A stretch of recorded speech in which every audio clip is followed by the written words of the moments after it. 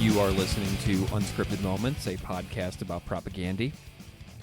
This episode is the third compilation of band member interviews. Since 2020, we've featured about 20 interviews with Chris, Jord, Todd, John, Beeve, and Sulin. On November 3rd, 2021, I released an 8-hour compilation episode featuring the first 12 interviews with Chris, Todd, Jord, Sulin, and Beeve from the first 1/3 or so of the life of the podcast. On March 3rd, 2023, I released Volume 2, featuring interviews with Beeve, Todd, Chris, and Sulin. Volume 3 features John K. Samson, a few interviews with Todd, an interview with Jord, and an interview with Beeve. I really like this band members compilation. First of all, it features the only appearance from John on the podcast, so I put that interview first here to give that interview some new attention if you missed it the first time. Next, I put an interview with David Guillas and Ryan Nash from the band Agassiz, discussing a track-by-track breakdown of their fantastic 2023 release Pulse 1D. As you all know, David was in Propaganda and played guitar on Supporting Cast and Failed States, and it was great to hang with Ryan and David and discuss what Beeve is up to post-Propaganda. After David and Ryan's chat, the next interview is with Todd, where he goes into depth on I Spy's Guide to Excruciatingly Correct Behavior, which is the title of the B-side of the I'd Rather Be Flag-Burning Propaganda and I Spy split. The interview was conducted outdoors in a park in Winnipeg by friend and frequent contributor of the podcast, Paul Hodgert, and appeared on an episode co-hosted by John Danick and Paul Hodgert in September of 2024. After Paul's chat with Todd, you'll hear my conversation with Jord Samolesky from August of 2024. We discussed Jord's performance on the forthcoming new LP, and then we dive back into Propaganda's demo tapes from the late 1980s and early 1990s. So it's kind of a cool chat with Jord talking about the bookends of Propaganda's life as a band. To close out this episode, you'll hear a conversation I had with Todd leading up to the writing of the new record and also his thoughts on the songs Incalculable Effects from Supporting Cast and The Days You Hate Yourself from the deluxe version of Failed States. Thank you so much for checking out Volume 3 of the complete band member interviews on Unscripted Moments, a podcast about propaganda. If you want to get in touch, you can reach out at propagandapod@gmail.com. Thank you so much for listening. And thanks for being here. You are listening to Unscripted Moments, a podcast about propaganda. On this episode, I am delighted to welcome John Samson Fellows. John's work is well known as a member of Propaganda, the Weaker Thans, as a solo artist, and now releasing music under the moniker Vivat Virtute. On this episode, we discuss John's work as a teacher, his weaving projects and music with Christine Fellows in Vivat Virtute, the 2023 June 1st EP, his favorite memories of Propaganda, and more. The music you're hearing right now is Rockwood Pickleball Club, track 1 on Vivat Virtute's Hold Music LP. Please go check out what John is up to at vivatvirtute.com and at vivatvirtute.bandcamp.com. Please enjoy my conversation with John Samson Fellows.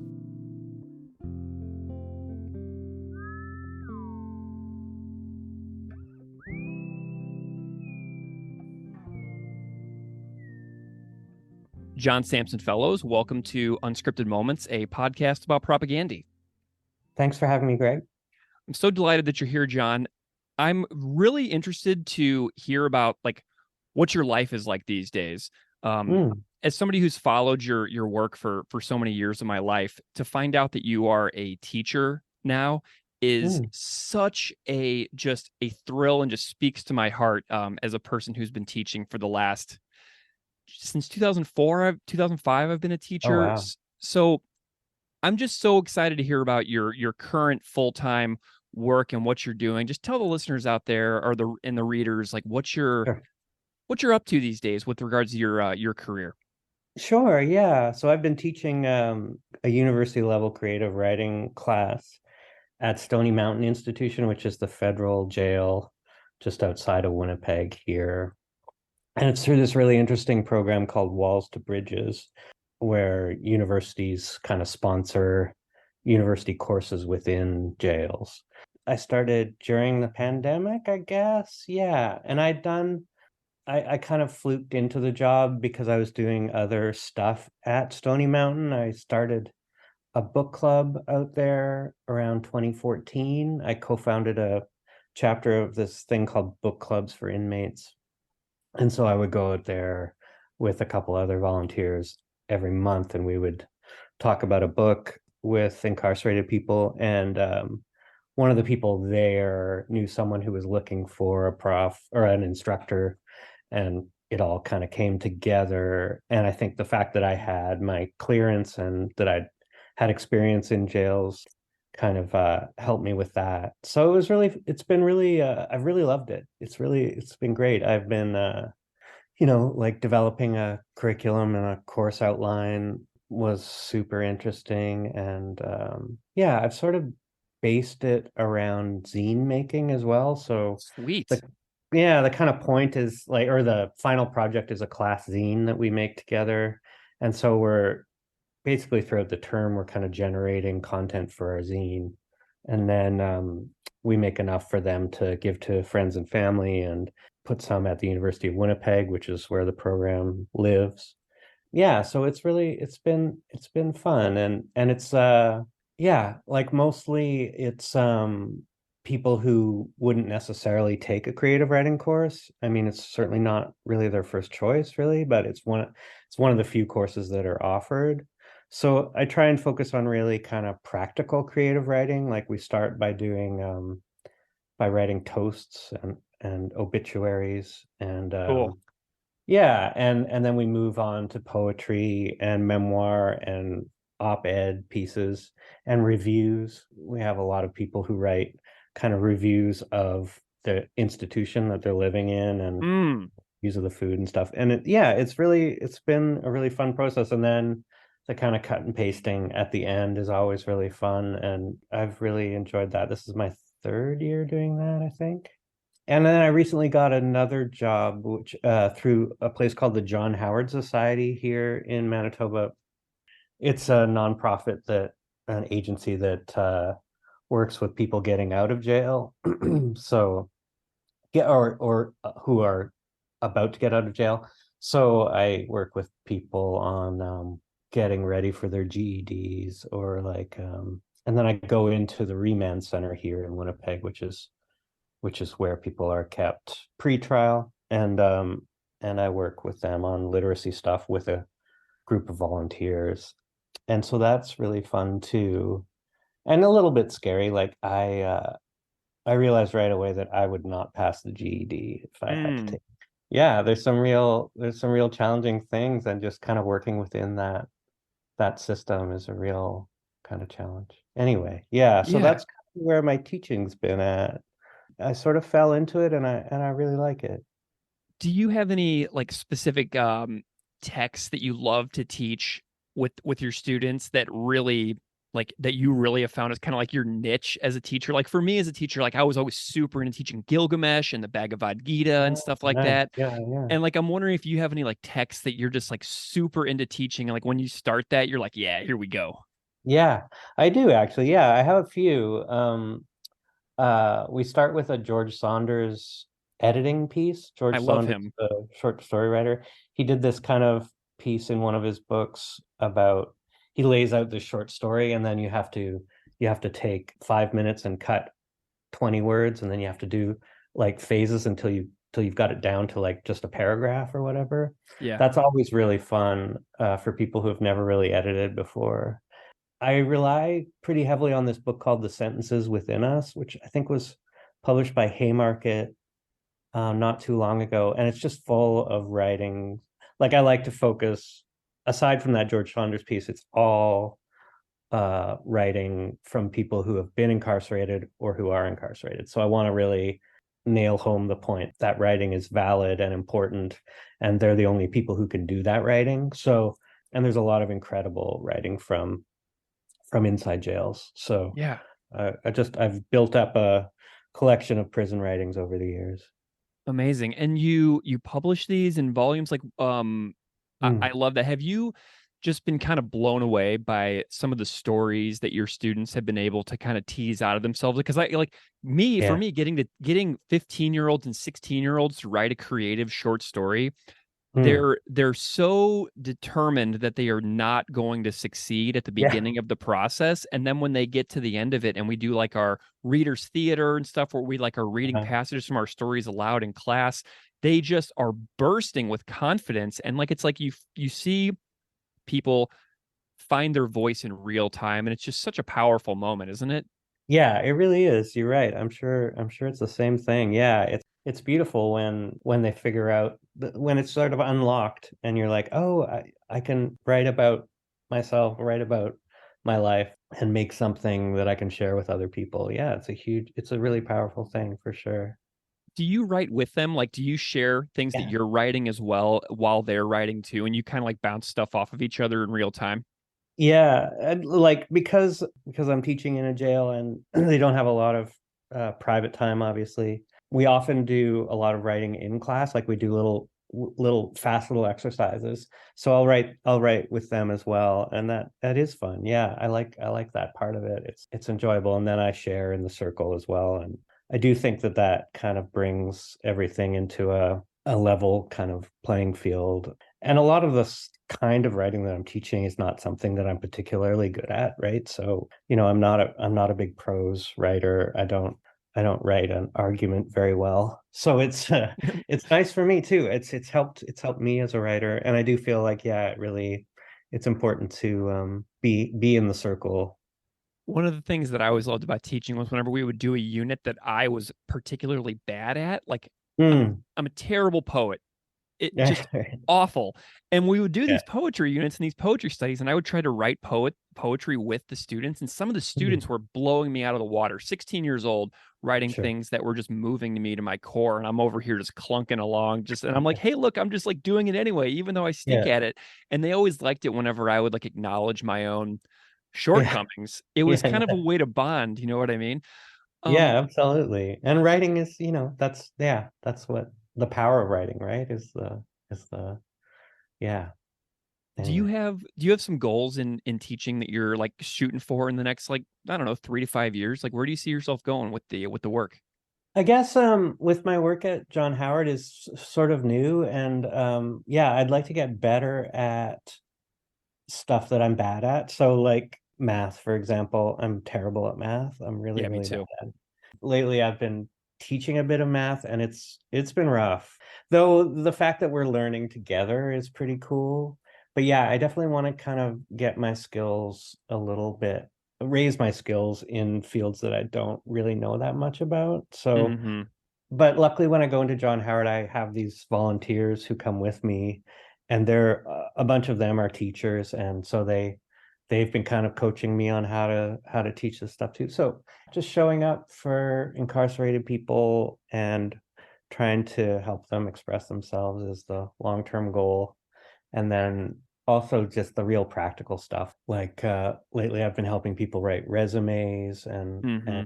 um, and do stuff like that. And yeah, I want to get like just better at that stuff, math but math's a big one. Yeah. Well, I tell you what, let me empathize with you on the math thing for a second, because I have a Yeah. 10-year-old in fifth Oh grade, wow. and Yeah. she comes home with these math assignments that just they're taught in a totally different way than I was ever taught. Oh And yeah, the I've way that they heard. chunk math and break down like, you know, Yeah. like characters and stuff like that into smaller pieces and then put it all back together, it's really Mm, amazing the way that it's being done now. So my 10-year-old is doing that for me by helping me rethink the way that math and numbers work together, right. and they help me break it down. And so like it's Amazing. Yeah. absolutely so cool that my Yeah. 10-year-old is doing that for me. I'm just delighted by it. Yeah. Awesome. Well, John, I want to talk about music for a little bit, if that's cool. Sure. Yeah. Yeah. Post Weaker Thans, you have been musical, been making music. You know, I'm thinking about your Millennium for All single, Fantasy Baseball at the End of the World, and your work Mhm. with Christine Fellows and Vivat Virtute. Tell me a little bit about what you've been up to musically, kind of since you've been in this next stage of your musical journey. So yeah, I'm not really sure what this stage is, but I've been I haven't been writing a lot of music, but when I do, it's been really kind of focused on things that I'm doing, organizing work and activist work, I guess. So yeah, Millennium for All was this song that really kind of grew out of this activist group I was a part of called Millennium for All. We started working together when the kind of over securitization of the Winnipeg Library got really intense. So just the kind of site of libraries is a really became this really interesting thing to me, and I got to hang out with all these kind of academics who were working on it and these community organizers who were working on it. So they were writing a report and I was helping edit that report. And then I thought, one of them actually, my friend Bronwyn was like, why don't you write a song to go with the report? And I was like, oh, that's kind of a nice idea. So that's where Millennium for All came from, really kind of arose out of this kind of research and stuff I was reading. That was really fun. And it was sort of a calling card for our protests that we did at the library. And that was actually the last performance. The last time I played music live was in February, I guess, of 2020, when we had a Mm-hmm. big event at the library. And I sang that song with Christine and my friend Scott. And then we had a big sing along, which was really nice. It Yeah. was kind of a nice way to go out if I don't return to it. Yeah. And then yeah, so that was really fun. And then trying to think of what happened next. Fantasy Baseball at the End of the World was just kind of like pushed itself out of my brain a little bit. It sort of like demanded to get out, and was mostly written when I was on dog walks. Yeah. So singing to myself. And I feel like it's kind of a nice kind of closing statement maybe for the John K. Samson section of my career. Sure. It kind of talks about moving on to something else in a way, and so that's kind of the direction that I'm turning towards. Tell me a little bit about your fantasy baseball interest. Is that real? Is that like a real thing that Yeah. you do? Because my girlfriend is Uh-huh. so into fantasy football, and we're always looking at Oh, her yeah. people, and we're making Yeah. trades, Yeah. and we're benching people, and we're bringing in new players that other people in her Mhm. league have dropped. Tell me a little bit about your interest in that topic. Sure. So I've been in a fantasy baseball keeper league for at least a dozen years now. It's an interesting league. There are now people who are bringing their league team owners who are bringing their children in. Yeah. Like there are now some teenage children who are co-managing teams. I started doing that, and then I brought in Jim Bryson, who Hmm. maybe you know. Weaker Thans did a record with Jim, and he's one of my good friends and also a baseball fan. So we started a team together, and then we were really bad at it. We were always last, kind of thing. So then we brought in our Jim's friend Dave Hodge, who's a hockey commentator in Canada, or was. He's retired now. A really interesting guy, and he kind of took over management of our team. So Jim and I are sort of like, we think of ourselves as like sitting in the luxury box watching our team. I got really obsessed by it for a few years there. It was troubling. I got really into like all the fantasy baseball podcasts and like, yeah, like following. And then it kind of just dissipated for me. I was like, my brain couldn't handle it anymore. But I Yeah. did find it like a really interesting culture and like a really kind of fascinating thing that we spend so much time on. Like, Hmm. it's like, yeah, just thinking about the amount of time I spent on it. So, Yeah. yeah, and I feel like it's a pretty handy metaphor for some things, maybe. Yeah. Hmm. I mean, for me, interestingly, like I recently have been processing this in my own real life, the way that I, use media, inhale media, the ways that I have, in the last couple of years, found myself in like Reddit rabbit holes, like on the Buffalo Oh, yeah. Bills Reddit page. And Oh, like I'm sure. I'll be reading these like intense analyses of like our cornerback problems and Hmm. like who is injured on our defensive line and everybody arguing and bickering about if the Bills Super Bowl window has closed.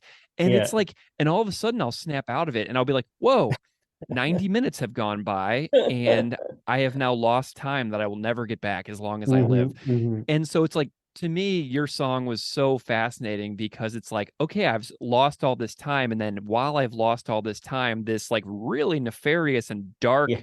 force has bubbled up in society. And it's like, Yeah. oh gosh, maybe I should redirect my attention again. You know what I mean? Maybe. I do feel like there's part of me that wants to say we should be gentle with ourselves in this regard, and that, there's something really soothing about it as well. Yeah. Like the fact that, yeah, we can't always be focused on the horrors of the world, Hmm. So there's also that. But yeah, it is definitely like it can get a little troubling for sure. You've got a relatively new release out. Mm, You've got a hmm couple actually. You've got hmm Hold Music with Christine hmm Fellows, and you've got the June 1st EP. And June 1st is really cool because, it's that very local aspect, those very Yeah. local issues that you write about, where it's like you walk out your front door and the things that are in the song are across the street from you. You know what I mean? hmm hmm And that's what, to me, what that June 1st EP seems to be. Tell me a little bit about your work with Christine Vivat Virtute and Hold Music and what you two have got going on. Sure. So I guess we started with hold music, and I enjoyed kind of, yeah, we decided we'd do it under the Vivat Virtute banner that we started this store where we were selling crafts, and I got really into weaving a few years back. So we've got this store where we sell Christine's music and my weavings and her collages and stuff. So we were like, yeah, let's do something. And we had all this kind of music stored up. Christine, and to a lesser degree myself, have done the music for this podcast called Heavyweight, Hmm. for the last 8 years, I guess. Sweet. Yeah, it's with Jonathan Goldstein, who's a friend of ours, and he's always kind of generously asked us to make the music every year, or make some music every year. So we usually spend most August. Christine, I have to say, does most of the work, building like a catalog of music for them to use in their season. And they use a little bit of it. They don't use all of it, right? So we were like, oh, let's do like a release of our favorite little bits and bytes from that kind of 8 years of generating music together for the podcast. And I had one song that I was kind of commissioned to make by a friend here in Winnipeg, called "Do Not Worry," and so we tacked that one on at the end and put it out, and that was really fun. And then just put it on Bandcamp, no other media. Hmm. And then June 1st, I had a couple songs. I've been working on that "All My Ex-Boyfriends Are You" song for like 3 or 4 years. I couldn't make it work, and it was one of those ones that I was just poking at forever. And I finally finished that. And then, yeah, so then I wrote two songs for kind of local activist groups. So I've been working with this group of activists from different faith communities in Winnipeg. So it was like pretty much every faith community you can think of. Hmm. Members of their congregations came together to kind of respond to the call of the Wet'suwet'en pipeline protest out in BC.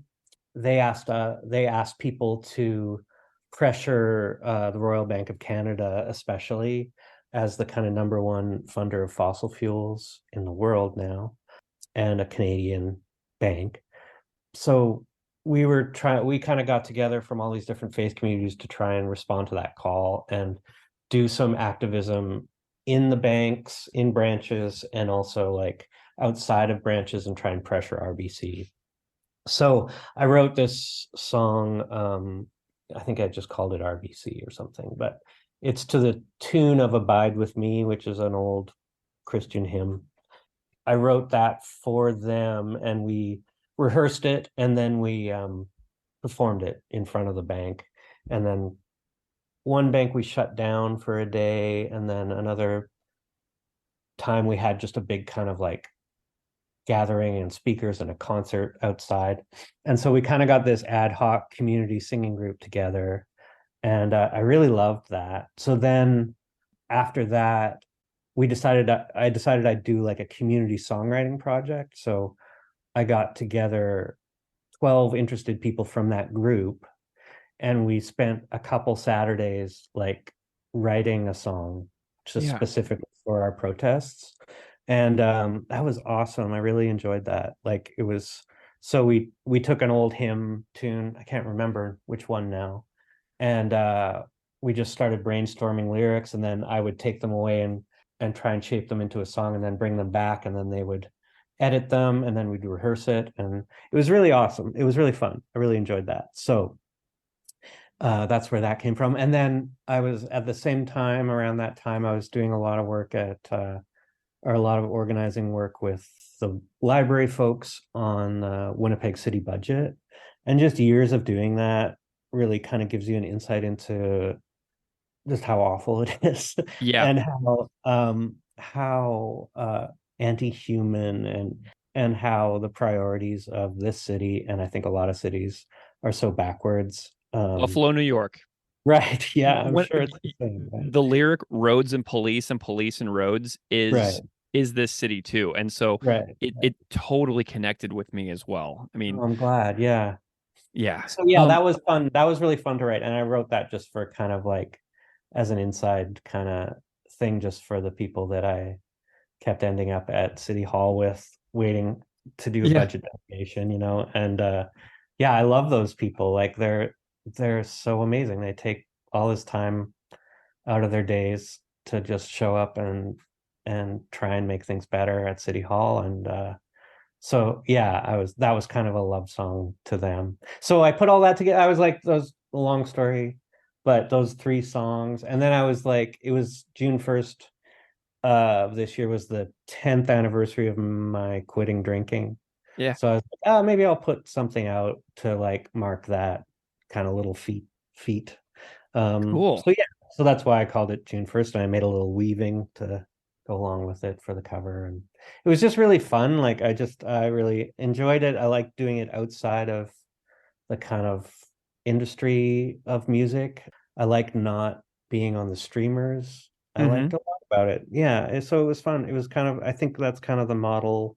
Well, we'll see. I never know if I'm ever going to write a song again, but that's kind of the model that I've been enjoying. You should write this. You should write the song whenever it hits you. You know what I mean? Okay. I Yeah, I love it. feel like that's kind of my thing now. Yeah, yeah. Yeah. Cool. Well, John, amazing. I'm so glad that you're, creating in whenever it hits you, and especially the local aspect as well. Do you just record everything at home? Or are you recording like Yeah. in your house? Christine, so I'm terrible at recording. Christine's really good at it. Uh-huh. And I work in the basement where because I have a giant floor loom that only really fits in the basement. So my studio's in the basement. Christine's on the half floor upstairs, and she has a whole studio set up there and uses Pro Tools. And I think we have two nice mics. Maybe it's just one nice mic. Maybe it's two. But anyway, she tracks. My new rule also is that if I can't record all of it in 90 minutes, I'm not going to do it. Mm. So that's kind of my thing too, because I realized that when I was writing songs, I was dreading forward, as Christine would call it. I was dreading forward to the recording process. I just got this real like thing in my head where I was like, oh, I hate that part. Mm. So I was like, 90 minutes, just focus on it for 90 minutes. And so that's why they sound a little bit rough, and maybe like the guitars aren't always in time, and it's a little bit It's loosey goosey. very authentic and organic, Mm. and I love listening to it in the house. Like I have the Bandcamp app and I put it on my little speaker with my Bluetooth over there, and Oh, nice. it's just lovely. It sounds great coming through too, and it sounds like a real song. Like you can feel as if I close my eyes, like it almost feels like you're sitting on the other side of the living room doing a Mm. living room show. You know what I mean? Nice. That's Oh, what it I feels like to appreciate that. me. That's what I'm hoping for. That's great. Thank Well, you. good. Well, John, let's chat about Mhm. some other Mhm. music. We're gonna take you back in time a little bit. Okay. Um, the 30th anniversary of Propagandy's How to Clean Everything passed this year. Right. And I'm wondering if you thought about it if that like anniversary meant anything to you, kind of like Mhm. what that record is for you at this stage in your life. Sure.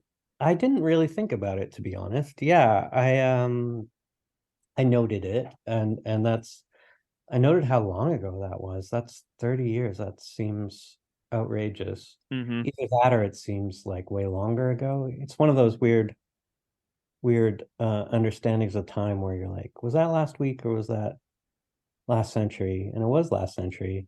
Mm-hmm. Um, so yeah, no, I didn't think about it that much. I think I have like a good something that I think has been good for me as a musician is that I'll like listen to things obsessively as they're being made. And then after like maybe 3 or 4 weeks after they're out, I'll never listen to them again. So I remember some things from the record for sure. Mm-hmm. But it's not something that I've heard in, probably 25 years or so. So yeah, that's kind of my thought about it. But I do have definitely some fond memories of that time. Yeah. Does Fat Records send you vinyl repressings whenever they re-release these records? Like, did you get some of the 2013 20th anniversary reissue with like the expanded track listing and everything like that? Did that stuff come in the mail to you? Yeah. Yeah, it did. Yeah. Yeah, it's Awesome. good. I give it to friends who are interested. Yeah, they sent a big box of kind of like ones that I gave a whole bunch of them. So I gave those to Chris. They do send them. I have to admit I don't open them. And that's not any offense to the band. I do the same with my own records and Yeah. friends' records. I just like Christine. I remember Christine told me the story about how she was tree planting in the 90s at some point. She did that for a few years. And one time the person organizing the food in the camp made a mistake with the order. And all they had was bananas and salmon for like 3 weeks. And she was like, so they ate that like 3 times a day. And she can't look at either of those things anymore. And that's kind of a little bit how I feel about like making a record where you're just like, I feel like an actual allergy to records that I've made in the past. I'm just like, I'm never, yeah. If I hear yeah, Weaker Than song or any song that I was on, I'm just like, oh yeah. Well, I have two questions about Okay, particular songs on this sure. record. I want to know. So I interviewed Conrad Sichler Oh, um, nice. for the Conrad. leg hold trap episode that we did, and he Oh, was okay. so generous with his time. We talked to him for hours, and then I've actually hung out with Conrad in person a couple times Oh, since beautiful. I met him through the podcast. And the original song was written for leg hold trap by your band with Conrad, Toothpick Hercules, and Steve. Oh, And I'm wondering about your thoughts on the like leg hold trap and because I had a blast talking to Conrad about those years. And I wonder if you have any like thoughts on the leg hold trap by Toothpick Hercules, how it became a propaganda song, like any memories that stand out about that particular tune. sure. I didn't recall that it was that both bands played it. That's kind of shows a lack of judgment in both bands, in my opinion. Um, yeah, I mean it's not a good song. I can hear myself kind of trying to write like a Bad Religion song or something. It sounds like someone trying to write a song, as I recall it, the lyrics, like, I don't know, it's like I see it sometimes in writers where you're just like they want to write something. So it's like this kind of word paste that they spread on a structure of a song. I guess like one thing I would say that is like maybe it's a nice way of showing like I probably wrote that song when I was like 16 or 17.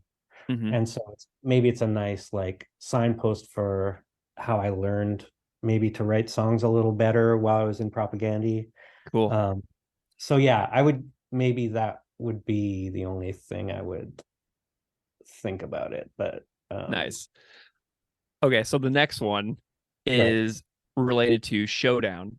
And so the Slips and Tangles version that you put out, acoustic, just as a standalone song, Yeah. is something I didn't ever discover until I started doing this podcast. But on an early episode of this podcast, I was pretty hard on Showdown, and I got a lot of like listener grief about Oh, my interesting. my Showdown opinions, Hmm. because like the Greenest Eyes version acoustic is lovely, but then it feels like it was like this like mashed up thing. So I'm a big advocate that they should have always been like left as separate songs. And so I'm wondering if you can weigh in on the debate of me versus the listeners of my own podcast who have gone to Sure. war over Showdown over the last 3.5 years. I'm gonna take a third position and say that that's not a good song either. I'm sorry. Like it's not good. Again, it's kind of like my section of it at least is that kind of word paste of like trying to write. I wish I could describe this better, but like it's when you're trying to write a song and so you make words go together that sound like they mean something, but they actually don't, right? Mm, So I think that a lot, this is how we learn how to write things, right? But yeah. again, that song written when I was 16 years old is not a good song. I would like, if that was brought to me in a songwriting workshop, I would say you should start over. Oh my So, gosh. I love that. And like whenever I interviewed Jacob Berdovsky for the oh yeah. podcast a couple years ago, he was talking about those songwriting workshops that you did, and he just loved it. Hmm. He loved showing you things, and we had a really great conversation about those workshops. So that's really cool that you bring Yeah, those up. yeah. Yeah, I love doing those. And again, like the community aspect of that is really, really fun. And I do feel like that I could have benefit like one of the reasons I love doing them is that I could have benefited from them so much. Like I could have been prevented from from having songs like Greenest Eyes or Showdown come out. I think when, as I recall, the like split thing, it was just fun, right? Like again, like I feel like the context is important. It was Propaganda at the time was really making music for a few hundred people, right? In Hmm. Winnipeg. It was about showing something fun at a show, right? Like it Love was it. like, yeah. So it was like to me, I was always like, oh, that's kind of fun. It was just fun. Yeah. Yeah. So, but yeah, I'm not I don't find much redeemable in the in the lyrics personally myself. I don't remember Chris's, but mine are yeah, that's again, it's like a word paste. The context thing is really interesting too, because like, my friend who's become a friend, Aaron Carnes, he wrote a book called Ska Sucks in Defense of Ska. And or not Ska Sucks, but In Defense of Ska is the title of the book. And he wrote a section about Ska Sucks where he talks about the contextualized nature of that Oh song yeah, within yeah, the so specific. Winnipeg, so Yeah, specific. And it was misconstrued in so many ways right, about the right. meaning of it and like where it was coming from. So it's really awesome that you bring up the context of like we were playing for like this tiny group of people in this one city in this very isolated part of the continent. And this is what it became. So Yeah. it's I it's feel super like yeah, important. that was always my first like when I first listened to Propagandy's tape Fuck the Scene that I bought at the skateboard shop for, like $4 or whatever. I was like, that's what I loved about it. Well, aside from the fact that there were real songs and real like great played beautifully and recorded in a really unusual and direct way, that it was really kind of focused on that scene, really. Like, so it was Hmm. like broadsides against it, but also encouragements of community and a real just like real fun. Like it was fun. Yeah. Nice. Well, let's chat a little bit about Let's Talk More Rock. Um, Mm. the 25th anniversary of that one just passed. And something that's really cool about this is I went to Winnipeg in 2021 for those Oh, three propaganda shows at Park Theater that they did over the Thanksgiving weekend. nice. And when I was there, obviously Chris and Todd and Jordan Sulin knew about the podcast, and Chris gave me a copy of the 25th anniversary reissue as a gift, which was Mm. so nice of him to do. Mm. And I'm curious about what this release means to you, because to me this is like it's been stated on this podcast many times as being the most important propaganda record because of how the ideas were so specific and it was laid out on the cover and how it was kind of visionary and ahead of its time with regards to many issues that we're still dealing with in society today. And so I'm just curious what your thoughts are on this one as a whole piece, looking back 2.5 decades later. Wow. Yeah. Yeah, I have a lot of good memories about those some of those songs, especially I loved playing Nation States was really fun to play. Mm-hmm. Preteen McCarthyist was really fun. Yeah, I don't know that I really have a lot to say about it, but it was an interesting record to make. We went to San Francisco. I certainly learned a lot about the process of making a record. Um, the first record was recorded really fast, and the Less Talk More Rock was a more kind of labored process. Mm-hmm. And yeah, I think I really learned a lot from that whole process, definitely. Nice. Yeah. A song that really stands out to me on that record with regards to your songwriting is Gifts, because Mm. Gifts never goes on to become a Weaker Than song. Mhm. Like Anchorless did, Letter of Resignation went on to become a Weaker Than song. So those other songs got kind of like the the um the new updated treatment, but Right. Gifts never does. But I have a theory that you actually really like Gifts because you continued to play it acoustic. And Mm. your acoustic version, there's a video of you playing it online where it's like, this is a propaganda song, and then you go into it acoustic and or Mm. maybe with your electric guitar, but clean on a clean guitar. Right. And it's just so lovely. Mm. And to me, I was like, this is what Gifts is supposed to be. So tell me a little bit about your thoughts on Gifts, because your Sure. updated version that you've done live is my favorite version that Mm. I've heard. Mhm. Oh, thanks. Yeah, I feel like that song was a bit of a turning point for me. That it's a little bit better than the other songs that I'd written up until that point. I think it has some nice moments, and yeah, I still have the impulse to like every once in a while think about it. So that's a good sign, I guess, for a song. Uh, I wrote it, I think, when I was working the 7-Eleven night shift, I think, at the time. Pretty dreary time. I think it kind of captures that feeling of like waking up in the middle of the day and just like wondering what you're doing with your life. Hmm. Um, my brain goes to it sometimes. So I think that that's a good sign of the song. Yeah. Have you ever put it to tape beyond No, I performing it haven't. live? No. I feel like it'll just exist in the air. That's kind of best. Like that's I should have done that.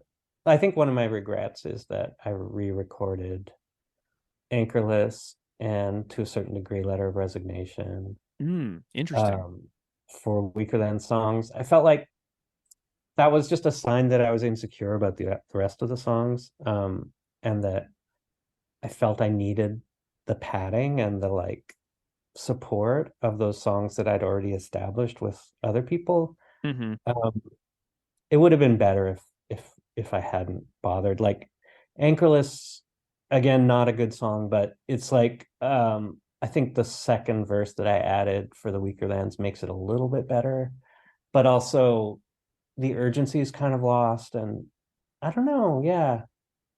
So I feel like with Gifts, I resisted the urge to make it to double up on it a little bit, and Hmm. I'm glad I did because yeah, I think it exists. It's not a bad song.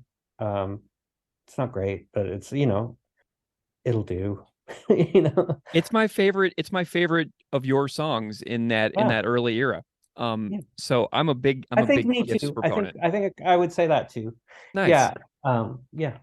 Yeah. Um, on the Anchorless episode that I did for the podcast, I actually had Lauren Denizio from Warriors Mm. on, and Lauren Yeah. was just like so overjoyed to tell stories about touring with you and touring with the Weaker Thans, and so and it was just a lovely time to hang out.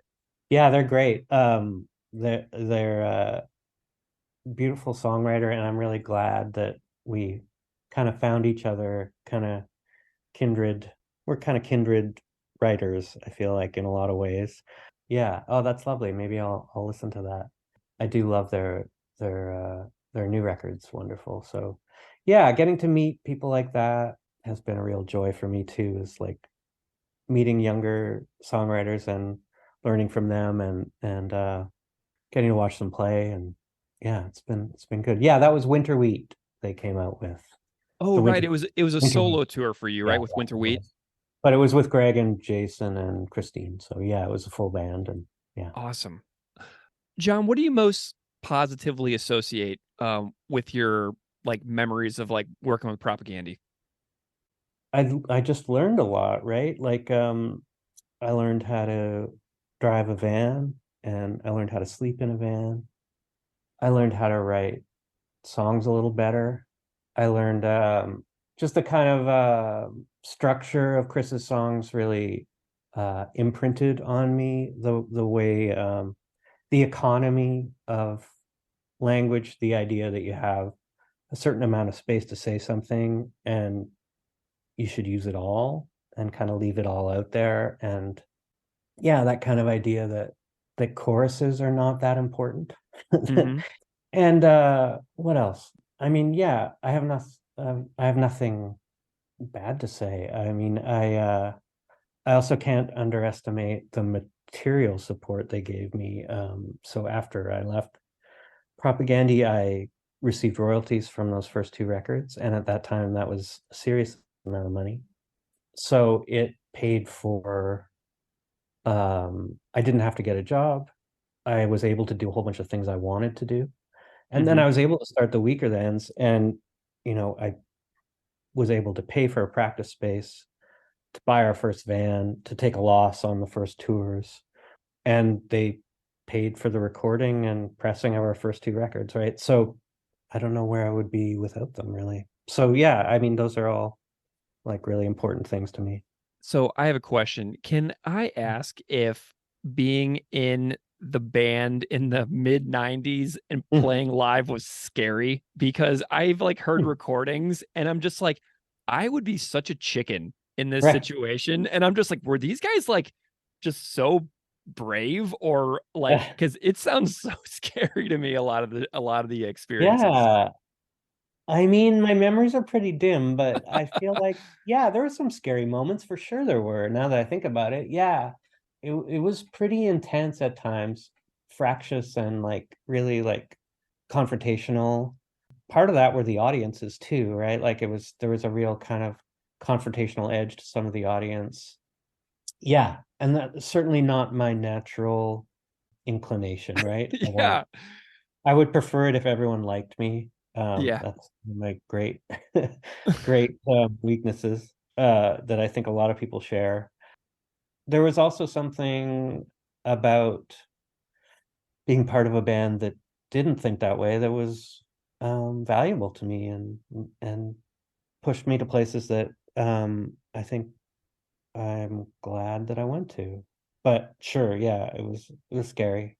Amazing. And I was not cut out for it, obviously. Like as a It wouldn't be player, for me. I couldn't do it yeah, either. yeah, yeah, yeah.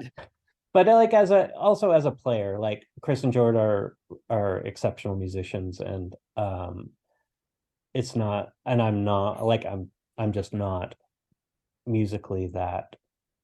I mean, I'm sounding like I'm talking down on myself, but it's just a fact. Like I'm not. It's not the kind of technical prowess I don't have, right? So it's kind of I didn't fit in a whole bunch of ways, right? Yeah, like in a multitude of ways, and that's interesting too. Like that's like I feel like maybe that happens less often now. Is like at the time it was like I was the only bass player who tried out, right? Like Hmm. I was their only option, really. And the tryout was just like, okay, yeah, you learned those songs, so let's play some shows. I don't think that would happen now. I think Mm-mm.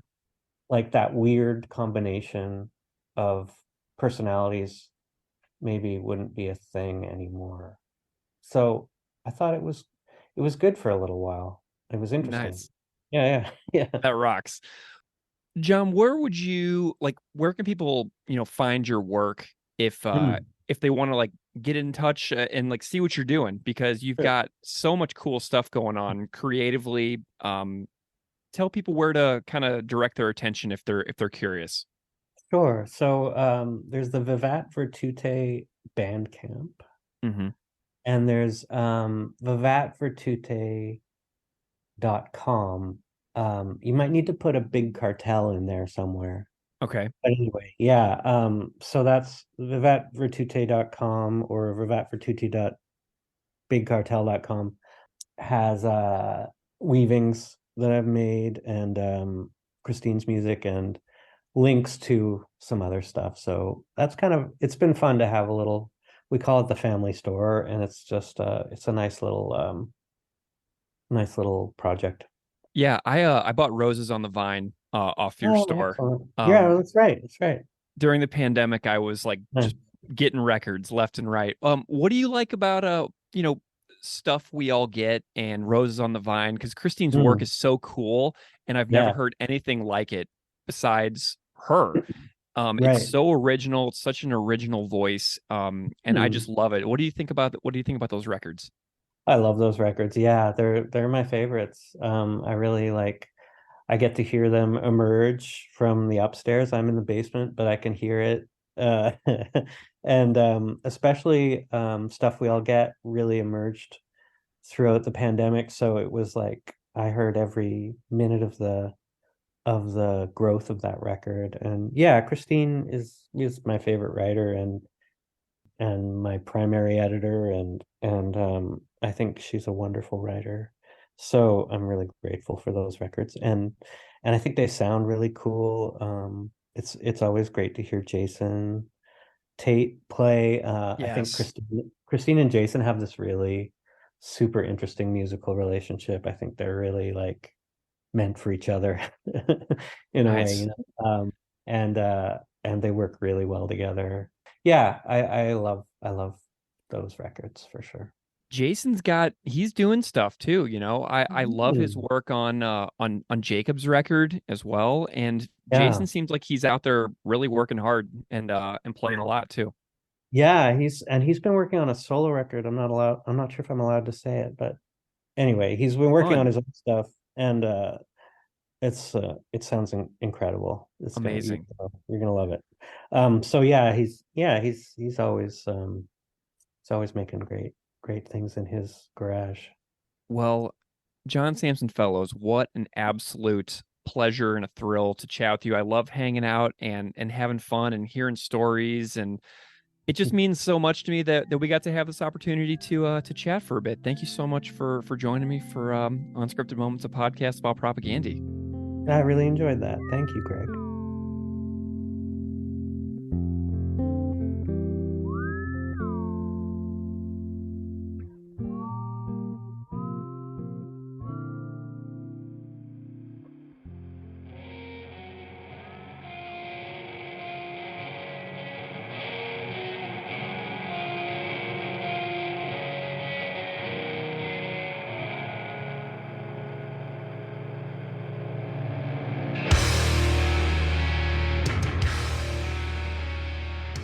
You are listening to Unscripted Moments, a podcast about propaganda, but for this episode is about the band Agassiz. Agassiz is an instrumental trio consisting of Derek Hogue on drums, Ryan Nash on bass, and David Guillas on guitar. David and Ryan are here on the podcast to do a track-by-track breakdown of Agassiz's new record, Pulse 1D. The record was engineered and mastered at Private Ear in Winnipeg with past guest of the podcast J.P. Peters, and it was mixed by Chris Hanna. Obviously, David was in propaganda for many years and played on the supporting cast in Failed States LPs. This is Ryan's third time on the podcast after appearing on the This Might Be Satire and Panorama episodes. And for those who don't know, Derek Hogue worked at G7 Welcoming Committee, co-hosted Escape Velocity Radio with Chris Hanna, and also drummed in the Winnipeg band Silence Equals, who appeared on the 1995 7-inch compilation Systematic Destruction, which featured I Spy, Malfaction, and Propaganda. This is a wonderful treat to feature this track-by-track breakdown with Ryan and David from Agassiz, so please enjoy our conversation. Ryan Nash and David Guillas, welcome to Unscripted Moments, a podcast about, well, for today, Agassiz, but usually about propaganda. But it's great to have you both here, so thank you so much for joining me. Thanks for having us. So glad you guys are here. Ryan, you've been here a couple times on the podcast in the past, once talking about Agassiz and Chris Hanna's cover of Panorama by Voivod, and another talking about This Might Be Satire from How to Clean Everything. And I'm delighted to welcome you back for the third time. But Ryan, why don't you go ahead and tell listeners out there who you are and what you do, just so they have a little reminder. Yeah, I'm playing bass in Agassiz, and happy to be back for. Is this really the third time? Third time. Wow, I'm becoming a podcast expert here. It's wonderful. It's so great. And Dave, how about you? Go ahead and remind the listeners out there who you are. Yeah, I'm David. Friends call me Beeve. I play guitar in Agassiz. You have a balloon floating behind you. I love it. I do, yeah. So my cats absolutely love helium balloons, and so I just like put a couple of helium balloons in random spots around my house. So because they use the string as toys whenever I'm like not home and stuff. So if you see a cat attacking that helium balloon, like they're playing with the string behind us, and it's just extremely entertaining. So I hope you guys get to see it because that's a really good idea. I might have to borrow that idea. I just got a new cat actually. Get a helium balloon because the string that attaches to the balloon, they fray it over time. You can see it. There they go. Yeah. She loves it. So that's Eleanor back there, and she loves the helium balloon, and she just like plays with the little thread, and the thread is pretty durable, even with their little claws. So definitely try out the helium balloon trick. It's a good time. All right. So you are both here because, as you both said, you're in Agassiz. Beeve on guitar, Ryan on bass, and you have a brand new record out called Pulse 1D, which came out a few weeks ago, less than a month ago, as of this recording in January 2024. It came out on December 8th, 2023, and I just wanted to congratulate you both on the release of this fantastic record. I've been enjoying it tremendously, and quite a few of my friends on the Propaganda podcast Discord that I run have also been enjoying it, and there have been wonderful comments in relation to the record on Chris Hanna's Patreon because he was involved.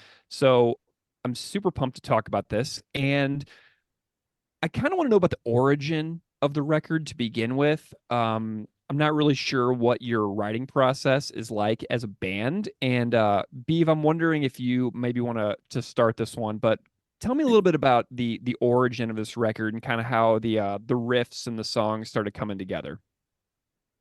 I suppose the origin is the same as with all of our releases. Just we get together in the jam space. We jam once a week ish. Kind of work the songs out. For this release, maybe Ryan's memory is better, but this is going back like 2 years. We've been working on some of these songs. So some of the songs feel really old actually, because we've been working on them for so long. But that's just basically it. I'll bring in a riff or a series of riffs, and then the three of us work on them over time, and that's it. It's not rocket science. A lot of the stuff kind of starts with Dave will send us a riff or something on his phone or on our phones, and he'll often sort of just like make up like a little bit of a demo track for like a riff or a couple of riffs that go together. Then me and Derek will kind of like try to figure out how to play it, which usually is easier said than done.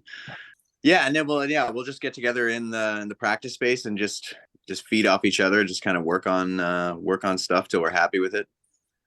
Would you say this is one of a pretty organic band? Like Dave, you don't bring full compositions to the band. It's kind of like an idea here, an idea there, and then you guys like organically bring it together. Is that kind of how the band tends to operate more?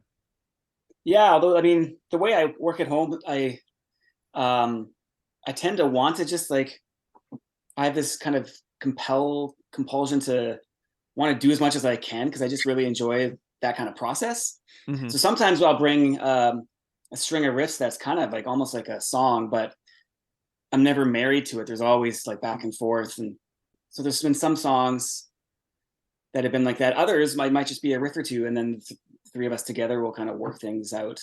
So Ryan, you mentioned Derek as the rhythm section, you and Derek Hogue. It's a really special bond the two of you seem to have in this band and on this record. Like you two really shine together as a rhythm section. When Beef sends riffs to you guys, like what is the relationship like with you and Derek as far as like figuring out your ends in the rhythm? It's usually just time and just trying to be creative. Like oftentimes I'll just kind of like, it depends. Like sometimes, the riffs will come with like a sort of like some sort of a drum beat in the background. Like I think Dave's kind of coming up with stuff and he's got an idea of kind of, okay, he's hearing something in his head. And, but it's funny how much it changes, you know what I mean? Like he'll send the drum beats and, I just write stuff to it sitting on my couch. Oftentimes, just sitting in my sunroom with the cat and the bass and my phone and trying to come up with an idea. I don't know. I feel like on this one I was trying more to I'm trying to be more of a bass player these days is what I'm trying to say. Because I come from the guitar realm. So I'm always trying to kind of like scrutinize what I'm doing and being like, okay, is this a bass line? Is this a guitar line? Yeah, me and Derek, I don't know. We just kind of do our thing, and it all seems to fall into place. We don't really talk about it too much. We don't really like think about it too much beforehand until we're kind of in the thick of writing the song, and then we just kind of play it, record it in the jam spot, think about it. Yeah, Derek's a really easy drummer to play with, so it's not. I don't really have to think too much about what we're doing. It just kind of happens, And maybe I'll add to that. I think there's a trust that over time, like Ryan mentioned, over time, there's a trust that things will be worked out, things will be ironed out. Like there's not an immediate need to like hammer something into shape right off the bat.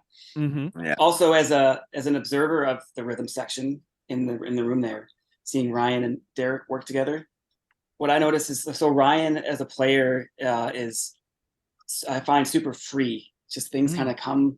Like Ryan, you kind of just come up with things on the spot, and then we'll play through a song again, and just other things come, and you're just constantly playing like that and flowing in a way that I think I'm too uptight to allow myself to go there, but I appreciate that about you. And then Derek's really good at just hearing the big picture. And every once in a while you can tell he's thinking, and then every once in a while he'll chime in with a thought about how you guys can coordinate, or how maybe we need to just ditch a guitar part or whatever it is. So I think that's kind of part of the mix. You know what I mean? Yeah, for sure. Derek's definitely like the. It's funny because in my other band Agapito that I was in, which is no longer, but our drummer was always, we used to joke that he was the arranger. So it's like we'd come up with all these riffs, and then our drummer Mike would be like, no, we got to put this one here and this one there. And that's like, I feel like there's like an element of that. Like Derek he's very big picture. Like whenever we're writing songs, like we'll get like a couple of months into it, and then like Derek will be like, we got to scrap this whole song and get start again or something like that. It's not working. This whole last half isn't working. So let's just rethink it. He's like the brains behind the operation in some ways. You know what I mean? Like he's like I feel like the buck stops with Derek in some regards. Have you guys scrapped a lot of songs over like the last 4 or 5 years? No, I don't think so. Maybe a couple. Nice. More so parts, maybe like sections and parts of songs, certainly. Yeah. Okay. Gotcha. Yeah, because what I was thinking about is like the way that a song you can have different parts that you're playing together, and then you realize in real time that like one part just is not working, so then you kind of remove it, but then it gets repurposed later on in a different song. Like I feel like bands are constantly moving those puzzle pieces around where they're trying to make two parts work together, but then they realize it isn't working, so they replace one of the parts, but then they repurpose the other one in a totally different song, and it winds up being exactly what it was always meant to be. Does that make sense? Yeah. I We've definitely done that. We've definitely put some stuff on the shelf, and then we'll come back to it months later. Nice. Yeah. Were these songs on this new record, were they 100% done before you went into the studio to make it completely done? Like did you have really solid demos in like totally taken shape before you went to the studio and committed that all to the record? Well, yeah, actually this was the first record that we demoed beforehand. usually we just kind of do like iPhone recordings and stuff like that. But this one we actually came over to my place and demoed it in my basement and like kind of did like a version of the record before we went into the studio. But yeah, mostly no, we don't do. We're kind of pressed for time usually when we go into the studio. Like we usually only get we kind of book a few days in a row, so it's usually only a couple of days. So we're trying to kind of like get in there, get it recorded. There was I think maybe this one more so than some of the other ones. There was a lot more experimentation in the studio and kind of like adding stuff. Like Dave was adding a lot of like acoustic guitar parts. We had a piano. Yes, I noticed that. Yeah. So Nice. like a lot of that stuff was, I mean, I'm sure Dave, maybe you can talk more about that, but like, it was kind of planned out in advance, but a lot of it really kind of came together in the studio. So that was the first I had even heard a lot of those parts. So it was, like you said, when we go to the studio, we're always just there for 2 days. And so it's kind of, we have to be ready. The songs have to be done. And then, but this time I think we were pretty ambitious. At least I was with the guitar overdubs. I selfishly wanted a double track. And then like Ryan said, there was even a triple track. Like if there's a couple songs have an acoustic guitar in there and another song has a third guitar up the middle, that kind of stuff. So the ongoing thing I think with us is like, how do we record our band? Yeah. You know, like it's a 3-piece. We kind of do everything live off the floor.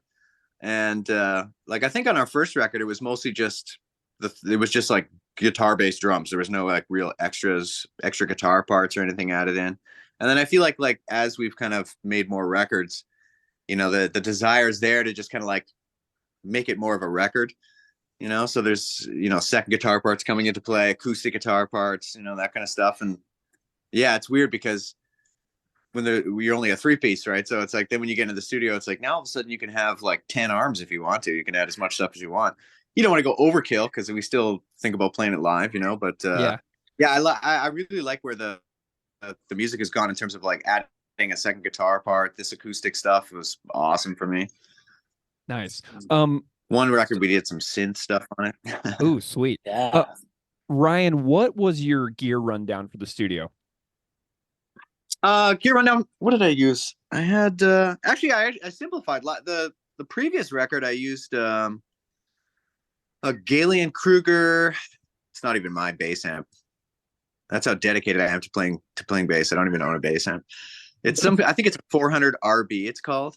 It's a solid state bass amp. And last album I kind of split. I did like the solid state amp and an old Marshall guitar head. Mm-hmm. But this one I kind of just pared it down. I liked a cleaner sound on this record, so it was just the 400 RB. I think that's what it's called. I'm probably gonna check afterwards and realize that I'm totally. But I just play a P bass, and I think we went through maybe a Mesa 412 guitar cab and a Ampeg 15-inch speaker. Sweet. And I don't really use a lot of pedals or anything. I kind of leave that up to Dave. So, well, Dave, tell me.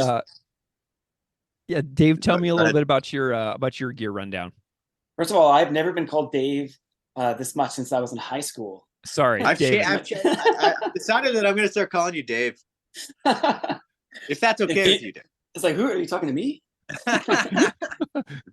So for the one guitar, the guitar I used to kind of play live off the floor. It's my 7-string that I built.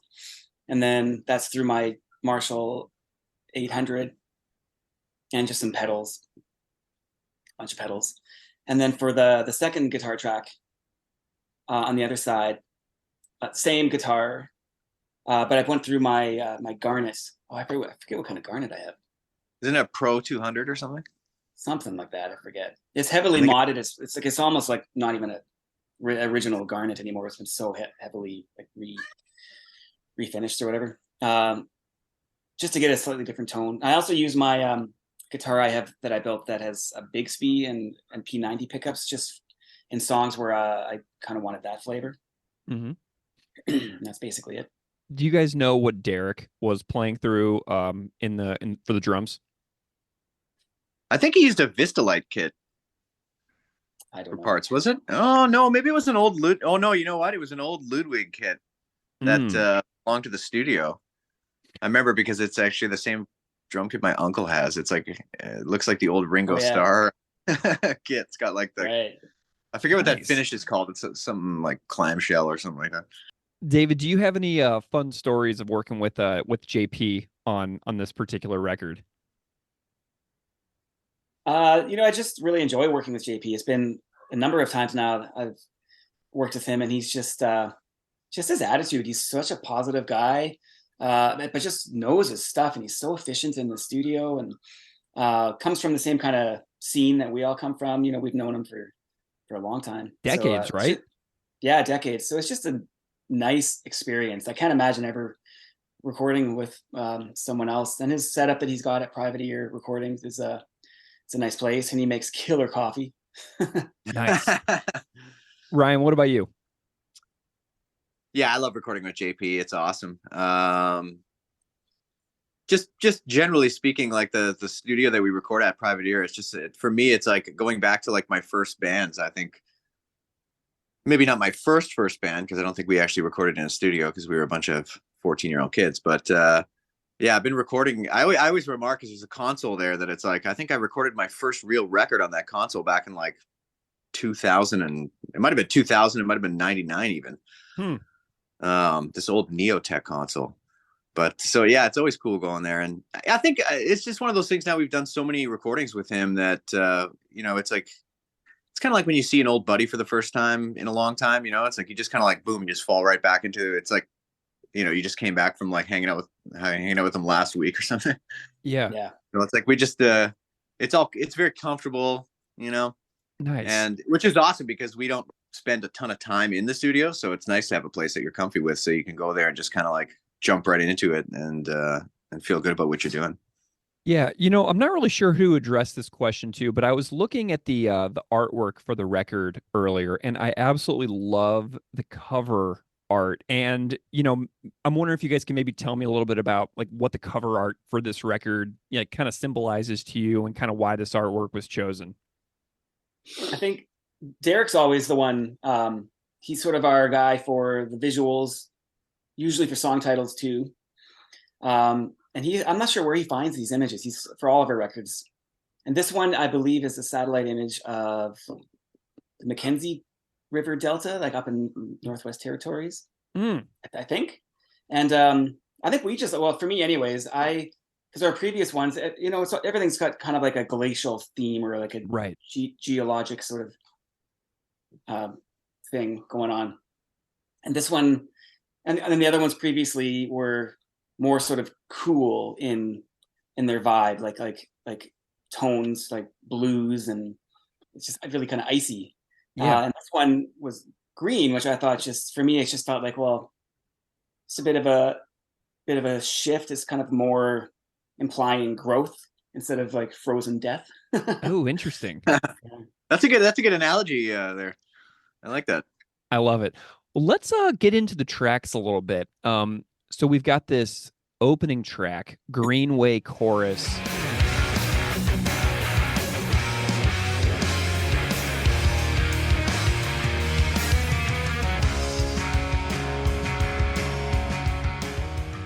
Which it just starts it's just a pummeling starter. It's booming. It's got a heavy riff. It's nice, and like it's got this like slow trudging tempo.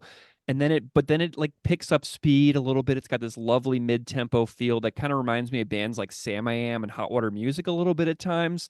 So Dave, tell me a little bit about what you enjoy about this opening track. Yeah, when I was working on the riffs for that song and thinking about my guitar contribution to that song, I was actually listening to a lot of Sugar at the time. And I was kind of inspired by Bob Mould's guitar sound. First of all, it's so thick and mid-rangey and distorted, but also just he's such a melodic writer. And so, I mean, I don't think that Greenway Chorus ended up sounding anything like Sugar, but that was kind of like in the background for me, what was sort of influencing me. And for me, the highlight of that song is the end. It was, as often happens, we had a different ending for that song, and then Derek was just like, yeah, it's not working. What can we do here? And usually the way I write is I just want to go home and be alone and come up with something. I'm not really good on the spot, but we actually just on the spot right then and there started jamming and came up with the riff. And Ryan is kind of messing around and, in his free style way that he often has. And then I don't know if you remember, Ryan, but so in that last part, you ended up hitting a bass note that's kind of not part of the same chord as what I'm playing. And it just creates this, like, it just adds, it makes that, because I'm just playing a basic power chord there, but then you add like a different root or whatever. And it just creates this really lush, big, and that for me, that's just the highlight of that song. I love that moment. And it all happened in the moment. It wasn't, there was no thought involved. We were just kind of playing around together. And I'd love to do more of that in the future, right? Like that, where it's just like, what can happen in the moment, Yeah, that was one of my favorite songs, I think, that we wrote on this record. And it was partly that. Like, it was like, it just kind of came together. I don't remember what it was. Yeah, we kind of, you're right. We jammed on it a few times. We weren't happy with the ending. And we were just kind of like feeding off the riff and each other, I think. And we just came up with that in the spot. Yeah. Yeah. It's just, I just remember the feeling, just like, oh my God, like we're onto something here. And it's just, I remember that. Yeah. I remember, so good. I remember you being like, you're like, whatever you just played right there, just record that. I remember I recorded it on my phone, like instantly. I'm like, okay, I don't want to forget that. Yeah, it was cool. It was, you're right. It was kind of like a weird counterpoint thing. Yeah. I like writing that way too. Yeah, like where it's like you almost have like half the book is written, but there's like this little bit that where you have to just kind of like be free in the moment and just kind of like let the song. I don't know. For me, I'm kind of like I write a lot of stuff, and maybe that's one of the reasons why this band works so well. But I find like sometimes we just put the three of us in a room together for whatever reason. We just like, we come up with stuff that I'm so happy with, which is rare for me in a band situation. I find you're like, because I'm very much like you were saying there, Dave, where it's like, I like to get an idea and then I kind of go home and develop it on my own usually. Yeah. But for some reason with the three of us, like oftentimes I'll come up with ideas for bass parts anyway. And it's like, I'm almost more inclined to just wait till I'm with you guys and then try to come up with something there. Yeah. That's such a cool, spontaneous like feel though, it's a pretty special vibe. Yeah. And it's nice we have it documented now too. That's the joy of making a record is it's a snapshot or a documentation of this moment that we shared together. Well, and that's why I love recording conversations like this about songs and about records, because it, gets the people to talking about the specific moments that really stand out for them in the creative process. Like, that's why I love having conversations like this. Nice. Yeah. And it's funny because this is stuff that I never think about this kind of stuff. Yeah. Until after, Yeah. Okay. Well, let's chat about, do you guys know what the title means? Does the title have any particular significance? I know you said Derek names the songs, which I'm like, oh, darn it. Now I'm feeling the void of Derek's absence even more. I was thinking about this. Sorry to jump in. I wondered if you might ask about the titles. And I think Derek might agree with me here that maybe we won't talk about where we got the title names from, because I feel like the title names are almost like an invitation and maybe like a sort of a guidance into the song. But I think if we explain where they come from or what they mean, it might just kind of like, let's let the music kind of do its thing and don't spoil the mystery. Huh? Yeah. Love it. Totally fine with me. Let's go to track 2. It's called, can one of you guys pronounce this for me? Is it Dwindling Secula? Or Secula?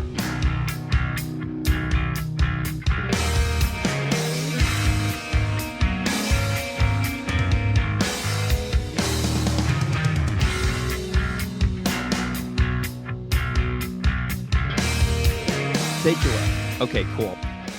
Okay, so Ryan, let's start with you this time.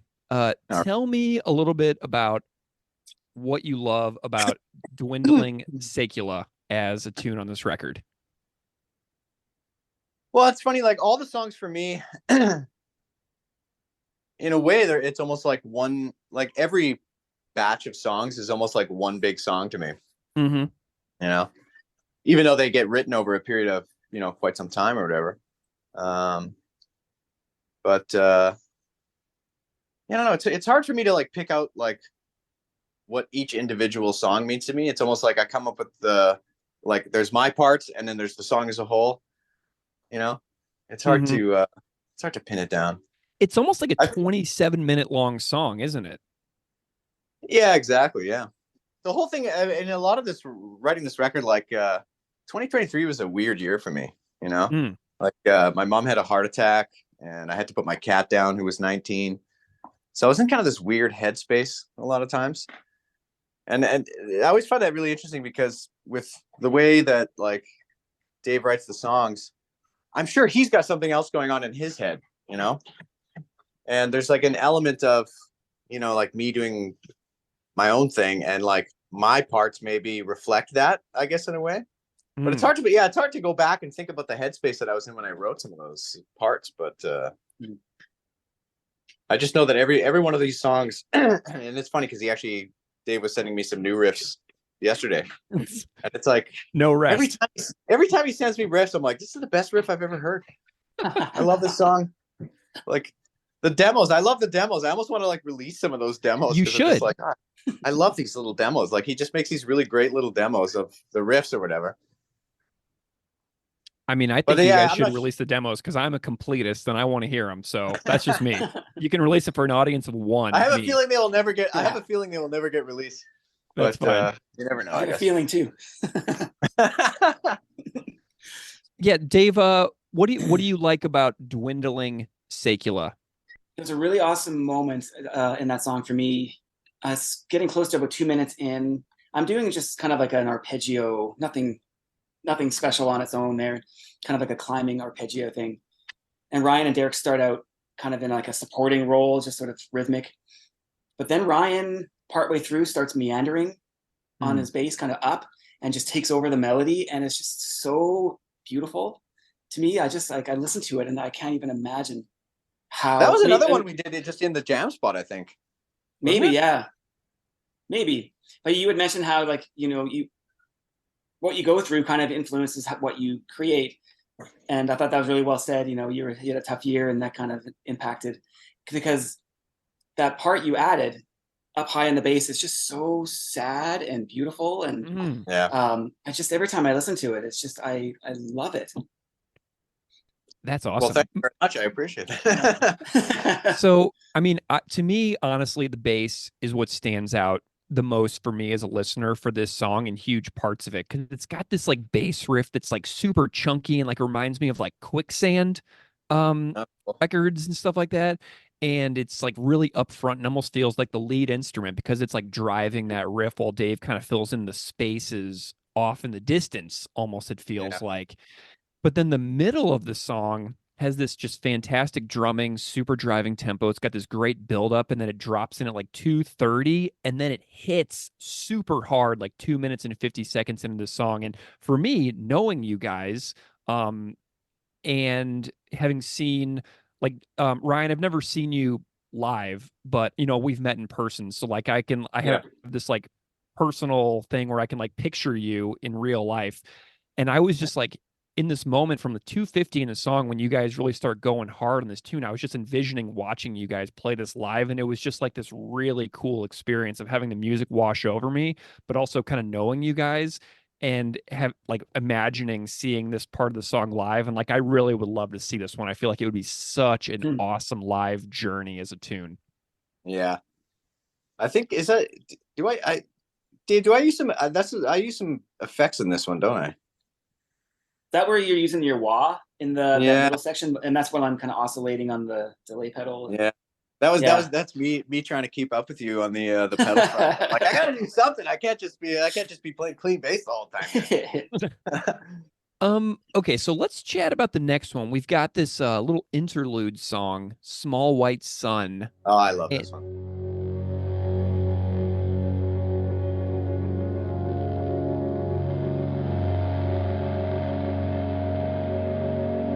It's more of like it's kind of like an intro to a transition to Infinite Vault than like a song, but I would love to know about like kind of what I'm hearing. So, Dave, tell me a little bit about what we're hearing with Small White Sun.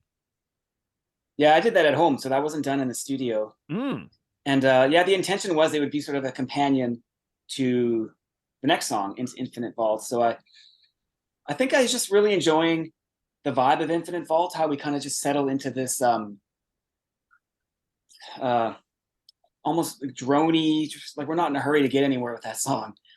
And it just felt like I wanted more of that. So I just messed around at home with some of the chords that are in Infinite Vault, just kind of playing around with volume swells and running through my pedal board with different like delay effects and whatnot.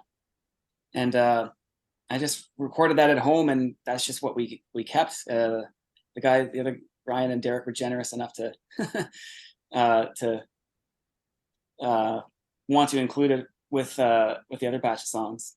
How did you record it? Like, what software did you use? Do you remember? I just do GarageBand.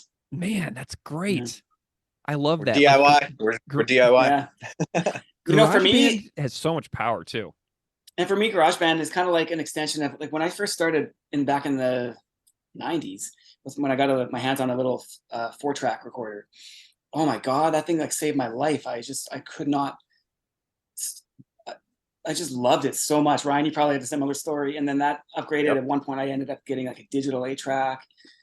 But like, is that the one you still have now? No, that one I bought a cassette 4-track. No, I bought that like 10 years ago or so. Oh, but I just kind of love that. And it's digital, of course, but it's just like I didn't go out and buy any special software. It's just like what you get when you get a Mac. Yeah. And it's kind of an extension of that for me. Like, why do I have to go out there and spend all this money? Like, what can I do with what I have? You know, dude, I've made 500 podcast episodes on GarageBand. Yeah. It's not an exaggeration, 500 over the last like 7 years. And I've never moved on because it just does exactly what I need it to do. You know what I mean? And it's like work smarter, not harder. Exactly. Ryan, tell me a little bit about your thoughts on Small White Sun. It's another one of those things where I'll just get I'll get like a text, and they'll be like, hey, what about this? And there'll just be this guitar track in there that I'm just like, I just sit in my sunroom and I listen to it, and my brain just melts. I love the idea of on instrumental records specifically. I think I love the idea of like little interludes and like little vibes and little moods that you can kind of pop in there. Yeah, I just it's very much like a mood setting thing for me. It's just like a really cool creative guitar riff that just like it puts me in a dream state almost. Yeah. It's really funny because I've listened to this record several times, like when I've been like running or something. So I'm not like looking at the track listings, and I did not realize this was a standalone track until yesterday. So I was like writing all these notes that I was gonna like wanted to ask you guys about, and I was like, oh, what do they think about the performance of Small White Sun? And I was like, oh, wait a minute, today it's like I had this realization, like, oh, this is totally something separate. Okay, so that was my little realization that this isn't that this is like a standalone little piece and not like the outro of, Dwindling Secula, which is what I thought it was originally. All right. It's a nice little reprieve. It's a nice little reprieve from the pummeling riffs from some of the other stuff. All right. So, Ryan, I want to hear your thoughts on the next track, Infinite Vault.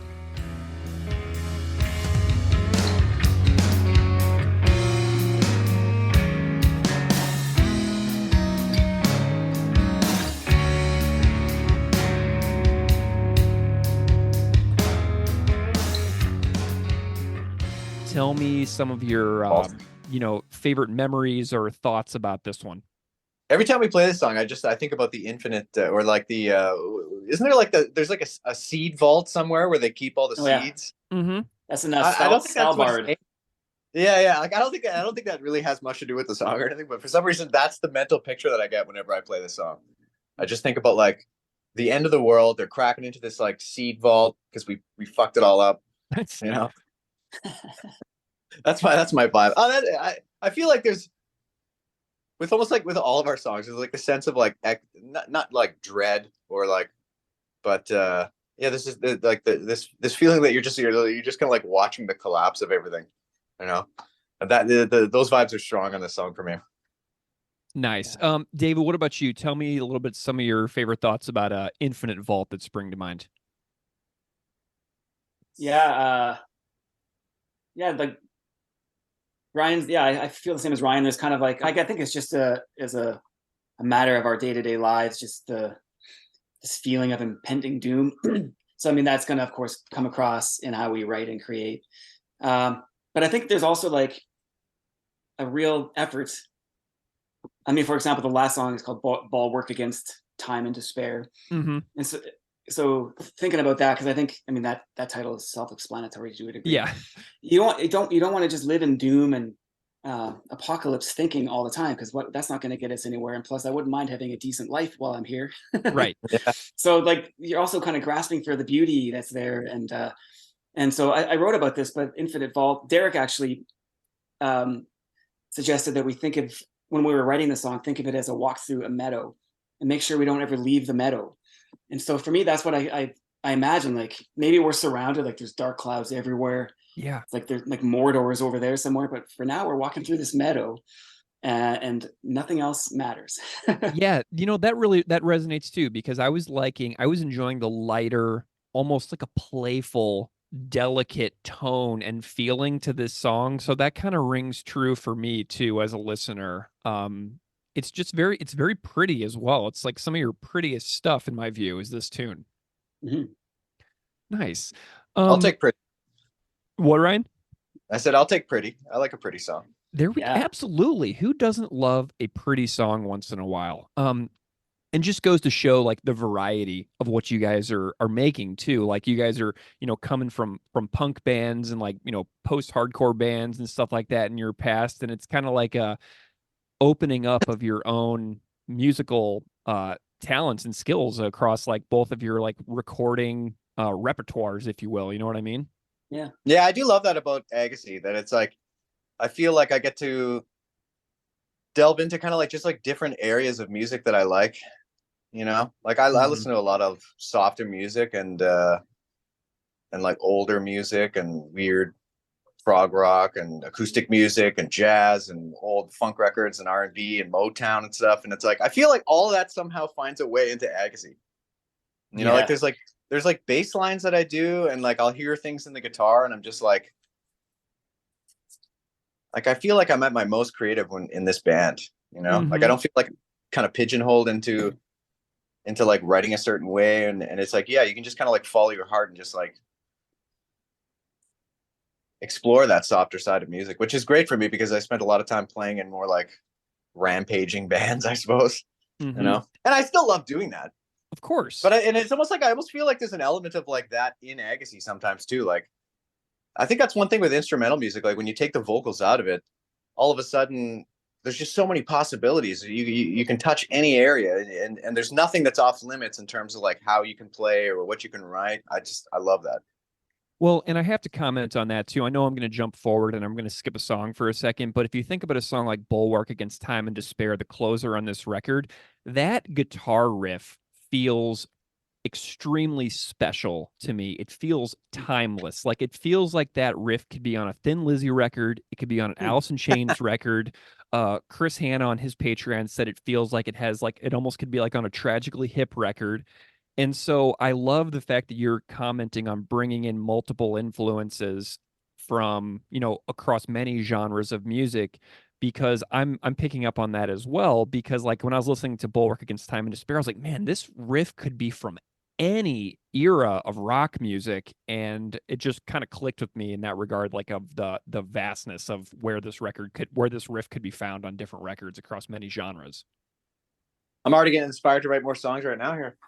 I love it. Yeah. Well, that's what I'm here for. Get you guys reflecting and making you eager to keep creating. Okay, let's go back for a second. David, tell me a little bit about your thoughts on the next song, Ersatz Memory.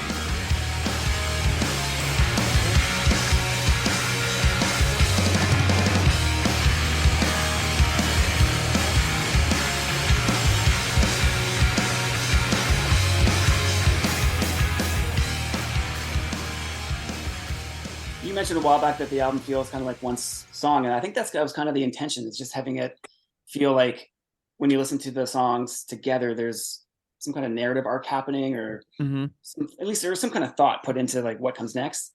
And I like how this one comes in, like right off the bat, it's just a big chord. After the like, how many minutes? 6-8 minutes of kind of quiet meanderings, and all of a sudden, bam, we're back. Yeah. I really like that, the feel of that. And yeah, this opening riff, I remember at the time, I was just listening to a lot of Tom Petty for some reason, and I love Tom Petty. And that riff, that opening riff, was me trying to write like Tom Petty. Funny enough, and I think that's kind of speaks to the benefits of not getting too good at guitar. Because if I really sat down and tried to write, tried to rip off Tom Petty, then it would have just sounded like Tom Petty. But because I am deficient in certain abilities to just sit down and figure something out, me trying to figure out Tom Petty ended up in this thing that sounds nothing like, I hope, nothing like Tom Petty. It's funny, actually. I was having a conversation with somebody the other day, a buddy of mine who's in a band who had like writer's block, and he was just like, I don't know how to like, and I was like, just try learning somebody else's song, you know.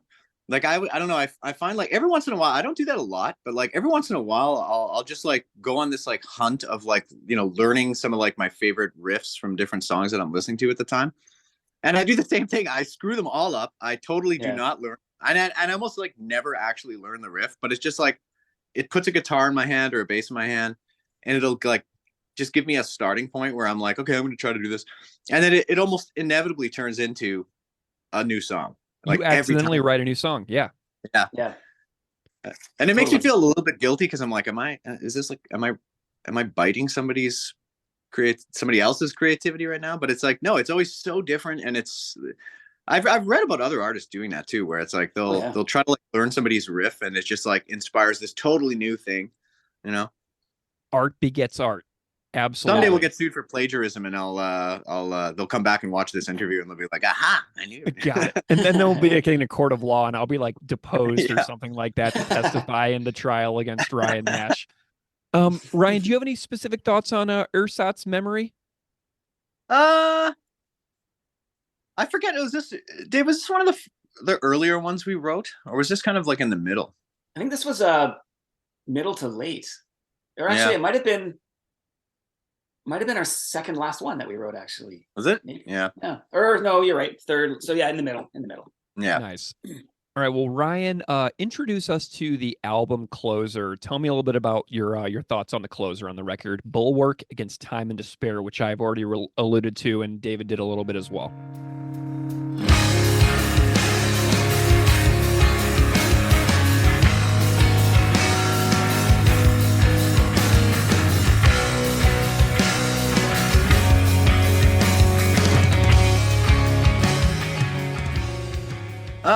Well, first of all, I love the title of that song. I love how Darren comes up. I don't know where he comes up with this stuff. He's smart guy. Yeah, he is a smart guy. I wish he was here right now talking to us. He's a little shy. I know. It's fine. He did G7 Radio and Escape Velocity for years and years, and his podcast output is out there if anybody wants to go find it. Yeah, put in his podcast time.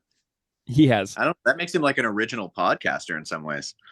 Oh yeah, for sure. He goes way back in the genre. I mean, it's he's great at it. It's just that's where he wants to leave his commentary and let his drums do the talking now, which I totally respect. Yeah. Yeah, this one was this was one of the ones where I remember when I was kind of fiddling around with the bass line, I was in a weird headspace. My mom had some health issues, and it was kind of like just post holidays. And I was kind of like firming up some parts for some of the songs. And it's another one. I spent a lot of time in the sunroom of my house, just sitting there with an iPhone, plunking around on the bass. And I think this is probably my second favorite song on the record, actually. Do you want to reveal what your first favorite is? My first is Ersatz. Okay. Yeah. Nice. David, what are your thoughts on Bulwark Against Time and Despair? This one started out, so that riff that you were talking about earlier, that guitar part, a few years back, I had this idea. I wanted to write like a kids album, a kids album that's not meant for kids, so ostensibly for kids, but it's really for adults. Yeah. And I had all this stuff together. I've since abandoned it. Maybe I'll come back. Is that Spawn songs? No, it's something different. Okay, cool. I had a whole story idea, and so this was originally written for that. And I had this. Anyway, I won't go into it too much, but that when I decided, like, I don't think I want to do this anymore, I pillaged that part because I just really It's one of those parts that just kind of like, I just sat down and it just flowed out. I don't That's my know. it's my favorite lick on the entire record for guitar. It's one of those riffs when you like, I was writing it and like, oh my God, like this, I've heard this before. Am I like, what is it? And maybe I subconsciously took it from somewhere. I don't know, but I love that feeling when something just like comes out done. And Yeah. that was an example of that. And, but then the band, the three of us just really kind of structure that into this song. I think it's my favorite song on the record. I just love, there's a lot of parts on the record, but for me, it just really tells a story in a way that I'm really proud of. I'm proud of the way the three of us sculpted this particular song. Nice. Okay, cool. Now I want to know about Chris Hanna's involvement. So he mixed the record. Tell me a little bit about the mixing process and how Chris got involved, like what his thoughts and comments were. David, you want to go ahead and share that? Yeah, we wanted him to, because he's mixed a few of our stuff now, and we're always just really happy with the way it turns out. I hope the process wasn't too tedious for him. It probably was. This time around, there was a lot of back and forth. Like he would mix, send it, and we'd send feedback, and there was just a lot of back and forth. Whereas it might have been more efficient just to sit in the same room and do it, but scheduling wise, with everyone's schedules, that wasn't feasible, I suppose. So I hope he wasn't made too miserable by the whole process. But speaking for myself, I'm so happy with the way it turned out. I've always trusted that man's ear. Like he just hears things I don't. But then when he presents something to me, whether it's a mix or a comment or whatever, it makes me hear it. You know, kind of like I learn from him constantly. And this is no different. And just I love working with him. I loved working with him when I was in a band with him, and now lucky enough to continue in this small way with him involved with Agassiz mixes. Nice. Ryan, do you have any thoughts on the mixing process with Chris? Well, it's kind of cool because I know, like, I think Chris and JP work together on all the propaganda stuff. Yeah. So it's like, you know, the music is like he's kind of familiar with JP's recording style too. So it's like a really good point in terms of the recording and the mixing and everything. And Chris, and it's funny because I feel like Chris takes this like different approach. Like when we're recording it, I have this vision in my head of how it's going to sound. And it's always like this like raw sort of, you know, like dirty sounding or something like that almost. But then like Chris always presents this very like sort of crisp and clean version of the band, which I just think like for me, like in terms of like collaborating with somebody else and having them have some influence on the songs, it's like there's just something that he brings to it where there's like this, he brings out this clarity in all the instruments where like all of a sudden now you can hear everything individually, but you can still hear it kind of like working together as a group, which is really cool. I wish the guy would mix more records. Yeah, I mean, and what's really cool too is the fact that like Derek and Chris have been friends for decades and decades at this point. They've collaborated on G7, they collaborated on Escape Velocity, so it's like just another level of collaboration in their decades-long friendship, which I think is just really cool as well, you know? Yeah. Yeah, you know, and also witnessing their friendship is always kind of a special thing. They have such a awesome rapport with each other, and they're hilarious together. Like they just riff off each other constantly, and it's just fun to sit back and watch the show that is Chris and Derek together. Oh my God. You two might have different answers on this, but do either of you have like a song that was like the hardest one to nail in the studio? Were there any like horror stories that stand out from any of these tunes and recording? Not for me. I always find like our process as a band, it's so easy. That's one of the things I always loved about this band is just like, it's such an easy process. You know, like I've been in a lot of bands and there's definitely been some times where you really struggle to like get it right or to get it to where you're happy with it. And I feel like I butt heads with people in bands that I'm in sometimes about, you know, what direction to take things or whatever. But yeah, this band always just, it's very easy. I don't know if everybody else feels the same way, but like for me anyway, it's just like things just come together and I'm just always so happy with the end results, you know, like there's never any struggle involved in our music. I totally agree. Yeah. I mean, yeah, I totally agree. Then there's a lot of trust, I think, between the three of us. We all just trust that we'll be ready. And when we get to the studio, we've worked out all the difficult parts, I think. Like we're at the point now, like if something's too difficult to play, it's been altered by the time we get to the studio. So we're able to bang out takes pretty quick, relatively Nice. speaking, because we put in that time. I think all of our experiences being in bands and involved in music helps, because we know you can't just show up into a studio not prepared, because it costs a ton of money to be in a studio. You got to get in there and get it done. You spend your time fooling around in the jam space. That's where the mistakes are meant to happen, right? And you figure it out there. Yeah. So are there any plans with this record as far as shows or vinyl LPs or anything like that? What is still in the works for you guys that you're kind of looking forward to?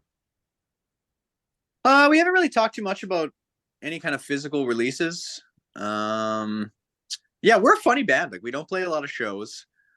We don't do a lot of the typical band stuff, you know. I don't know if that's just a function of kind of where we're at in life, maybe, or, but yeah, we definitely don't. We're not one of those bands that's like, we got to do like a record release show and all this kind of stuff. Like, we just kind of like let the music happen and put it out there, and then get back to making new music, you know. Yeah, who knows? Maybe we'll play a show at some point this year. Well, we did that once. We did a record release once for Pulse 1A, and that was just not a very, speaking personally, maybe if everyone else agrees too, it wasn't a very pleasant experience. It was middle of February, coldest night of the year. It was like ridiculously like -35 kind of thing. Very sparsely populated show because it's so cold, and also we're kind of an unknown band. It's in one of those bars that would smell like a deep fryer. So I know I went home thinking like, why would I ever want to do that again? And I think after that show, we maybe only played one or two. We haven't played a show. I have not gone this long without playing a show in my entire adult life. It's been over 4 years now. This is a shame. So I'd really love to play. 4 years since we played a show? Yeah, it was September of 2019. Oh my God. So I'd love to play a show again, but it's just got to be the right kind of thing, because I don't want to be up until 2 a.m. unless it's really worth it. I keep saying we got to bring back the weekend matinee show. Matinee, big time. Yep, I'm so down with this. Yeah, because it's like I'm the same way. It's like the thing that kills me about shows. I remember actually getting into an argument one time. I was booking a show for one of my other bands, and I was like, "Can we start the show like an hour earlier? Like, instead of doors open at 9, show at 10. Can we do can the music start at 9?" And the person who held it was just like, "No way, we can't do that. Nobody's gonna like that." But I think for like people our age, it's like, you know what, like I'm over 40 here, you know what I mean? Like the whole like, we'll go on around 12:30, 1 a.m. It's like, man, I don't play my best at 1 a.m. I don't think anymore. No.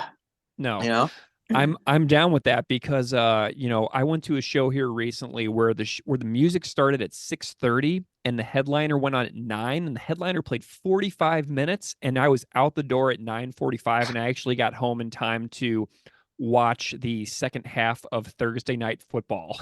Yeah, that's perfect.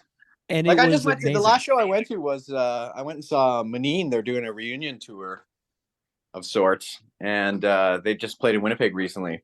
And it was the same thing. It was like, I think the show was over by 11 o'clock. And I was like, oh my God, like that's good. I want to do that. The way to go. Yeah. David, are you still working on Spawn songs at all? Yeah, it's something I recently just released a song for my daughter.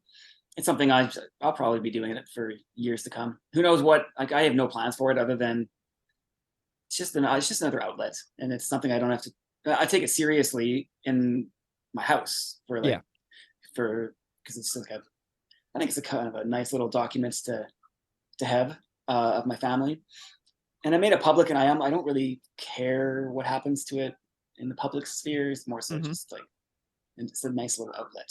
And are you still building tons and tons of lovely guitars? Not tons, but yes, I just actually just delivered my most recent one yesterday. She came and picked it up, so definitely I want to do more of that. I've got some plans just to kind of change my approach a little bit. But that's what I love. Writing songs with these guys and being out in my shop making guitars is all I want to do. If somehow in life I can find a way to only do those things, oh my God, that would be like a dream come true. But anyways, I'm lucky that I'm lucky that I found these things that just feed me so much, and I get to do them. It's a good life. Well, you're watching me do that exact thing that feeds me in that way by doing these types of conversations. Like this is that, like this, making these episodes does that for me, just like building guitars does for you. So I love that we Nice. have all found our thing. And Ryan, what do you got going on besides Agassiz? Well, it's been a like I said, it's been an interesting year. I think the last time I talked to you, I was in 3 bands. Mm-hmm. I was in Agassiz, Union, Stockyards, and Agapito. And in the last year, we kind of folded up Union, Stockyards, and Agapito.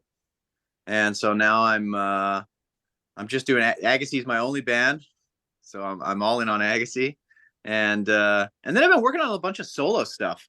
Yes. I came up with this weird idea. Like I built a bit of a recording studio of sorts in my basement. And so I'll like record other people's bands sometimes, but most of the time it's just me goofing around working on music. And I came up with this weird idea that I'm like, I'm going to start a record label where all the bands are just me. So I can do it. So, and again, it kind of goes back to that theme of like just wanting to experiment with all kinds of different music.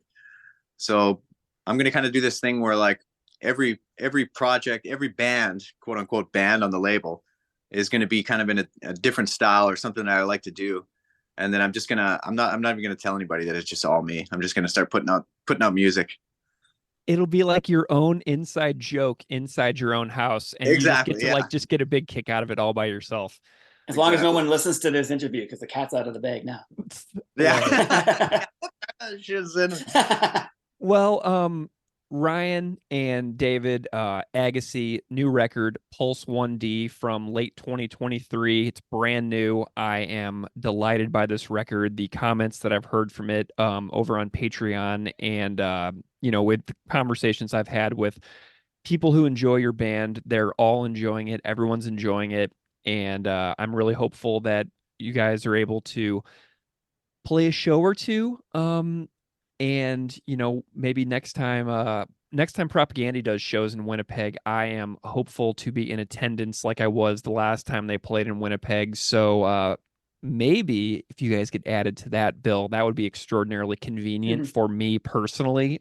So if you guys could just do that for me as a personal favor, that would be fantastic. But thank you so much, guys, for doing this, for this track-by-track breakdown of Pulse 1D. I loved hearing the stories of the creation process, the recording process, the gear overview, kind of what this band means to you. It's wonderful to have you both here on the podcast again as multiple returning guests. I appreciate your collaborations and all of your energy and for hanging out with me. So, David, thank you so much for being here. Ryan, thank you so much for being here as well. It's great to see you guys. Absolutely. And I'm definitely going to steal that helium balloon idea from the cats. It's wonderful. Thanks, guys. Thanks for coming on Unscripted Moments, a podcast briefly about Agassiz, but normally about Propaganda. It's been a real pleasure. Thanks, Rod. We hop right into our first conversation. Live from Winnipeg's own Vimy Ridge Park, here is my conversation with Todd Kowalski. Okay, so I'm sitting here with Todd Kowalski. We are in beautiful Vimy Ridge Park in the Wolseley area of Winnipeg. Todd, thank you so much for coming. Oh, thank you, Paul. I appreciate you doing this. So I'm just going to jump right into it. Okay. Can you tell me a little bit of the story of I Spy? How did you form? What made you move to Winnipeg? All that sort of stuff. Yeah. Oh, I guess I moved to Winnipeg to, there's like a fine arts program at the U of M that I didn't have to take like English and all those classes. Nice. I think my mom probably thought I was hopeless, so throw me in there. And then, I was making songs in Regina before I came, obviously, just playing in bands and stuff with my friends. Then I moved here. I started making songs here, and then like I saw those guys, the other guys from I Spy in Regina before I left, like in the summer, just playing like Iron Maiden covers and stuff. Nice. and their own songs, but like they did that one song. And I was like, oh shit, those guys can play that, And then, so I had them in mind, like when I went back the next summer from Winnipeg, I just asked my friend Marlon if he could get me in touch with those guys. I didn't know them at all. And they were like, yeah, let's jam. And then, we jammed and had a really good time. And I brought a song that they all seemed to like. Nice. And They had some of their own songs with a different singer, actually. Like, it wasn't I Spy yet. It was, I can't remember what it was called. I think it was like Clump or something like that. I think that's what I read. No, that was what we were thinking of calling I Spy that at some point. Yeah. Yeah. Cool. Which it's not really much worse. Yeah. So that's that. Yeah. Okay. And then those guys moved to Winnipeg with me. oh, nice. Yeah. Perfect. So I saw that on the Perversity is Spreading collection that most of the stuff's recorded by John Sutton, but there are a couple of tracks on there recorded by Chris. Sort of, like one or two of them. They're a little bit lower. I'm guessing they're on his old 4-track. Would probably be my guess. Okay, there's a couple that are recorded at the Albert also. Okay. Which one's it? Oh yeah, a couple. Yeah, recorded in. I can't remember what we recorded in Chris's basement. Yeah, but we recorded 4 songs in his mom's. Where the hell were we? I think we were in maybe this guy Simon Hughes' basement. Okay. Yeah, he's a local artist too. If you ever see his paintings around all over. I'll keep an eye out. Awesome guy. Yeah. Yeah, I think it was Simon's basement. Yeah. Cool. And then for the 10-inch split, did you guys record that with John Sutton at I think what God of Thunder? 10-inch split. The first one, yeah, we recorded it first with a guy from God of Thunder. No, he did it. Yeah, it wasn't Sutton. Okay, because it says Sutton on Wikipedia, and that's what sort of threw me. Okay, yeah, no, the split with I Spy was with the guy from God of Thunder. Okay. Chris Brett, I think was his name. Yeah, I'm pretty sure. And then, what the hell? Or did Sutton redo it? I can't remember. See, I'd look it up, but I don't have a physical copy of it yeah. because you cannot find that CD anywhere now, Yeah. and it's not streaming anywhere. Right. Okay. Yeah. So yeah, I think Chris Brett did them both, and then like we did it. The reason why I can't remember is we did it, and then we thought it had like too much reverb and stuff, and took it back and I think we just remixed it. So it must have been Chris also. Yeah. Okay. And then Sutton did the next one, like the Revenge of the Little Shits. Nice. Yeah. Okay, so how did you I Spy get connected with Chris and with Propagandy? I came to Winnipeg, and I knew this woman named Mary Beth. She was from Portage with Jord and Chris. Mm-hmm. Just kind of 3 things at once. And then I had a friend from India. Like, he's pretty much my first friend here. He was like just from India. I was just from here, or from Regina. We started hanging out. And then he was interested. He saw Propagandy's name, was interested in it because of the name. Mary Beth knew Chris and Jord, so she was talking about it. And then I just one time at the Albert, I got a ride home from Derek and Keith Riel, who were doing shows then, and they were, they had the first Propagandy tape, and they were like, "You got to hear this," and I was like, "Yeah, that's awesome." And then I think because I didn't really have too many friends or anything, I was just kind of hanging around, just like you wandering around, And so I'd see Chris every now and then, and we'd say hi. And then, like, I would say hi to him because I saw him in Propagandy at the show we went to with, like, Mary Beth and Nikhil, my friend from India, and me. So we went to that show, thought it was awesome. And then, so I'd see Chris around and I'd say hi to him just because I saw him in the band there. And then, so we just started saying hi. And eventually, I Spy played at the Albert, and Chris just happened to be there. And he's like, "Hey, there's that guy I say hi to on the street all the time, And he dug it. And, we just kind of became friends. Awesome. Yeah. And so, like, how did that sort of move to, like, getting connected with Todd Conjolier from Recess? Like, was that through, was Propagandy the one who started working with them? Yeah. Okay. I think probably, Todd or whatever... not through Fat, but through hearing Propagandy on whatever, and then I think just that, just like maybe they played with FYP on their first tour or something. I can't remember. Yeah, that sounds like something I've heard. Yeah, that would make a lot of sense. Yeah, I can't quite remember that, but Chris ended up playing drums for FYP on one tour. Oh yeah, that was the disaster where he realized he didn't actually know any of the songs. Yeah, probably. Yeah. Yeah, and you guys also ended up being. I think this might have been before you with the J Church period. Was that before you when they were like basically backing up J Church? No, I was in it. Yeah, that was awesome. That was in Japan. Yeah, sick. Yeah, J Church rules. Good. Right on. Yeah, Lance was an awesome guy. Yeah. Yeah. So it was like we went to Japan, supposed to be opening for J Church, or they were opening. Yeah, just playing with J Church. I can't remember what the deal was, but yeah, Lance went a couple days before everyone else, so he was the only guy that got in. Yeah, and then the rest of the band got turned away, and then we got in and went to some little room. Me and Chris each learned like half the songs on bass. Sure. Yeah, and started playing those shows. Nice.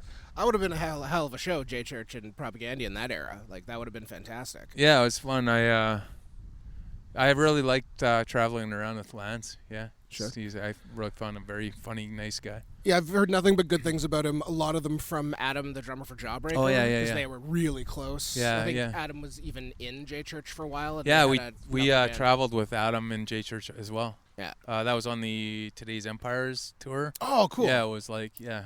Awesome. Adam was in J Church. Yeah. Yeah, and now Adam's back in Jawbreaker, apparently. Yeah. Good for them. I saw them in Chicago for their first big show back. Oh, right on. Absolutely incredible. I don't know if you're a Jawbreaker guy, but they were a huge they're good. band for me. So around this around the time you were doing the splits, you were also around the time you were in I Spy. A little bit. I was wondering if you could tell me a little bit about your time in Swallowing Shit, because I actually am a big fan of that one discography. Oh, right on, cool, yeah. I guess that was Swallowing Shit was going with Mark Novak on guitar, and then Novak quit, and they asked me if I assume they asked me. I don't know how I ended up there, but just showed up and started doing it, I guess. Yeah. So we just started playing, and I found it really fun, you know. Just I'd listen, just making riffs, going there, and just blitzing them out, you know, like. Yeah, I love the confrontational nature of everything that band did. I cool. really enjoy that. Yeah, cool. Yeah, kind of. Yeah, I would say. Yeah, I kind of did too, you know, in a way, like just. Well, when you're at a certain age, all you want to do is be confrontational, like, or at least I did when I was. Yeah. When I was younger. Now as a dad, it's less so than it used to be, but just how it goes. Yeah, at a certain point, you just realize everything's a joke, and like. You kind of want to point it out, you know, in some way, you know. But you just can't. Just kind of the nature of things. Just say, yeah, we realize this is a big fucking joke, you know. And Swallowing Shit has had a pretty crazy cast of characters go through there, like going all the way back. I think Steve from The Undecided and Figure 4 drummed for a little bit. Yeah. Mike Coop was a member for a while. That's right. Yeah, it's just a crazy cast of characters. Was Coop before Novak? Yeah, must have been. And I think Coop, I could be wrong. I should note that I actually have memory issues because I had an infection in my brain a number of years ago. So I might be misremembering this. But I think for a while, Coop just played an acoustic guitar. Oh. As like that wasn't Shit? So there was Swallowing Shit and Shit. And I know maybe I'm getting those confused. That could be it. Mike Coop was in Shit. That could be where I'm getting it confused, yeah.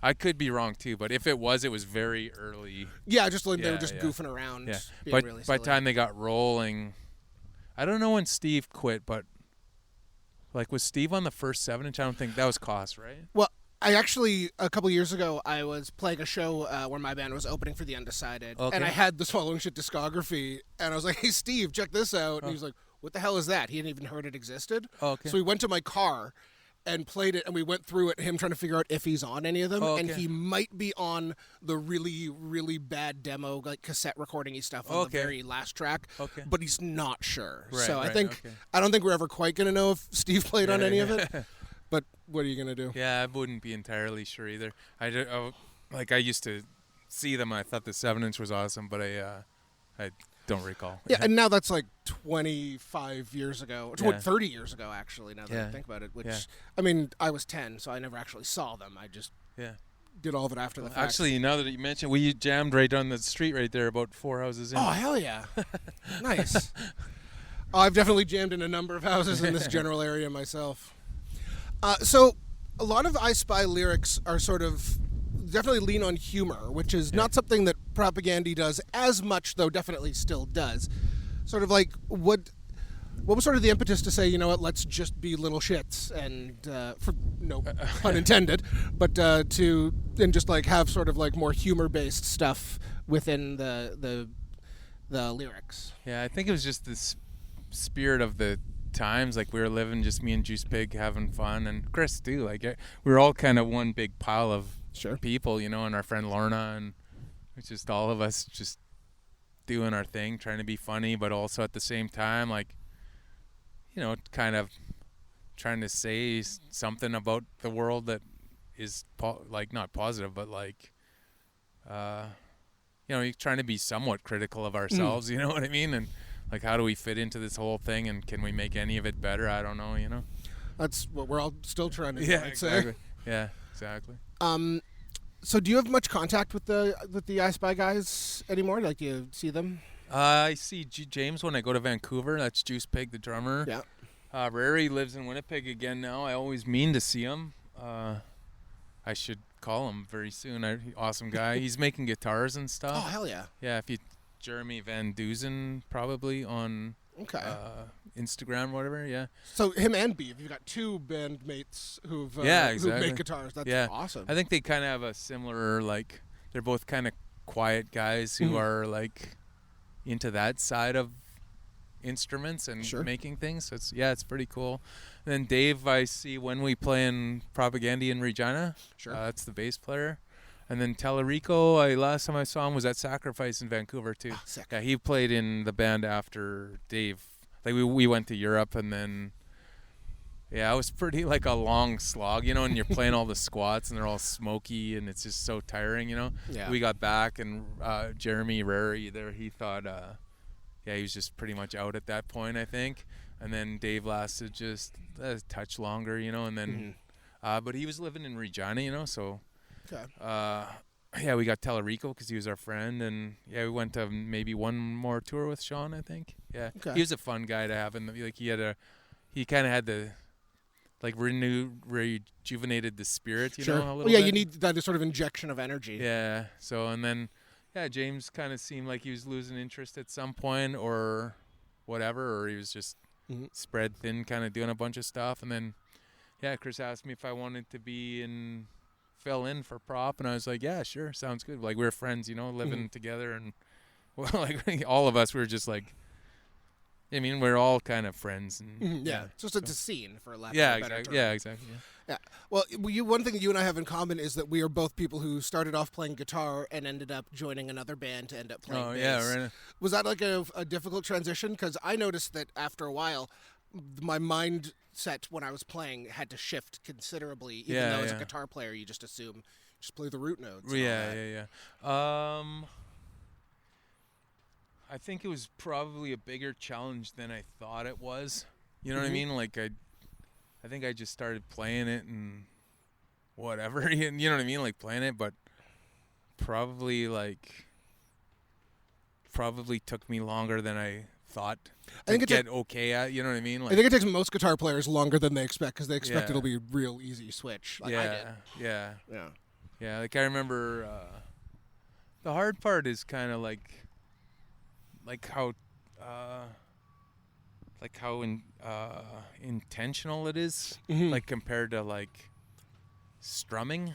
Yeah, like, strumming you get a big wall of sound out of it. Yeah, and strumming you can kind of like use your arm to keep the rhythm a little more. Like bass is more just like those fingers, the wrist. Yeah, it's like it's. I still find it like it's harder to. Some things are just harder on bass, Like for sure. Guitar, Yeah. And then you have to stretch this hand way further, just doing like those 4-fret stretches and stuff like that can be a real pain. Like things that would be ezy on guitar, it's just like, oh, this is torture. So you guys are working on the new record. You're doing it in spurts. Yeah. What's this is for the sort of gearhead nerds. Okay. What are you playing on the record so far? Same crap as always. I got same bass as I played like first Propagandy tour ever, which is like Ibanez 1500, I think. Yeah. Okay. I think my school's jazz band owned that bass. Oh, cool, I'm pretty sure. Yeah, I like it. So it sounds good. Bass sounds good on the record, and then Ampeg, and then SVT. Yeah, nice. Yeah. So it's usually the same thing. I just feel like, okay, I know what this is going to sound like. And if it ain't broke, like it works on those records, it cuts nicely. Especially on that remix of Today's Empires. I was shocked at how much better the bass sounded. Yeah, and it's crazy, eh? Like, that's the thing about that record. Like, we knew we laid all that stuff down. You know what I mean? And then, like, when it came out, we were disappointed, Sure. Like, because all that stuff's in there somewhere. There somewhere. It's hidden. And so, but the remaster is really cool. Yeah. And And that was done Jason Livermore at the Blasting Room? Yeah, Jason remastered it, or remixed it. Yeah. Nice. Yeah, I was really happy with that. Like, I thought that record actually moved up my rankings in like. Yeah, mine too. Like, in like maybe the order of what I think of it. Like, so I was kind of. Oh, I remember when it first came out, I didn't get into it for quite a while just because the sound was sort of so off for me, and I was Mr. Fat Records Epitaph at the time because I think I was 17 or whatever when that came out. But since then, it grew on me a ton, and now it's probably in my top 3 at this point. Yeah, cool. Yeah, I remember feeling like... yeah, it was weird. Like, when I got home, there was like a lot of people I knew seemed like they were like... not into it, you know. It wasn't until we went on tour to the States I was like, oh, people do like this record, you know.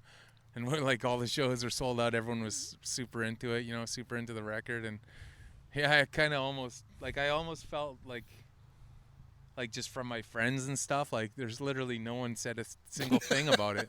That's weird. Yeah, and almost like a couple people were almost like negative towards it, you know. Well, and I almost felt like for a couple people it's like fuck you. Like I watched I watched your shitty band and pretended to like it, you know what I mean? Just to support you. Yeah, you know? Be a friend, support. Yeah, yeah. And we're making this record and you can't even, you know what I mean? Yeah. It's like, fuck you. Like, well, honestly, I wouldn't be surprised if some of the people, there was a big amount of jealousy. At that point, you guys were, this is pre-Comeback Kid, you were the only big punk band from Winnipeg doing big things in that particular moment. Yeah, there's a certain...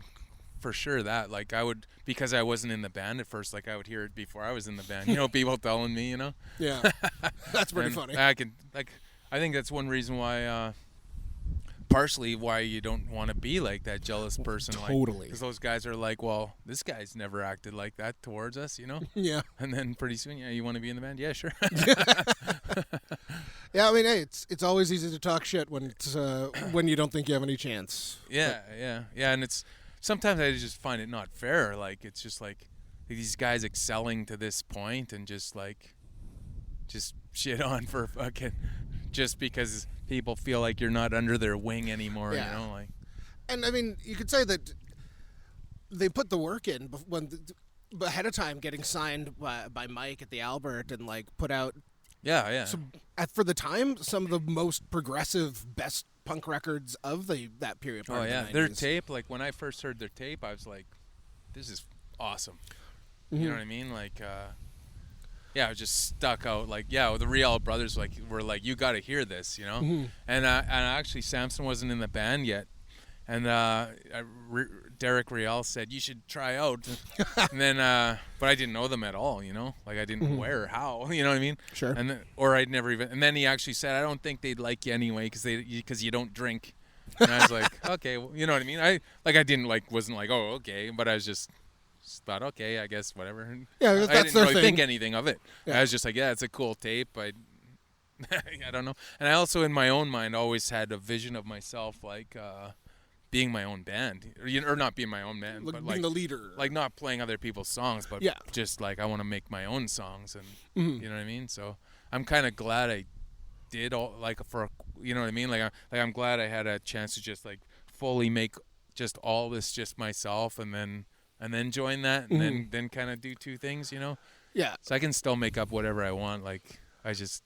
Yeah, and the sort of mix between having both of you guys there as songwriters, I mean, to an extent, the whole band are songwriters, if I'm not mistaken, but having the two distinct voices as really, I guess Propaganda kind of always had two distinct voices. It's just switching from John to you, which has really opened up the sort of possibilities. That's not to say I don't love John. I absolutely love John's stuff. Yeah. But it's really opened things up sonically to new options. Yeah, I think maybe like I have a kind of a, I don't like it's a stupid sounding thing to say, but like kind of a musically progressive attitude.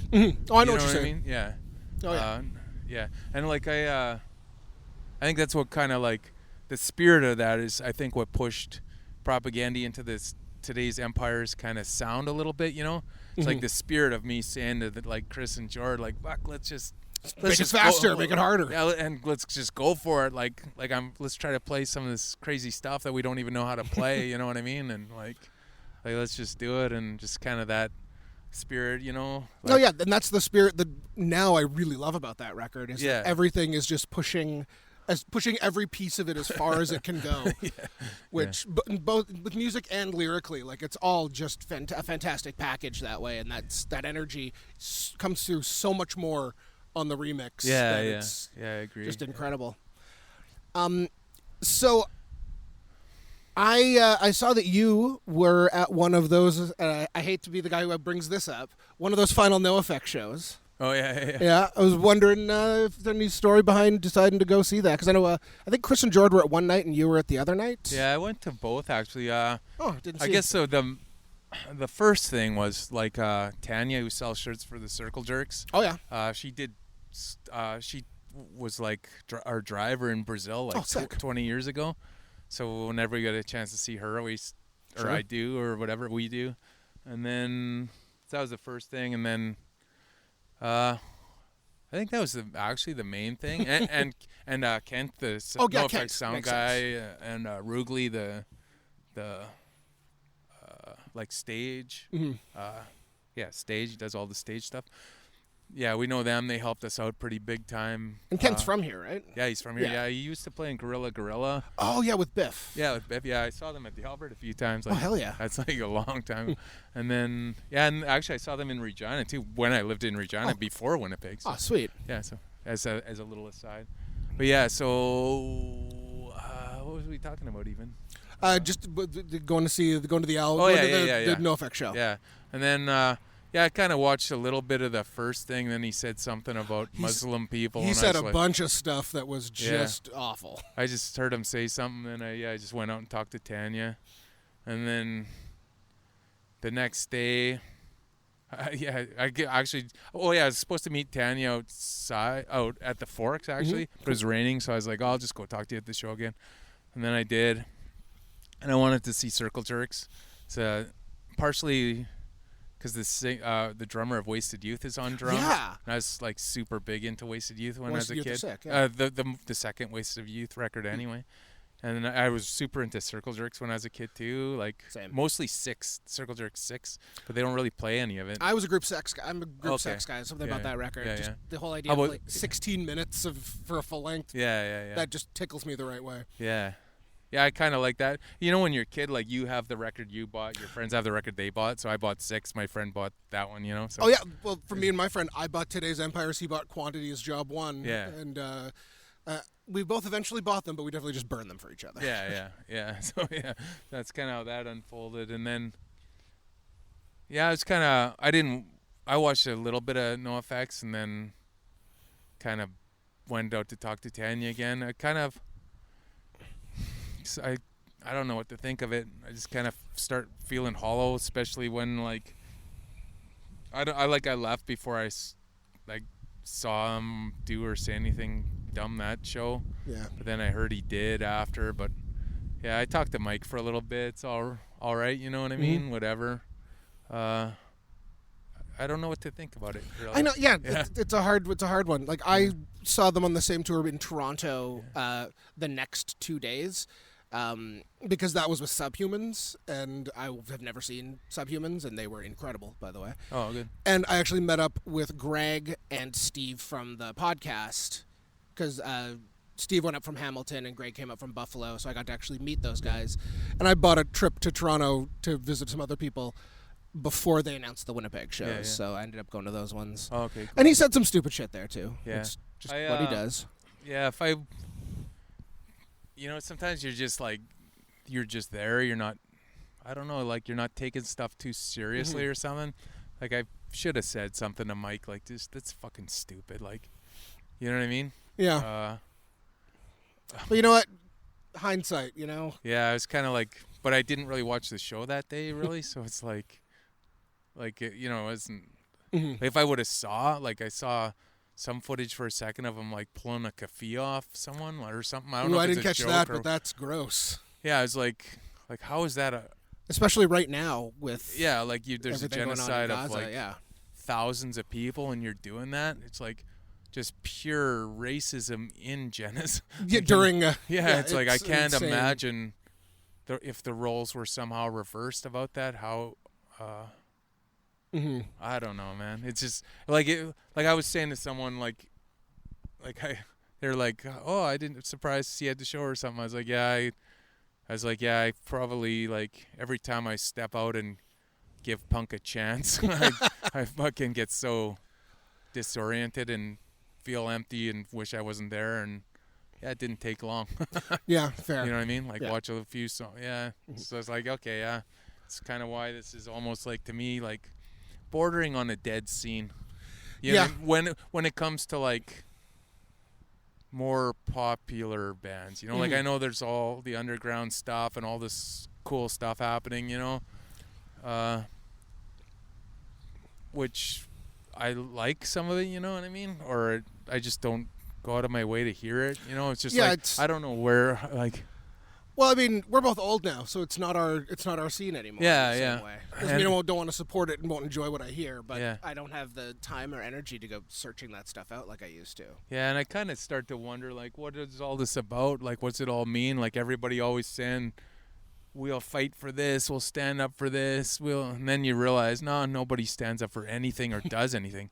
Like, you know what I mean? Like, there's students all over the world standing up for Gaza and stuff. No punk bands, no nothing. It's just like, this is like, it literally was like probably the nail in the coffin. Like every old band, like none of you say or do anything, and And a lot of the people from the early like British anarcho scene are like now way conservative, which also is super weird as hell.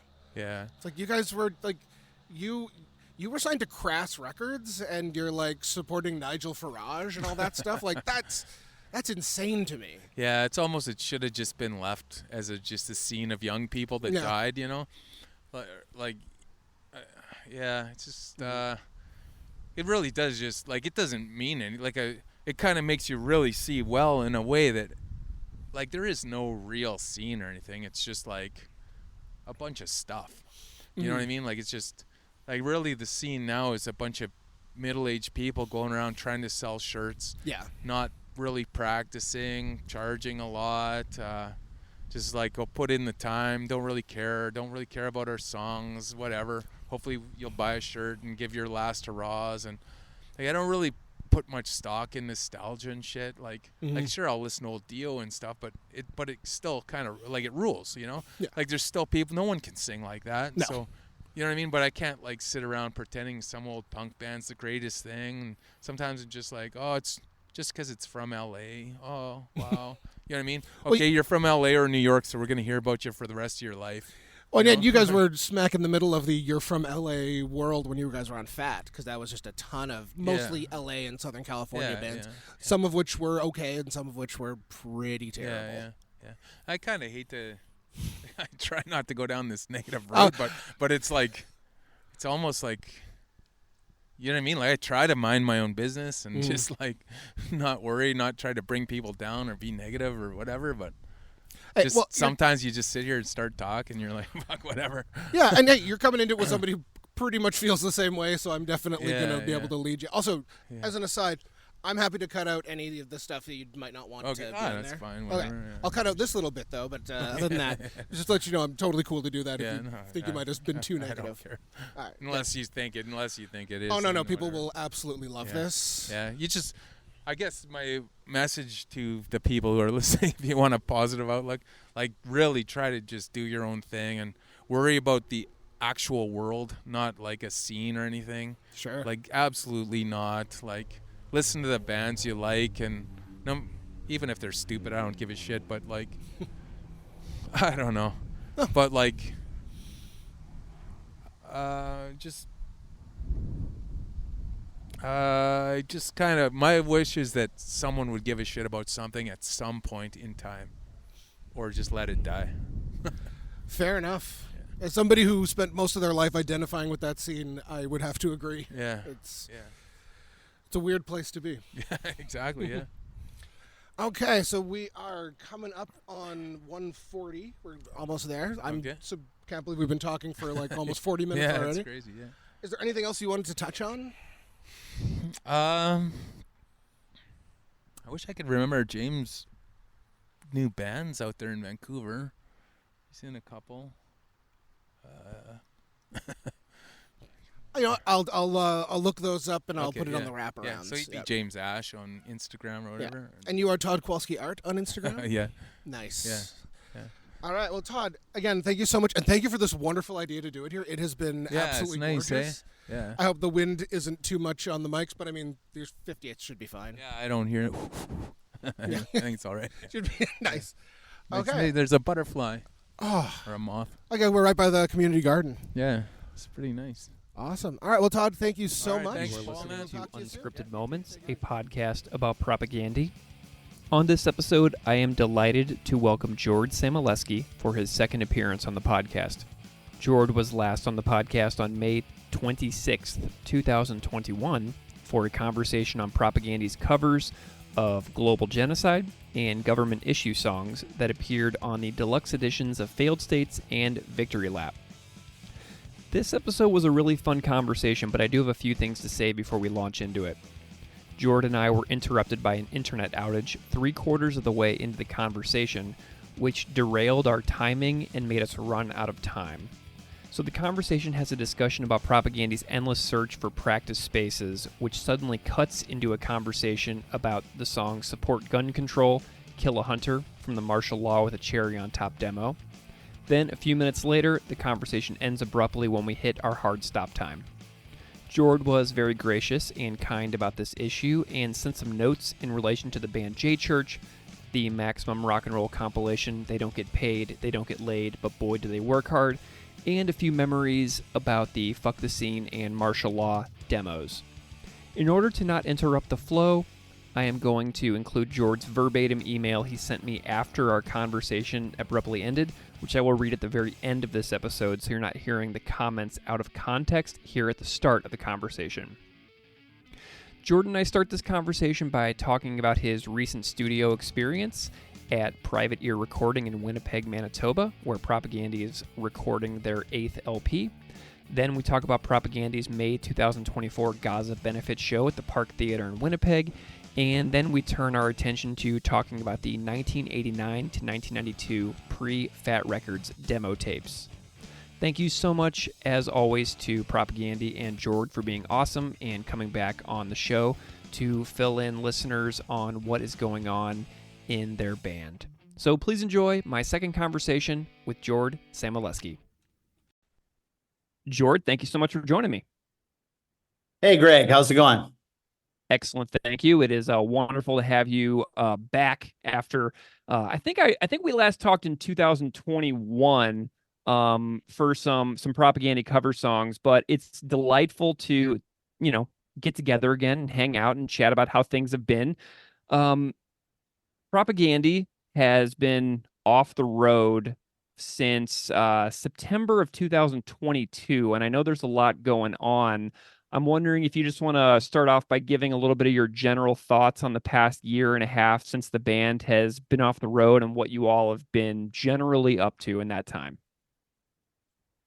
Yeah, I guess you could say that 2022 was one of the most challenging years that we've ever had in terms of trying to arrange live shows. Like that was a batch of cluster Fs. If you, yeah, I mean, we tried to do some shows in May out east in Canada, and then in September out west in Canada. We were supposed to go down the west coast from Seattle to San Diego that September, but yeah, we ended up getting derailed by COVID on both of those trips.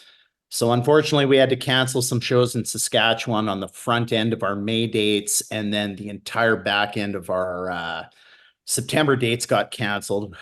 We had COVID issue in Vancouver that we were aware of the day that we were supposed to cross into the US and head down to Seattle and do 7 shows down the coast.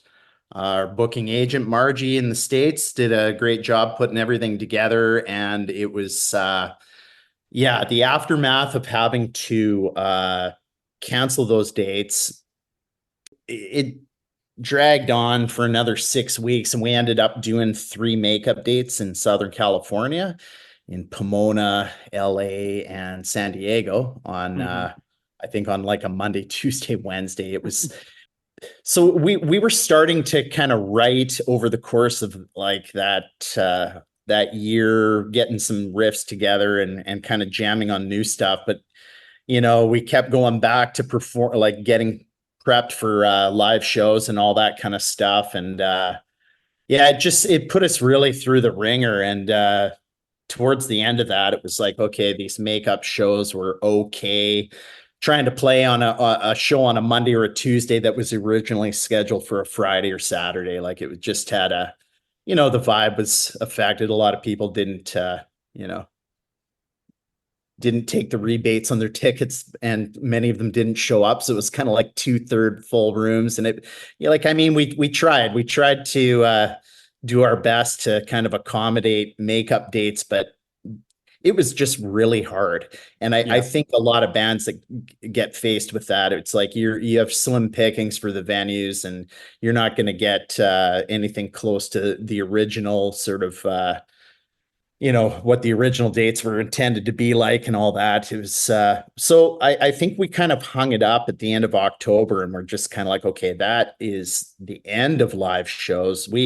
Let's just forget about that for a while. And I think at that point it really took the edge off of feeling like we had to do a bit of both, like trying to write, trying to stay engaged with, doing the live stuff. And that's also after a few, the whole COVID era, we didn't play any shows, I guess in between like 2019 and 2022. So there was a big gap there of, and that the pressure slowly mounting. Okay, we got to start doing stuff. What are we going to do and all that? And in a nutshell, it was like 2022 was just kind of a mishmash of trying to go in a million different directions and getting stuck with so much troubleshooting, figuring things out as things were falling apart. And it was really draining. So that just led us to, let's forget about this stuff. We're not going to play anymore until we actually, have at least some studio dates, penciled in and all that. So I guess that takes us to now.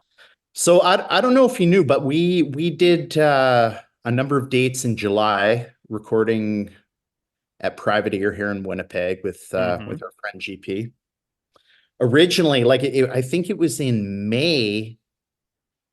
Yeah, March, April, May of this year, we were thinking that we were going to be recording everything in late October of this year. And we were aware that JP and Vanessa had a few dates open in July, like Tuesday to Thursday dates, 3 consecutive weeks of 3 dates being open, but the Friday to Mondays being blocked off. And they said we could keep our gear set up after we got sounds, and if we wanted to take advantage of that time. And we kind of mulled it over, and I don't know. Originally, I thought, no, let's just keep it all together. But then we thought, hey, if we break it up a little bit, that'll give us time to recharge the batteries in between. Track for a few days, take a few days off to actually kind of continue prepping and working on stuff a little bit in the miniature downtime that we had between the 3-day sessions. And I think it worked out really good. Like I liked having days on and then days off. It's, I think it was largely circumstantial. We didn't plan it like this, but I think it kind of worked in our favor in a lot of ways.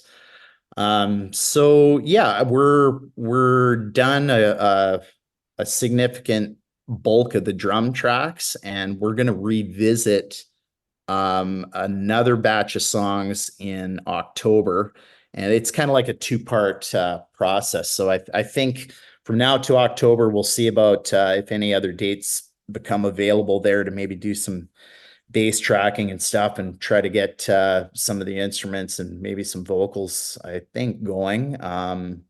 And then continue tracking drums in October, and we'll see how things go from there. I think we have some mixing time penciled in for November, December, maybe.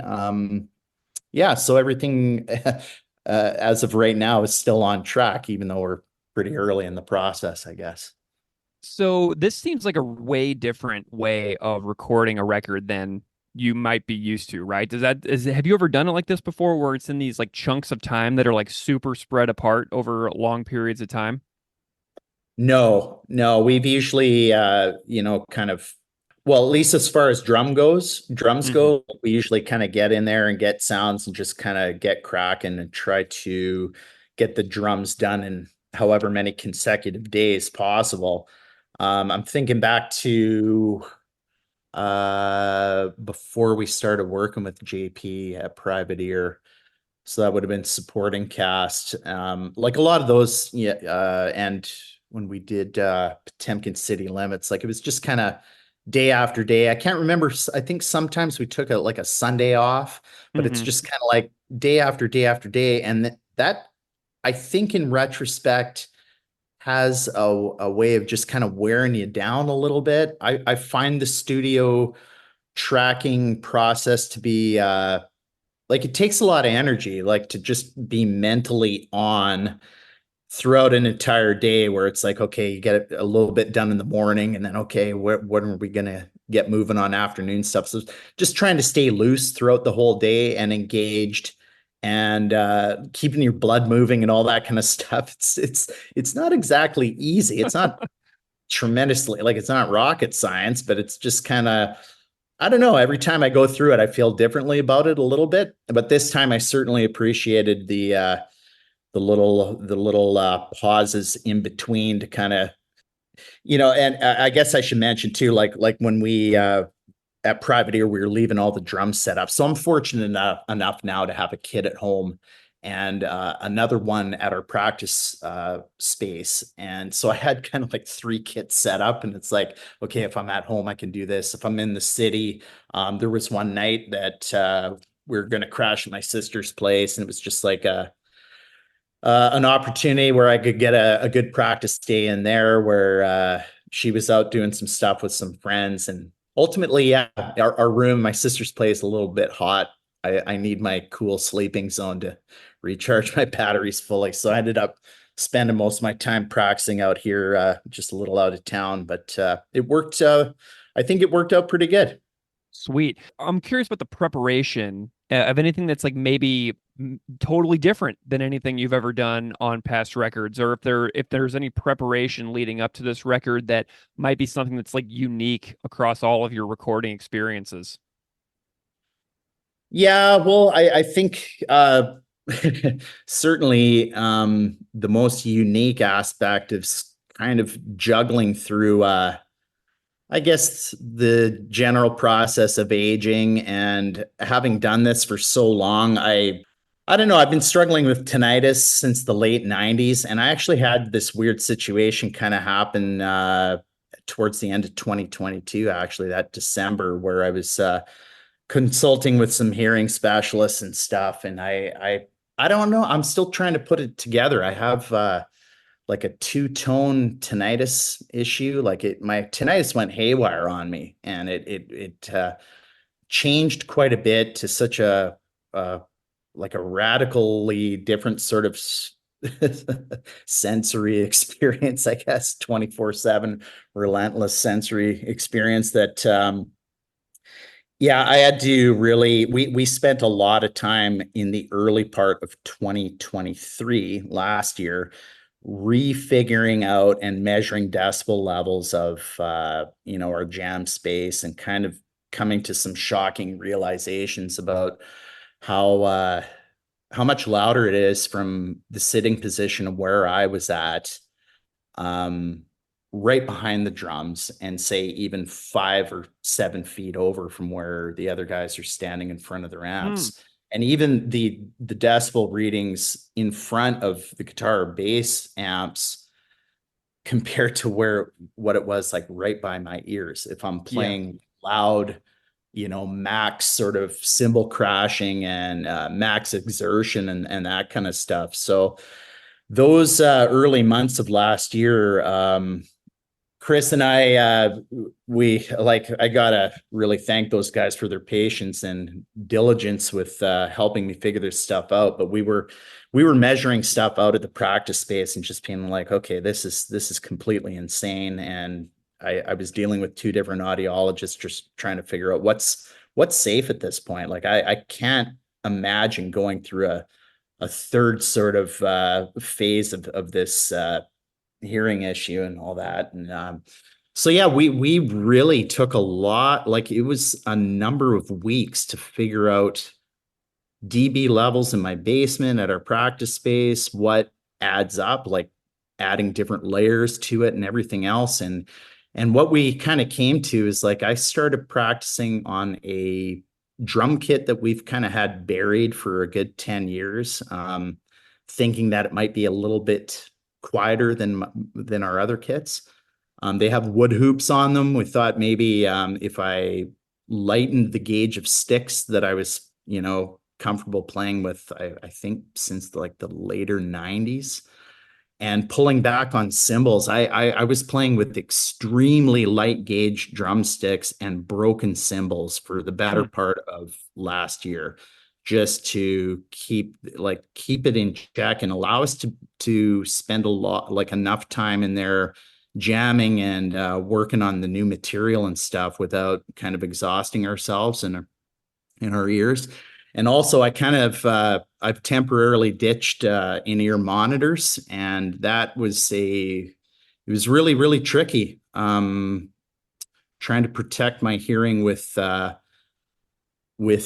earplugs and like industrial cups over top, and then having us like a external amp kind of blasting at me. So it's this weird, how much of how much of this is one step forward, one step back, and are we really achieving anything? But I think we managed to get it down to a point where, and with the coaching of some of the people, this one audiologist who was measuring the output of my in-ears and trying to get a sense of how loud it would be in our room and stuff. And I think we managed to achieve it. Like we rolled it down to a much more comfortable level. And I think with one thing I'm noticing with the change of the gauge of sticks is that my elbow problems are partially going away as well. Like I'm feeling less wear and tear on my forearms, and I'm just thinking, oh man, if you could go back and change one thing, holy shit. Like I embraced bigger is better, louder is better, faster, everything. This sort of idea of like, playing loud music like it's a contact sport. This old Dave Lombardo's kind of quote that I sort of wore as like a badge of honor for so many years, just gritting and gutting it out and actually playing in pain a lot of the time. I think I was playing sticks that were just like, Jesus Christ, like these big pieces of lumber and breaking a lot of stuff at the same time. You're trying to get loud sounds out of the drums. And I think that's one of the tricky things now is playing quieter, but achieving an aggressive sort of tone without slamming the shit out of everything to the point where like I used to hit things like hit it as hard as you can, Sure. That's not really that musical, like within that sort of paradigm of just playing hard, it sounds like how it sounds. You're just giving it everything you have. And when you're in your late 20s and 30s, like you can kind of roll with that. But then, there's the cumulative effect of, your joints and all that kind of stuff. And I ended up having, not severe elbow problems, but problematic enough where I wore down some of the tendon wore down a piece of bone, and I was having this tendon slippage. And anyway, with physiotherapy and that kind of stuff, you can kind of help correct that, which worked for years. But now it's just like, no, play lighter gauge sticks and the whole thing goes away by itself. Good God. Breaking way less cymbals, let me tell you. What is the gear? Like, did you make any like gear changes for the new record? Like, give me like a little bit of a gear rundown of what like listeners can hear on this record that you all are making. Well, drum wise, like I said, we went back to this AOT kit that kind of has a bit of a story to it. There was a guy that we knew locally many, many years ago, was getting a backline company together, and he was getting a number of AOT kits custom made for himself. and I think he needed one more, and they were going to give him like a pretty hefty discount. And he basically approached me and said, if you're looking for one of these kits, like, why don't we go, like, we can split the discount down the middle or whatever. So yeah, we got Sweet. this really nice custom AOT kit made for us. I think it was around 2002, 2003. And then we we were all excited. Okay, let's take our AOT kit and go back to, BC where these things were made, and we'll track our new record, Potemkin City Limits, with these drums. And we get out there, and the recording engineer was just like, nope, not using these, forget it. He had no interest in them at all. I was like, I don't know. I was confused. I think we had different perspectives of maybe the exact time frame that the kit was produced.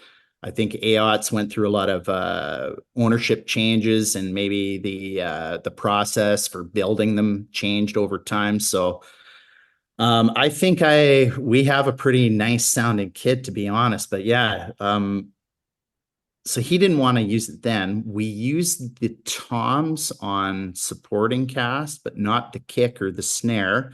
And then on failed states, we did the same thing. Like, everybody thought the kick drum it's a 20-inch kick. I think it's a little more standard to have bigger kicks on these recordings, and generally, like, you see a lot of 22s and maybe 24s, but especially like when we were doing those older records, it was like, no, we need the kick to be more present, like a larger, heftier sound. And I was into that. I wasn't gonna argue with those guys at that time, but this time we kind of came in thinking, no, let's use the small kick.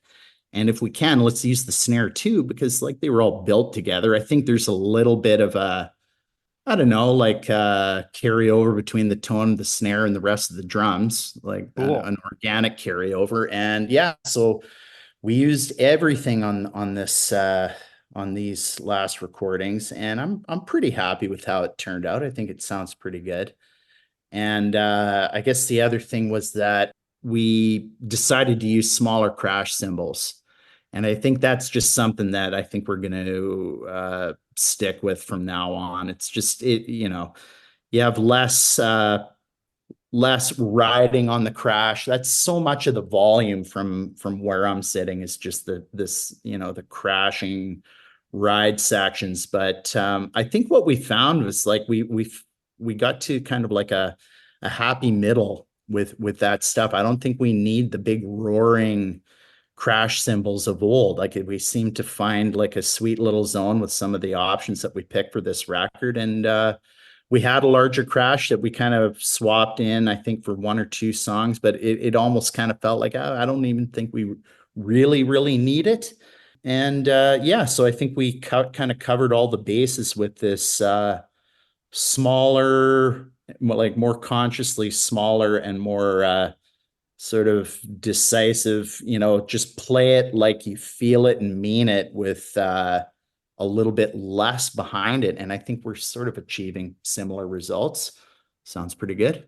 Nice. Okay, so I did notice that you had a slightly different gear setup at the May 21st, 2024 show. I saw a little bit of video footage, and I did notice you wearing those big industrial ear coverings in the video. Yeah. And I did notice that the cymbals do look smaller for your live setup. So I've kind of noticed that you've been kind of moving the gear around as far as like what you're choosing to play on, which is really cool. But I'm curious, just like on your reflections on that show, because it's the only show you all have done in a long time, and it was a show that you performed as a trio for probably the first time in like 18 years or something like that. So curious on your reflections on the May 2024 show at Park Theater. Yeah, it was also I think the shortest show that we played, like going back to probably 1991. Like, it was, pretty sure the set was a little under 20 minutes total.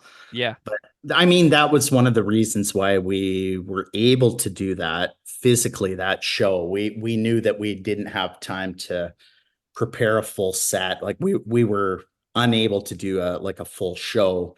And we weren't asked to do that. We were just asked to show up for like 15 minutes and, participate with this it was a benefit show for the International Development and Relief Foundation, which was providing emergency medical kits to,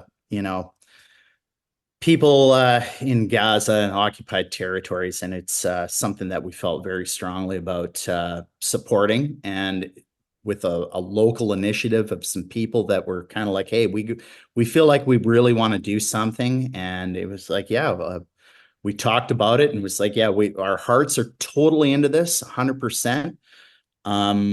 We wanted to participate, but realized we couldn't do a full show, or like it was not in our ballpark of considerations to say, hey, let's do something like this ourselves and, get a benefit show together. It was really nice to do it with, people that we hadn't worked before. It was at the Park Theater. We played with a bunch of bands that it's like a multi-genre kind of, The lineup was cool. Different performers playing like 15, 20, 30 minutes.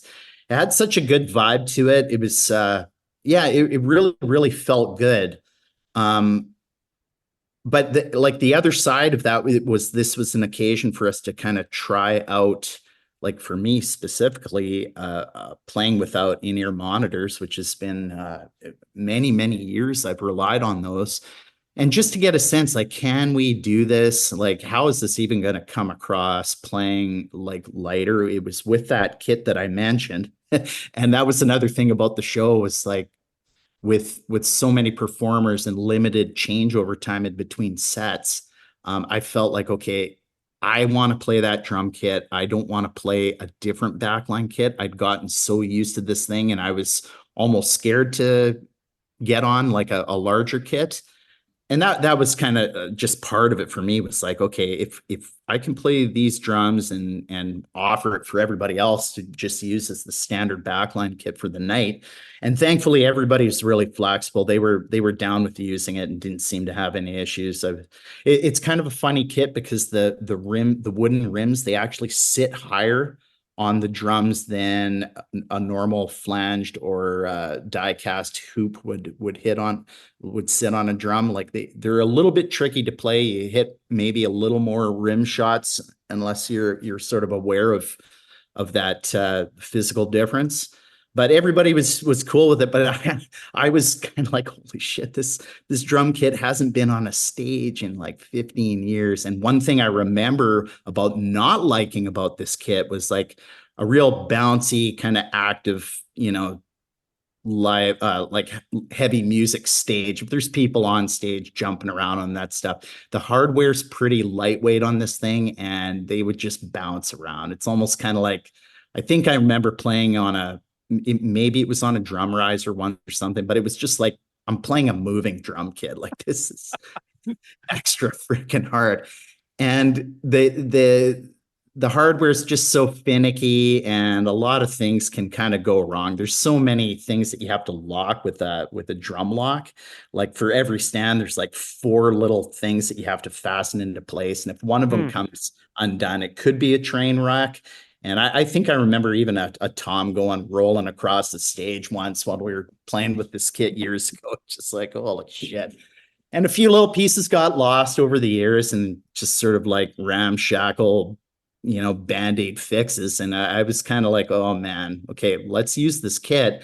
But I was just kind of hanging around, kind of like on the side of the stage, hoping that nothing was going to go haywire with it during that May 21st show. And it held up perfect. And so it seemed like a success on multiple levels. And it was, like I said, it was nice to play with some bands that we otherwise, don't really cross paths with, but we know of locally. It had a really nice vibe in the room and backstage, like the other performers. It was just a really cool thing to kind of, I don't know, like it was a gathering with purpose behind it that felt like validating and powerful. For, you get stuck in your house, in your room, and where you're not talking about these things so much with other people. And it's, I don't know, sometimes I can get pretty frustrated and pretty down on, what the, US and Canada are doing around the world in so many different cases. And with this, I just feel like, even just suggesting a ceasefire seems like some people see that as like this contentious issue. I'm just like, why? We got to get this out in the open and normalize this, the intent of this thing and start, questioning our government and, the reasons for supporting what's going over there, this sort of tacit state support without question. And it felt just really good to participate in that and to make money for a very worthwhile cause. And yeah, it was good. Love it. Well, these are some good updates from 2021 to the present day. And now what I would like to do is go way back in time and chat about the pre-Fat Records demo tapes the Propaganda made. And I know this is going to be a really awkward segue for listeners out there, and they're like, what is happening now? You're going back to 1989 to 1992. But I want to do like a kind of lightning round about Propaganda's demo years. Is that okay with you? Yeah, and I think the last time we talked, I think I mentioned a little bit about us practicing in a few different spots on the U of M campus. Yep. Yeah. So I know that you've done a little bit of, I know that you did a little bit of revisiting the U of M campus recently. What have you been up to? And then I'll throw some questions at you about the 89, 91, and 92 demos. Yeah, well, I went out to the U of M campus a couple weeks ago to just kind of social support for this student encampment that was protesting the situation in Gaza, and just listening to some really great speeches by some local folks, some great people involved. It was very, very interesting to hear the words of the student protesters, and it's just like, I feel like the U of M is kind of this pretty conservative campus. I went there between 1998 and 1993. I studied there for 5 years. And I think back then it was kind of like there was student activism going on and on a conservative campus, yet there was no radio station at the U of M at that time. Like UMFM didn't exist. And I remember like the struggle to get that station going. There were votes every year for the student council. There'd be kind of this referendum vote for like adding I think it was like a $5 or a $10 levy to the student fees. I just couldn't believe it. Like, okay, that's nothing. Like, let's sign. And I think it got voted down once or twice while I was a student there. And it's funny because one of the no voice people is like this pro-business guy, kind of like this less fees, the better, low taxes kind of conservative framework. He ended up becoming a member of parliament for the Conservative Party for many, many years. He's a very successful politician, but anyway, finally it got ratified. And when the station got going, it was like, holy shit. Like when I went to school, there was no campus radio in Winnipeg. I'm pretty sure that Winnipeg was maybe the largest urban center in the USA, Canada, countries that didn't have campus radio. Like it was the biggest city, US or Canada. And now we have two. And I just feel like it's kind of this interesting trip because, the U of M administration threatened legal action and pretty much shut down that encampment a couple days after I was there. It was all kind of, people knew the direction that it was heading to, but it's just interesting, like the administration at a institution of higher learning kind of quashing dissent. And I mean, there was another situation a few months ago where the valedictorian for the U of M School of Medicine delivered this very powerful speech, connecting the dots between medical education and serving humanity with that and what's going on in Gaza. And he issued this very powerful statement as part of his address. And the U of M pulled it from their website, completely pushed it under the rug and everything. So I just want to say, like the administration is doing their part to silence voices on this issue. Now with this radio station, UMFM, you can refer to, like, Democracy Now! Plays on that station. Alternative Radio with David Barsamian is this excellent program. They have an archive. There's all kinds of great interviews he has this past year with some incredible people that I respect a ton. Noam Chomsky, Naomi Klein, Ilyan Pepe. I think these are very, very important voices to hear. And you can hear that on local community campus radio. CKAW is another local option for a lot of that programming. And it's so valuable. I feel like independent radio in Winnipeg is needed more than ever. And it's knowing that truth can't be silenced. Like, I mean, the corporate media does a pretty good job of just not reporting on certain things or having their bias, pretty well entrenched, but there are alternate voices out there, and I think they're very important. And I feel, people, if they should feel maybe compelled to, check into some of these voices to counter what they're hearing on mainstream radio. So going way back, like I was learning about, like, corporate influence in media and ownership bias and those sort of things in some of my classes years ago. And it like, just walking around the campus after that protest, I was just kind of like, okay, I'm going to go walk back to my old dorm area and try to take a look at some of the spots that we used to try to practice. Oh my God. It's like just flipping over to that kind of stuff. When I was looking at those years, like we tried to kind of get things going in, I think 86. And it just made me think of all the different jam spaces that we tried to get the ball rolling with in those early years. Like, yeah, like there was a summer afternoon, I think, where it's like, Chris, my parents are away. I have that drum kit. It's set up. Like, I'm done with learning polka covers. Let's fucking get this thing going.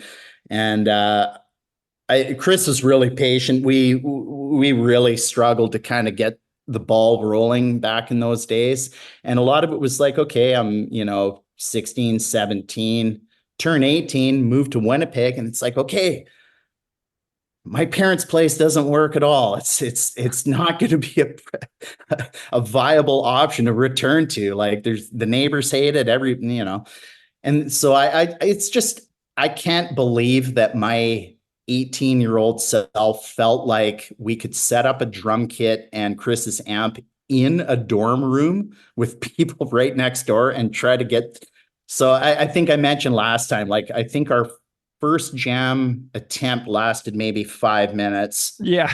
The second attempt, we took all of our stuff down the elevator into the basement, and there was these study carols. And I thought, okay, there's nobody down there. It's not near exam time. So let's rip off a couple jams down there. Maybe we can get a week's worth of jamming in the study carols. And we went down there, set everything up. I think we played for maybe 6 minutes that time. And somebody just walked in and, like, basically looking at us with this look of disbelief on their face. Like, what the F are you doing? Like, yeah. What are you doing? These are study carols. Oh God. It's kind of funny and kind of bewildering how naive I think we were. And then I think I mentioned last time, like, our third attempt to get something going on the U of M campus was in a multi-purpose little room that people used to play like 3-on-3 floor hockey.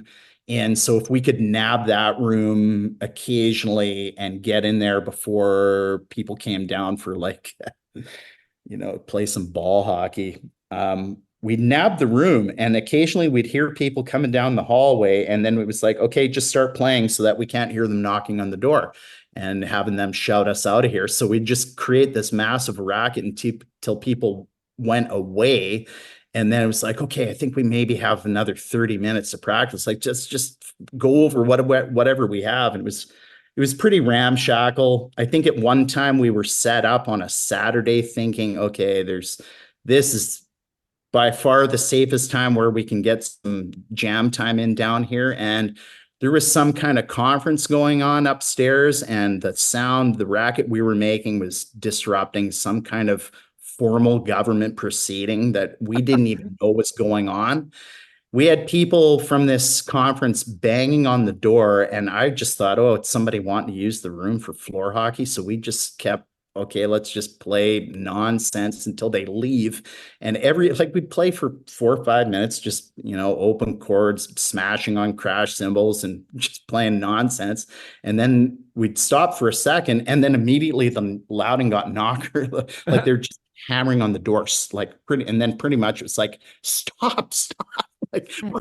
And then we opened the door, like, what are you doing again? Like, oh my God, we just can't fricking win. So it was like, after that, it was like, okay, this is a firm bail. I've completely failed. I thought 1988, 89 was going to be dorm room / jam space. I thought we can have this covered. And so we firmly bailed on that. And then over the next little while, I think we used Chris's folks' basement turned into our go-to place. So is that where you recorded We Don't Get Paid, We Don't Get Laid, Boy Are We Lazy, the first demo? Yes. Yeah, we did a lot of the demo stuff out of there, and it was and thankfully we had that space to fall back on, because that was the productive spot. So Chris didn't have to go halfway across the city. But it was tricky for me to get over there because that year, I remember I didn't have access to a car, and the horrible transit system in Winnipeg in the winter is like, I think I had to take, it was only one transfer, but yeah, you wait outside for 22 minutes and minus 25 weather to get your transfer and get out there. It was like quite a lot to get in one jam, but it was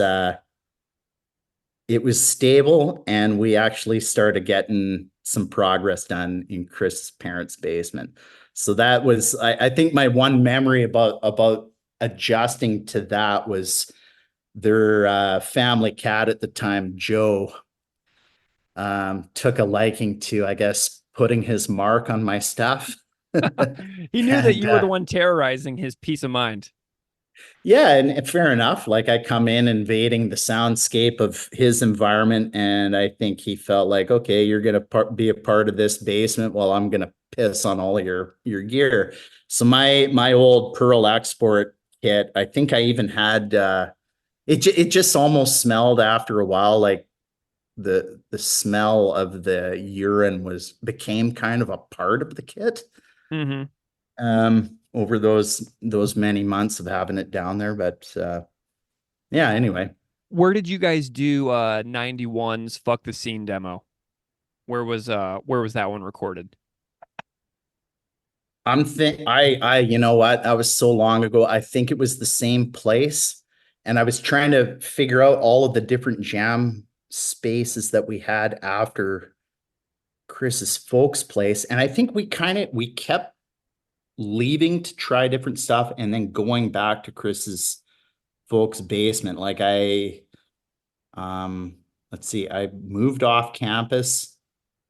I moved into a rental house in the Fort Richmond neighborhood near the U of M. And I was, my first foray into renting houses with other students was kind of like, okay, I was with a couple quiet guys. I wanted to get a lot of my academic work done and, kind of be serious about it. At that point, I'd had my 2 years of wasting time on campus, not doing much work, basically.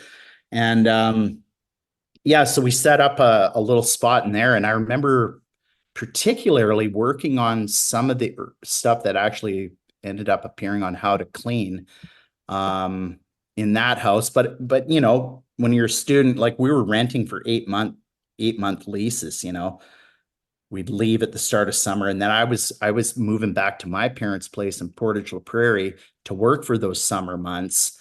And I think, yeah, we had a bit of a jam space in the first rental house. I go back to Portage. We kind of, have Chris's folks' place is kind of more or less the more stable headquarters. And then I moved into a different house on the same block in Fort Richmond, across the street from the previous space, and we had a little more success there. We actually, at that point, I think we were jamming with John towards the last bit of my stay there, and we had a bit of a band room in that house as well. But yeah, again, bouncing back and forth to Chris's place.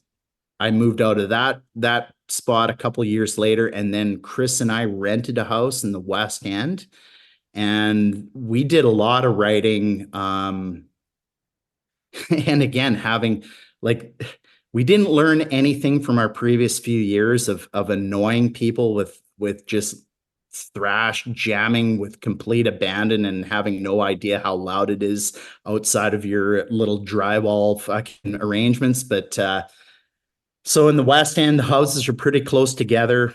We were practicing like idiots on the main floor of the house. Oh boy. And I think just we're kind of like, well, we're in our own house now. We can't be bothering anybody. Like, we just can't be. Those houses are built so cheaply, and the neighbor's place was literally, I think, about maybe 3 feet from ours, like this little tiny sidewalk in between. And I remember him saying, the neighbor saying early on, just kind of like, "Hey, are you guys practicing today?"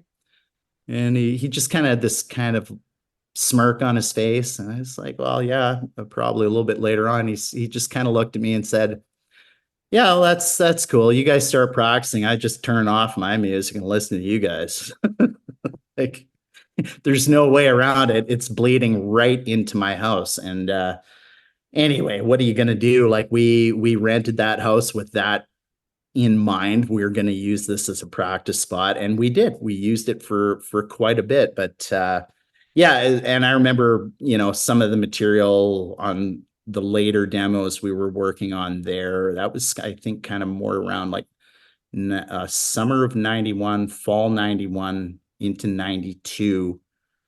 And then I moved out of that spot to finish my schooling. And then after that, we embarked on the new world of actually paying for practice spaces for the first time after that.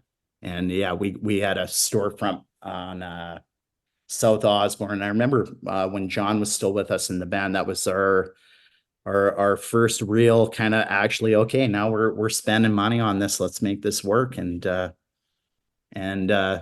we've kind of gone with that pretty much since, having different pay.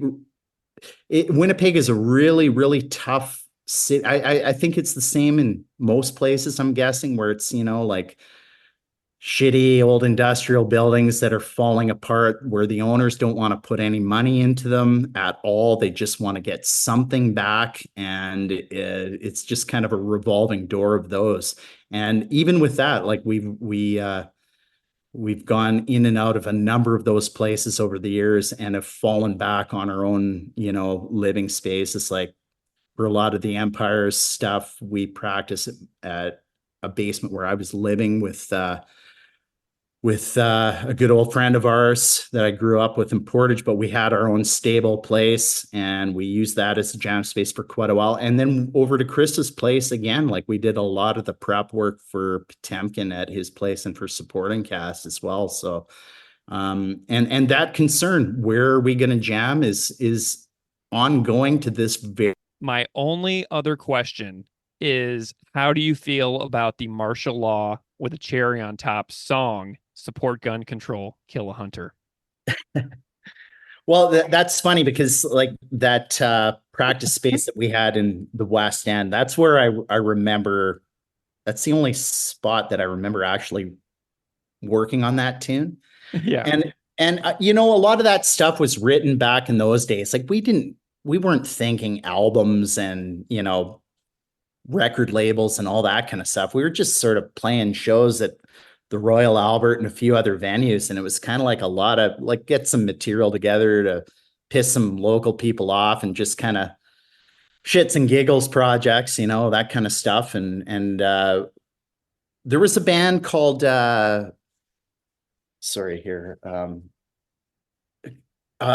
old band that we really liked back in those days, Guilt Parade from Toronto. They had this song, Ode to an Asshole, on their album Coprophobia, that we were big fans of this band. They're sort of obscure, but they kind of tied in a lot of different things that I think we liked about punk music at that moment.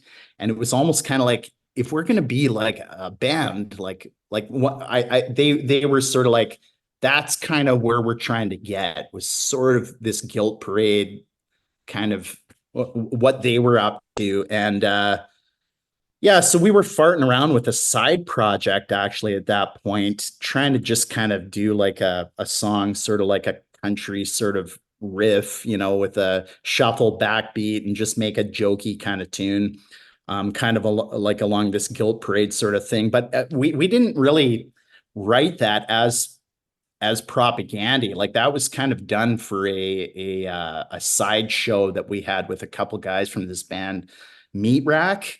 And we called ourselves Sweet Medusa. And I think we played on, I think it was a draft night at the Albert. I could be wrong about that, but it was just sort of like this one-off kind of thing. And we did that and ended up kind of stealing a song from that and kind of using it for the demo. So so that's kind of how that one kind of came about.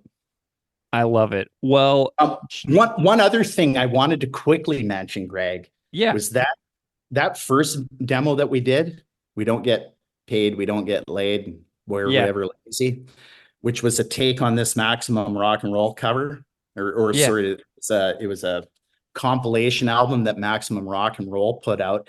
And I have that album, like I mail ordered that whenever that came out in 89 or something like that. And I pulled it out the other day, and it's just so trippy to see some of the bands on there and just jogging memories. Like we ended up crossing paths with Lance Hahn, who was one of the guys who got this thing together, and like playing with his band J Church, years later. And one of the other bands on there from Colorado, Dead Silence, like I remember the Riot show we had in Denver.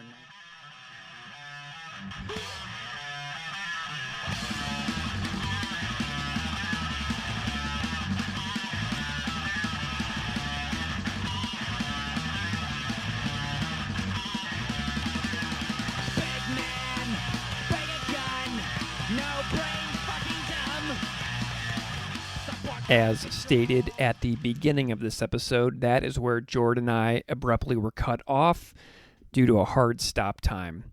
So Jord sent me a little bit of an email, which I'm going to read now to add a little bit of closure to everything that you just heard. So Jord says this: about the Maximum Rock and Roll comp, it's kind of weird to see some of the bands included on that album that we ended up having some interactions with in the years to come. I mentioned we were fortunate to have the chance to tour with Lance Hahn of Cringer and his future band J Church a couple of times. Shortly after Todd joined the band, we actually had to become a hastily arranged version of the J Church rhythm section for a 6-show tour of Japan when their bass player and drummer weren't allowed into the country. We also played a show in Honolulu on the way home, where Lance grew up. It was a memorable experience, to say the least. We miss Lance. He was one of the best guys we've shared time with while away from home. Also, it's funny to think back to the time we spent in the singer for Dead Silence's kitchen after police literally instigated a riot, which ended up canceling our show at a community hall in Denver in 1995. The guy from Dead Silence, I'd previously ordered their album Beginning of the End, happened to live near the venue, and his kitchen turned into a site for a bit of a debriefing session after we'd witnessed cops kicking the shit out of young kids for the last hour or so. Very strange circumstances to meet someone for the first time, and perhaps our wildest non-show of all time. Anyway, an early goal of ours was simply to get reviewed in MRR. I'll have to try to find it, not sure if I have a copy or not, but I seem to recall our first demo receiving somewhat of an okay review, neither really positive or negative, and I don't recall the reviewer acknowledging our take on the MRR comp title, which kind of felt like a joke that had fallen flat. It was pretty underwhelming at the time. I remember being mildly disappointed. So, fuck the scene demo memory. Back to University College residence. My younger sister was living there in 1991. I was living nearby and would borrow her dual cassette player, which had the ability to make high-speed dubbed copies. I worked that cassette deck pretty hard for a week or so while she was at class. Thanks, Jana. I seem to recall making 30 copies and that the high-speed chipmunk versions of the songs were actually kind of catchy. Funny to think of seeing it for sale with that title in the local music section at a few record shops where it appeared. Even funnier when we learned that someone had actually bought a copy. So here's a martial law with a cherry on top tidbit. This was the demo my brother-in-law found at a Wolseley neighborhood yard sale. The owner was asking 50 cents. My brother-in-law tried to get him down to a quarter, but apparently he wouldn't budge from the initial asking price. Thanks, Aaron, for being willing to part with $50. Last note on the recent tracking endeavor. After the first day or so of getting settled in and getting a feel for the monitoring scenario, I was able to actually have a good time behind the kit. JP is super easy to work with and a nice guy to boot, which makes it even better. And when things were on a roll, it was a total pleasure and a super fun challenge. I think people are really going to like the next album. No obligatory horn tooting here. I honestly think it's a stellar batch of songs, and I can't wait to see how they turn out. All right, so that is the end of Jord's email that he sent me to conclude our conversation that was cut off. As always, thank you so much to the band for being so awesome and supportive with what we're doing here at the podcast. It really means a lot. Thank you so much to everybody out there if you've made it this far and you are still listening to this podcast more than 200 episodes into the lifespan of the show. It really means a lot if you're hearing this. So thank you so much to everybody out there for listening. And if you want to get in touch, you can email me at propagandipod@gmail.com. Take care.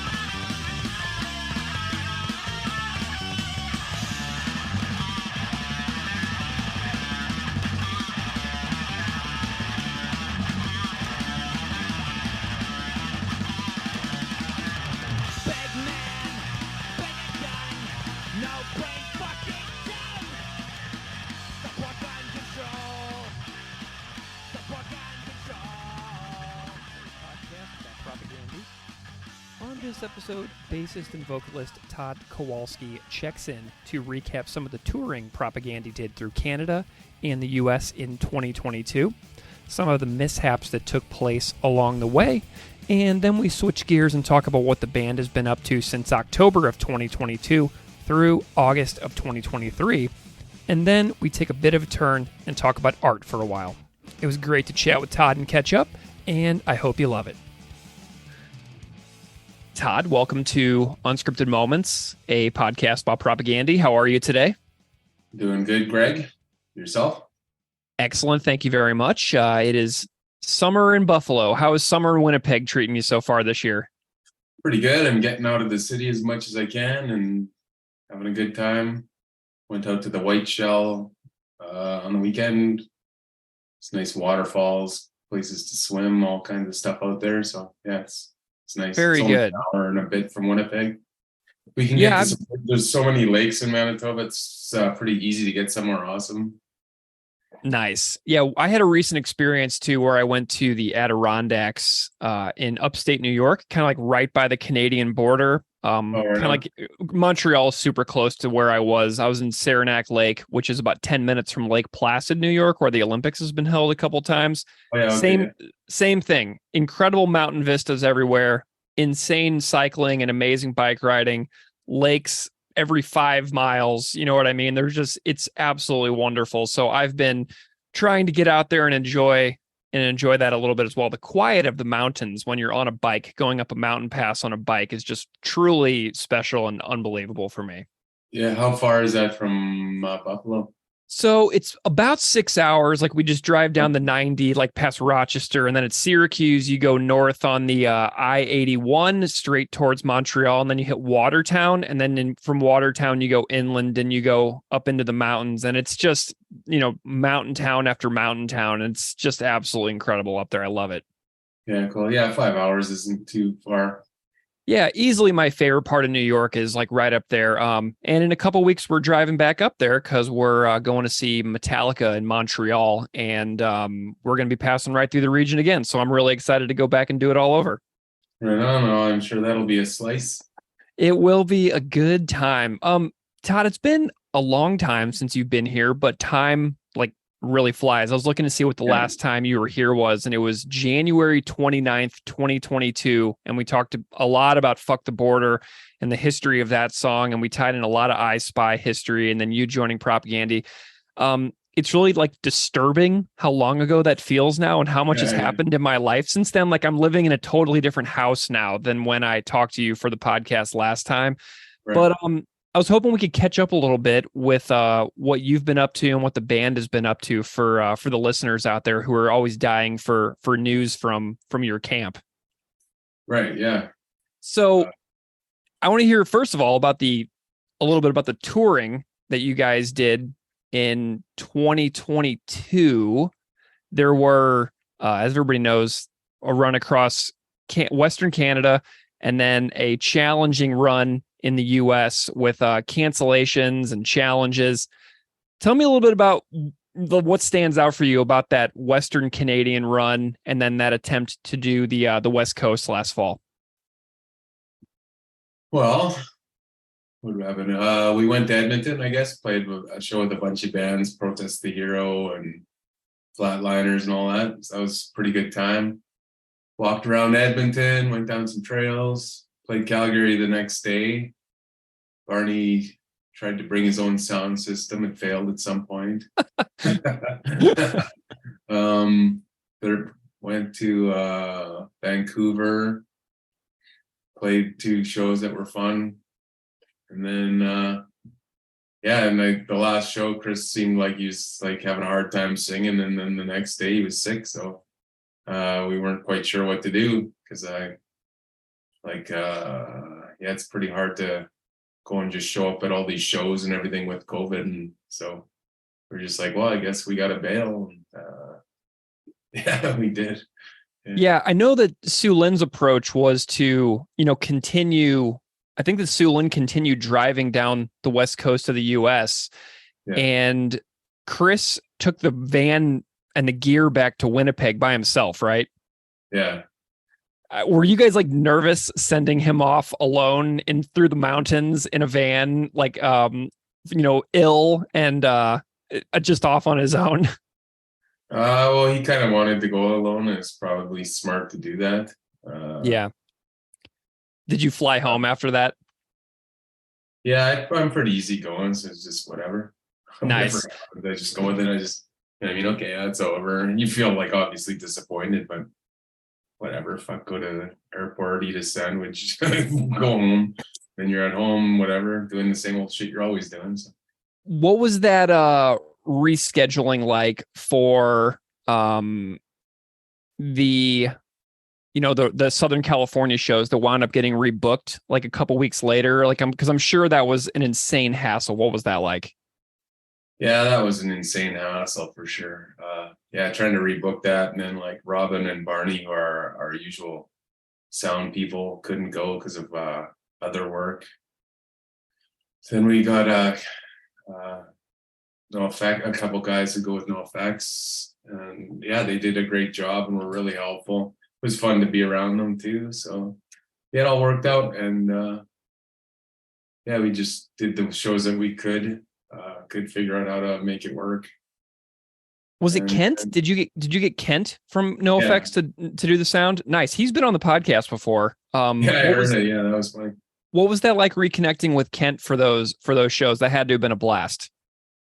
Yeah, good. Yeah, he's funny. Yeah, I get a kick out of that guy. Yeah, he's from Winnipeg too, actually. Yeah, he was Gorilla with Biff Naked, right? Yeah, I saw them at the Albert back in the. Actually, I saw them in Regina too, opening for probably SNFU, is my guess. No way. That's really cool. Love that. Yeah, Kent was super fun. He came on the podcast and basically laid down the law that he was going to be the how to clean everything defender Yeah. under all circumstances. So it was really fun to have him on. He's like, I will talk about how to clean everything as long as you want to convince you that it is the greatest record ever. And we had a really good time with it. Yeah, that seems like a little bit of a stretch. Yeah, he was I like how to clean everything too, though, actually. Like, I know you do. I just I don't know. I kind of I wouldn't say it's the best, you know what I mean? Yeah, well, we had a really good time doing the 30th anniversary episode recently, where, listeners of the podcast submitted covers of all the songs. We got every single song covered for that episode, and it wound up being like 5.5 hours long, which was a real thrill to kind of pull off this like special anniversary thing. So anyway, it was a real good time. Yeah, no, good. So, what did you have any like particular shows that stand out to you among that run last year that was like your favorite, or anything that, like, did you get to go hiking or anything in California or see anything really cool while you were down there? We went walking around LA, Yeah. San Francisco, and what was the other one? I don't think you guys went back to San Francisco. Didn't you just do San Diego. Yeah. San Diego. I think it was just 2 shows. It was just LA and San Diego, right? What's the third one? Oh my goodness. I'm going to have, so we got LA, San Diego, and Pomona. Okay. Yeah. Pomona. Yeah. Nice. Pomona, really? Yeah. Yeah. So yeah, we went walking around in Pomona and whatever. Yeah. It's dry, but nice. Just on these hills. Love it. Very good. Well, let's chat a little bit about what you all have been up to since tour. So the last shows were in October and we're now in August. So we're, like 9-10 months later at this point, since those shows happened. And I know a lot is going on behind the scenes and with the band right now. And I know that you all have been writing, and I'm sure that everybody would just love to hear a little bit about what you guys have been up to since last fall. Well, we started working on our tunes and getting all rocking and going and having a good time. And then, yeah, Chris's shoulders started to freeze and get sore. And Jord actually cut his Achilles tendon, some sharp thing on the door. So he had to wear one of those boot things for a couple of months. So yeah, we were back down to just chilling for a while. Yeah, but yeah, we're having a great time jamming. Like, I feel like I was just keep thinking, yeah, these are awesome songs, and it's always fun. It's fun to be there, just making those songs, trying to figure them out, and yeah, I'm feeling really good about the tunes. So, like, they seem like I feel like we're improving, kind of. Does this remind you of the Today's Empires era, where there were, I believe there were numerous injuries during the recording process for Empires, right? Where it wasn't like there issues with injuries then too? We always have something going on, I think, between the three of us. Yeah.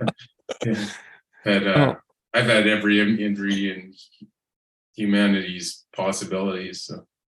Amazing. Is Jord out of the boot now? Is he all back to full strength? Kicking away at that little pedal thing, and that was a good time. Very good. How many songs like are you bringing to the table this album cycle around? Because sometimes you brought like 5 to the records, like with Potemkin, and then sometimes it's just like is a couple of 2, like with Victory Lap. So I was wondering how many songs are you feeling like are coming out from you on this time around? I'm hoping maybe 5 this time if I can, or I don't know. I don't really think such like that. I just, when something's done, just like, okay, there it is, But right now I have at least, I have like 10 on, you know what I mean? But like we're we've jammed like 3 all the way through, and then I got like a couple more, that just I guess 4 we've jammed, 5 actually. Cool. Yeah, there's one that was just kind of abandoned just because there was not lyrics yet for supporting cast, and then and then Chris just sent it to me. Oh, we got to revive this one. I was like, okay, yeah, it's a good, and then I put it on. I was like, yeah, it's a good one. You just kind of forget, Very cool. That's awesome. I know that Chris made a post as well on his Patreon that he all of a sudden just kind of came through, and he's like, I kind of feel like I have the solid skeletons of like 7 songs. So that's pretty awesome. Are you guys kind of shooting for a 12 songer on this time around? I doubt it. It's kind of like, you might as well do something with the other 2 songs, or I don't know. It's hard to say. Like, I just find with 12 songs, then a couple end up getting just kind of lost in the shuffle anyway. So yeah. Do you? It's always disappointing that's the most disappointing thing about a record is you always know like something's gonna get stuck somewhere, and you know what I mean. Kind of reminds me of like how Laughing Stock is like such an awesome banger, and how it wound up on like a flexi that just kind of got out into the world like that. And I know it came out digitally later and stuff like that, but it's kind of not the same as having that included with a record like Victory Lap. You know what I mean? Does that make sense? Yeah, that one was just like we're just out of time by just like a tiny little bit and had to be done. Yeah. There's another version of it too that's good. Like I don't know, somewhere in the world. So we've recorded it twice. Maybe you guys could do Where Quantity is Job Number 1, Volume 2, and put all these things that were on like the deluxe editions and stuff on like a Bandcamp download, and just be like, all right, here's another like LP worth of stuff that is like outtakes and B-sides and stuff like that. And I don't know, it could be a fun project someday to kind of there wouldn't be too much. There wouldn't be too many of those songs though. Like usually we end up recording most things, Yeah, for sure. Do you have like a vibe for these songs? Like, is it kind of, because the records that you guys make, none of them sound like each other. I mean, each one sounds different. And is there like a vibe that you're kind of feeling with this one that kind of reminds you of any of the particular eras of the band or anything like that? Or does this feel like pretty fresh, pretty new? Do you guys feel like this is a new direction at all? A little bit, like I don't know. I feel like we're always just kind of pushing some direction, or not pushing a direction, but just like we almost take every song as like its own little entity, Mm-hmm. Like it's like I would say, like like sometimes you're sitting there with a guitar and it's acoustic. Sometimes you're sitting there with electric guitar. Sometimes you're playing something else, and I don't know. It's just love it. Yeah, it's just like each song is like, it's more just like, I don't know, like we're not really thinking about it. It's just like as soon as something crosses our mind. I guess we're trying a few different guitar techniques that we've never done before, which is kind of fun. It's just like difficult, you know what I mean? Because you have to actually learn the mechanics of how to do it and stuff like that. So nice.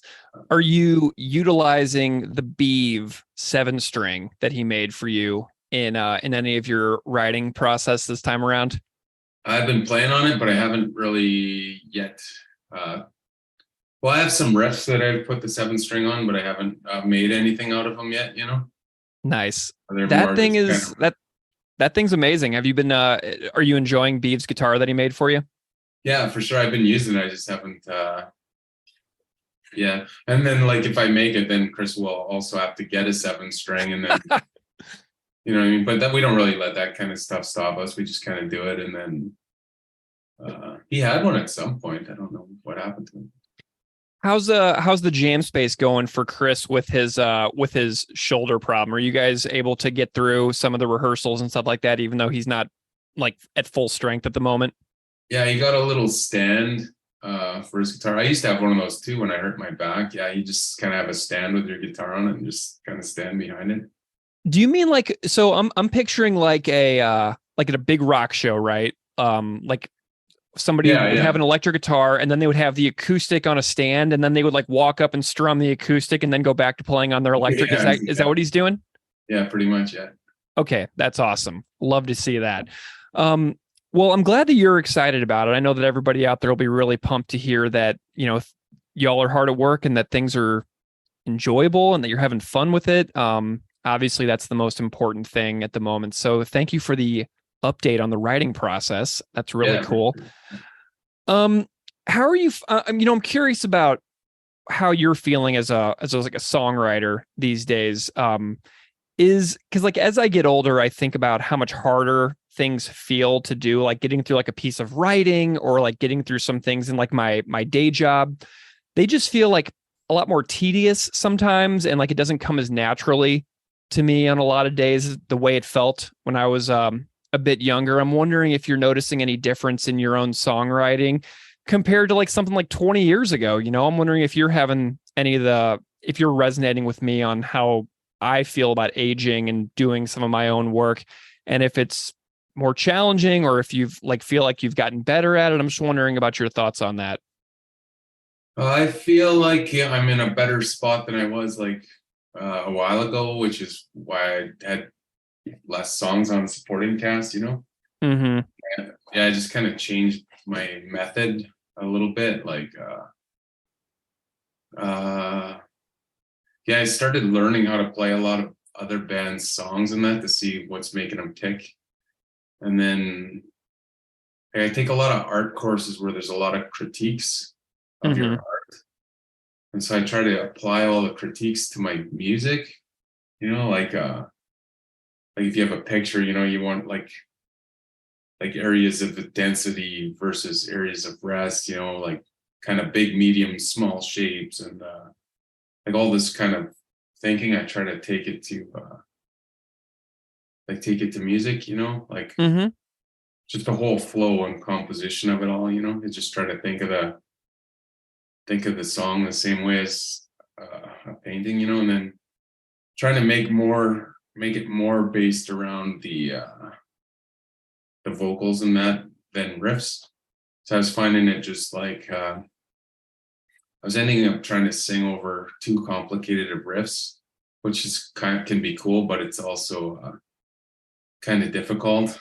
And then, or I don't know, maybe less good actually in a way. And then I find now like it doesn't seem like the songs are any less hard. Like once you go and start like messing around and making things more difficult, I just find they turn into better songs. Like I just feel like they have like better composition, better I don't know. I just feel like they're good, So. Nice. I'm glad you brought up art too. I was looking as I follow your art Instagram that you do, and it's really wonderful. And I was chatting with a listener of the podcast and friend, Matt, the other day, and Matt's an art teacher in Chicago. And, we were talking about how it's interesting that you paint realistic portraits and landscapes from life. And it seems like a fairly, like a traditional approach to art. Like you could go to an art museum and you can see like your style reflected in paintings from like, the 1830s and things like that. It's a very timeless, an ongoing and enduring style of art, it feels like. And then it feels like it contrasts a little bit with how extreme a lot of your music is. And it's really interesting to see like the ways that you have sort of like a dichotomy a little bit within your art and then within your music. Do you have any thoughts on that? The way that the music and the art seem to be in really different realms of expression and creativity? I guess so. I guess where they're the same is like I have a hard time calming down and thinking about like each brushstroke. Like I have a tendency to like rush, chaotic, and not take my time, which is definitely like how like I Spy music was, and like I know like through propaganda, sometimes you got to slow down and figure these little pieces out to make them sharper, so it's kind of like that, I guess. And I guess like just with music and art, you're just kind of recording your little journey, you know, whatever it is. But I guess with the, like when I'm drawing like more cartoony stuff or that, like with the kind of wonked, you know, like it's kind of like it's more just slightly more. I know other people they'll draw like soft, roundish, cute things, or they'll draw whatever. Even like some people will be like addicted to like kind of sinister stuff, or you know, dark art or whatever. But I find myself like leaning towards like Bullwinkle and Mad Magazine and like old Gru comics, you know, like GROO and not GRU. Yeah. You know, like it's I find myself leaning towards. I always have like this tendency to find like a little bit of funny or ridiculous somewhere, you know what I mean? I really like the stuff that you do as well, where it's like pipes and like almost looks like machinery. You know what I'm talking about? Yeah, like cutaways, sort of like from top view, like kind of. Yeah. Tell me a little bit about what you're doing with that, because it's really neat to see. Yeah, those are like cutaways. You just like have a scene and then just do what you think the scene, like it's more like proper set design, really. Mm-hmm. You just like have your idea. Yeah, I really find that fun, just looking down and thinking what would be in this room, if that's what you're looking at. And then later on, just like trying to envision the scene from a bunch of angles, just kind of fun. And then I guess now you can do it in Blender. I've been trying to learn Blender lately, which is really fun. What's Blender? It's just like 3D. So you can like build something and then move it around, all look at it from every angle and light it. I've been trying to learn VR too, like how to build sets in VR. I just still actually find it easier to just at this point, it won't, not for long, but I find it still easier to like draw the idea out, you know, than you know, I just kind of like doing it all, you know. I'm looking at your post on Instagram from July 11th, just a couple weeks ago, too, of the skinny, tall buildings all in a row with the billboard on top and the water tank on top. And I'm just thinking, like, it would be really cool if you made like, you know, a graphic novel or a comic book or something like that someday. Do you have any like ambitions in that realm at all? It's hard to say. I don't know if I do a comic, because I kind of like to like it's just too time consuming to do. Like I used to do that all the time when I was a kid. That was my actual goal when I was a kid, was to draw comics. Oh, nice. Or be in a band. That was my two choices. And at some point I did a 500-page comic. But I wasn't thinking about it. Now it's like I think too much about the composition and there's too many thoughts. I think I like doing like small little projects, you know. So I'll get a project, do the props, do the scenes, do some like story, like keyframes are called, you know, like the key story points, you know, make some characters. Yeah, I kind of have millions of things that aren't on Instagram. Just yeah. Love it. What are some of your goals in art in the next couple of years? What are you shooting for? I'm shooting to get better at Blender, better at color keys, and like keyframes. That's my goal right now. Awesome. Yeah, like September I'm in a class it's called like drawing for film and television. Cool. Nice. That's not my goal, but I like that. Like I find it really fun. Like they give you a story and whatever, and you have to just build all the sets and all that, like draw them. So that and then a color, like a kind of a color keyframe type class. So. Wonderful. Well, let's chat about a couple of tunes here from some propaganda records from the past. What do you think?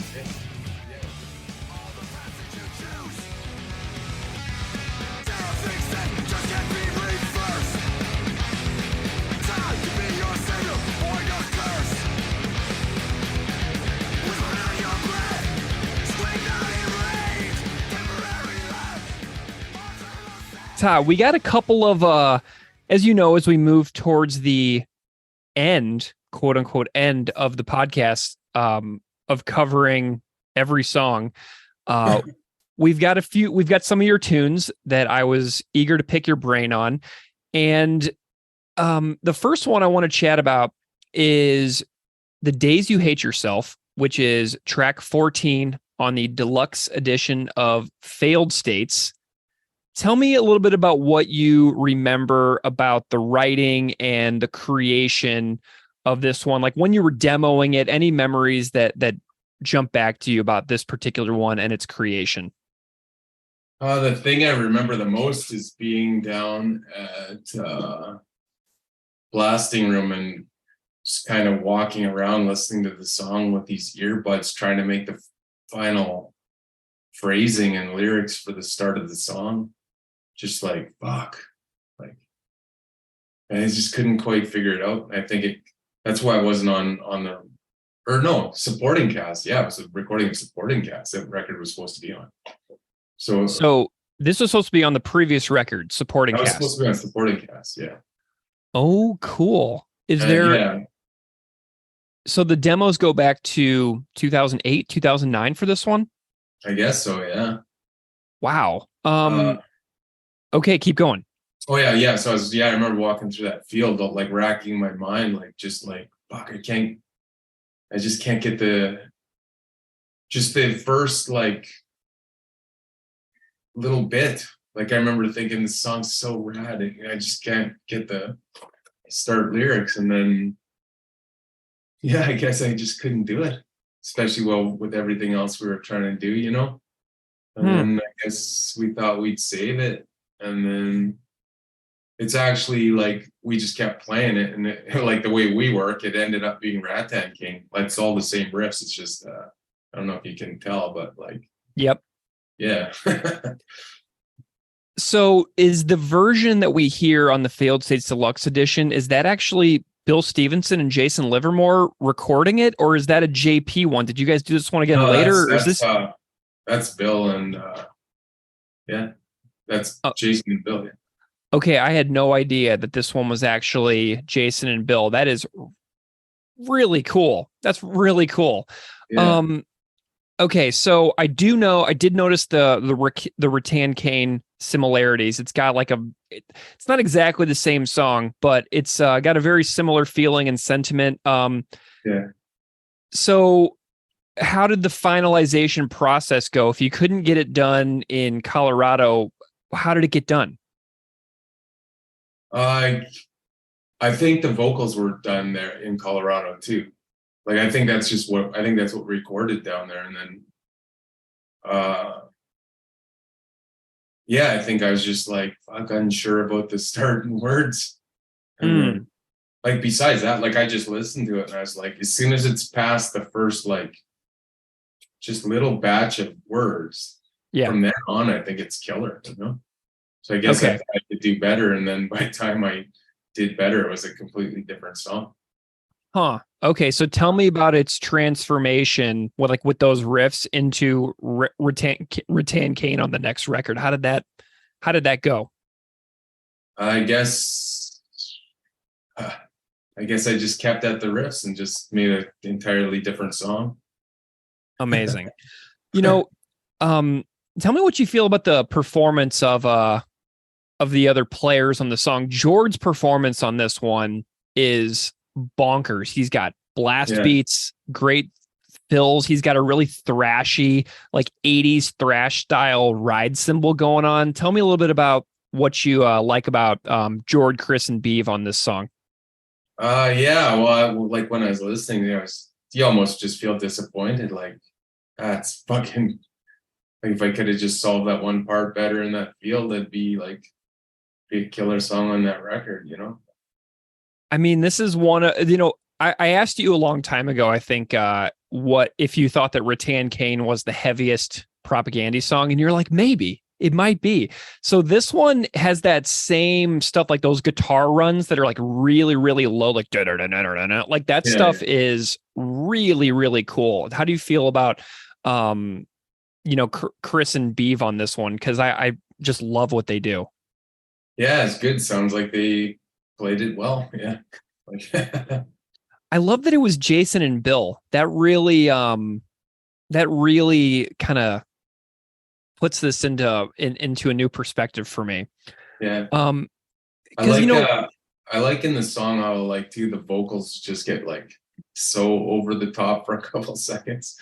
So I kind of like I enjoy that for some like I don't really I kind of enjoy that sentiment when like the same with what's the other song? Oh yeah, Half Head, you know, like I like some parts in that where it's just like yeah, it's just like out of control, you know. Yeah. We did the Half Head episode recently, and I actually talked about how you have one of my favorite Todd vocal moments ever is in Half Head, and it's those really wild, just out of control parts. Yeah, me too. Yeah, I'm really into that kind of stuff. I think that it's like fun. It makes me smile, but it's also heavy, but it's also like partially hilarious. So I'm really into those moments. As long as you don't do it too often, I feel like those moments are so special when they're not like overdone and they just kind of hit you out of nowhere. You know what I mean? Yeah, like a whole record of it. There's this song, there's some song I heard. I don't know, maybe I told you this before. It's on I don't even know. I have some old record where the song is so fucking out of control. It's like I bring it out sometimes, and like I sent it to Chris once, and he was like, "Oh, I thought the song would be more out of control," because I always am talking about it, you know. So, but I remember just hearing like this band went so far, like to make the most hyper song of all time, you know. Yeah. I just I think like just like how could I like not to their detriment, but I think like Chris and Jord are almost like too good to be that out of control. Mm-hmm. You know what I mean?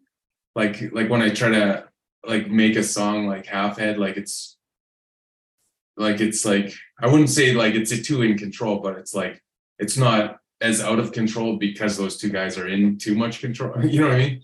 Like not to their detriment, because it probably makes it a punchier it makes it a more listenable song, but it's less out of control, you know. Yeah, I mean, I think that this one for Jord is like one of the most wild, metallic, and chaotic performances of any of your songs. I think that that this song, "Days You Hate Yourself," is one of the wildest Jord performances I've ever heard. Yeah, it's disappointing to hear that it's just kind of lost in the shuffle. I don't think it is, though. I feel like I have that a lot because like part of it I'm usually unsure of everything, you know. Part of it is like I can't complete my idea the way I quite want, you know. So I have like I can't even imagine how many songs I just have tossed like just in the bin, you know, like just like it's frustrating. I'm kind of like I feel like I'm like learned my lesson a little bit now, you know, like so I just chuck so much stuff, and it's just like, oh, what's the point? Like, well, something I'm really happy about is that even though this song sort of morphs into Rattan Cane on the next record, that you didn't have any, like, were there qualms about releasing it on the Failed States Deluxe Edition? Because I'm super happy it's there. I personally love minutia like that. Whenever you see how something gets adapted later, were you guys like enthusiastic to release it on the Failed States Deluxe Edition? I guess so. Like I was probably happy to some people to hear it. Like we couldn't really record the vocals or anything because it's just like I don't really feel like going that hard anymore, I suppose. Like it's too much of a toll on me. Like you know what I mean? But I'm just doing something different. I still appreciate it, and I don't necessarily think trying to sing better is better sometimes. Most of the time it's a better choice, I would think. But you know what I mean? Like I'm not really into like shitty singing for the sake of quaint shitty singing, but every now and then it's like I like to hear someone just rip, you know, like Napalm Death and stuff. Oh yeah, as we've talked about before on this podcast, Barney from Napalm Death has the heaviest voice of all time. I have no idea how he does it, but he is an absolute force of nature up there. Yeah, I'd say to me he's the best that have ever put their fucking lungs into the mic like that. Yeah. I recently just saw Napalm Death for the first time and here in Buffalo, and I just could not believe what I was seeing watching him perform. And I was like, dude, you're like 53. How are you doing that? But he just, because if I did that, I would just like fall apart and like evaporate on stage in 2 seconds. But yeah, he just rips, man. And like hundreds of shows for 30 years, like it's like you watch him, there's no peeping and like croaking and like, stop, I gotta have a water. I know. Like I saw him open for Gwar, and the second Napalm Death left the stage, I was like, all right, I'm gonna watch Gwar for for the heck of it. But like the show was over for me when Napalm Death left the stage. Like it was just, there was no coming back from that. Yeah, there's kind of no amount of costumes and blood can overdo Barney. Yeah, I agree. Do you have any memories or thoughts about like the lyrics or any of the stories that inspired the lyrics to The Days You Hate Yourself at all? I think just like the daily thinking about people I know, you know what I mean? Like, I think at some point, my dad was living in my basement too, like getting all wasted every day, and like I did take note, like, or it's just like, he starts getting drunk and mad at himself, and that brings out the worst in him, like about other people. Actually, I just passed this liquor store the other day, and I had a memory of my dad. He went up to this the guy was actually busking busking, I think. My dad goes up to him, he goes, "What's it like being a loser?" And I said, "You get in the truck." And I said to the guy, don't listen to this guy, he's an alcoholic. Man. And then my dad just kind of laughs, gets in the truck, like it's like fucking, you know what I mean? Like I was dealing with that type of thing all the time. So like that's just one memory, you know what I mean? Out of like 100 million of those type of things. So it's like, I think for sure that like that was in my mind. Plus like, seeing this, there's so many people like that, like it's not just him, and like, like in his case, he's kind of trying to be funny to the guy, but like, it's like not that joke, man. Just like you out, right? You gotta like, someone's gonna like. I've been in positions where he's like thinks he's gonna fight some guy, and I'm gonna back him up. I just leave him. Hey, you're there by yourself, buddy. Like you got yourself into this. Like, have fun. Yeah, the last thing that you personally need is assault charges and things like that in your personal life, getting into situations that somebody else drags you into, you know what I mean? Yeah, it's stupid. Yeah, there's one time, we're on the street, I don't know, he's walking towards these guys like he's gonna fight me. He thinks me and my brother are behind him, but we just like turn the corner and let him walk by himself. He's just there, he looks back like, holy shit, I'm by myself. Oh man. Well, shout out to your brother who has been on the podcast before, which was a real thrill for me as well. Yeah, he's funny. Well, let's all the things that you give, everything that you take, and the things that you use. I read the liner notes, and Todd wrote a blurb underneath the lyrics to Incalculable Effects in the LP booklet. And it reads, "You can only go so far to escape the life you have until there's no coming back. The more you try to escape, the more you're trapped. Unfortunately, many of us are stuck helplessly watching our family members waste and destroy a lot of great things about themselves. I hope that you're lucky enough to be among those who cannot relate to the lyrics of this tune." And that's really important for me. That's really important. I think it's really important for everybody to consider that before you hear Todd's comments on this song. If you go back and listen to our joint interview that we did with Todd and his brother Kent Kowalski on the Dark Matters episode, you'll hear more details on their own experiences related to that. And Todd has written about this topic elsewhere too, for example, like on Negretto as well. So this is like part of an ongoing subplot of Todd's work, in my view. And I kind of felt bad like asking him to chat about this song when we already talked about it a lot on Dark Matters. But I'm also just like, this is a recurring theme for Todd. So anyway, I'm really glad that Todd is here. We're going to chat about Incalculable Effects. There will be another short chat with Todd on another song coming up in the future that we also have recorded. So, Steve, let's go ahead and get to Todd, okay? Can't wait.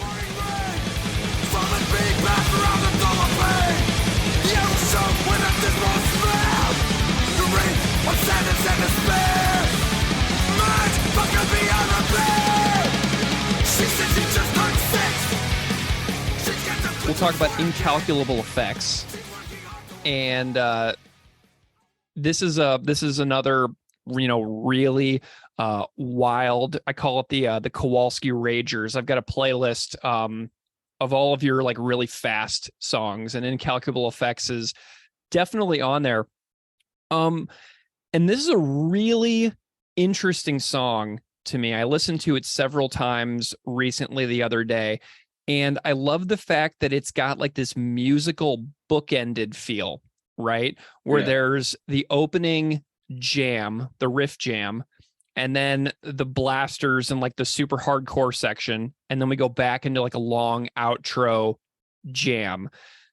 Tell me a little bit about the structure and the creation of this particular piece, because the way it's put together is really interesting to me. Yeah, I guess I had that. Yeah, I think the opening riff thing is awesome. I like that. And then I guess it's another one. I was just like, I just wanted to just blast away and almost like, not a grind tune, but just blasting away, having a good time. I think it's just another one where I think the words didn't quite go on. Like, I think the song is better if you just like mute the lyrics, but not the lyrics, but the vocals, But then the middle part, there's some old No Means No song where they kind of sing it monotone, really awesome. So I always found that interesting. So the vocal line of the chorus of this song was actually a little more monotone like that. But then I think Chris was saying he thought it should have more ups and downs, which I was like, whatever, like either way, I don't care. And then I think I remember Bill saying he liked the monotone version better to me actually too, but either way is fine. You know what I mean? Because I wasn't entirely sold on the other one. I love the I love that you bring up No Means No too. I love the way they do it. 2 lips, 2 lungs, 1 tongue. Like, there are only so many songs that can with 2 lips, 2 lungs, and 1 tongue. Like, they do that so well as a band that I'm definitely grooving with that example.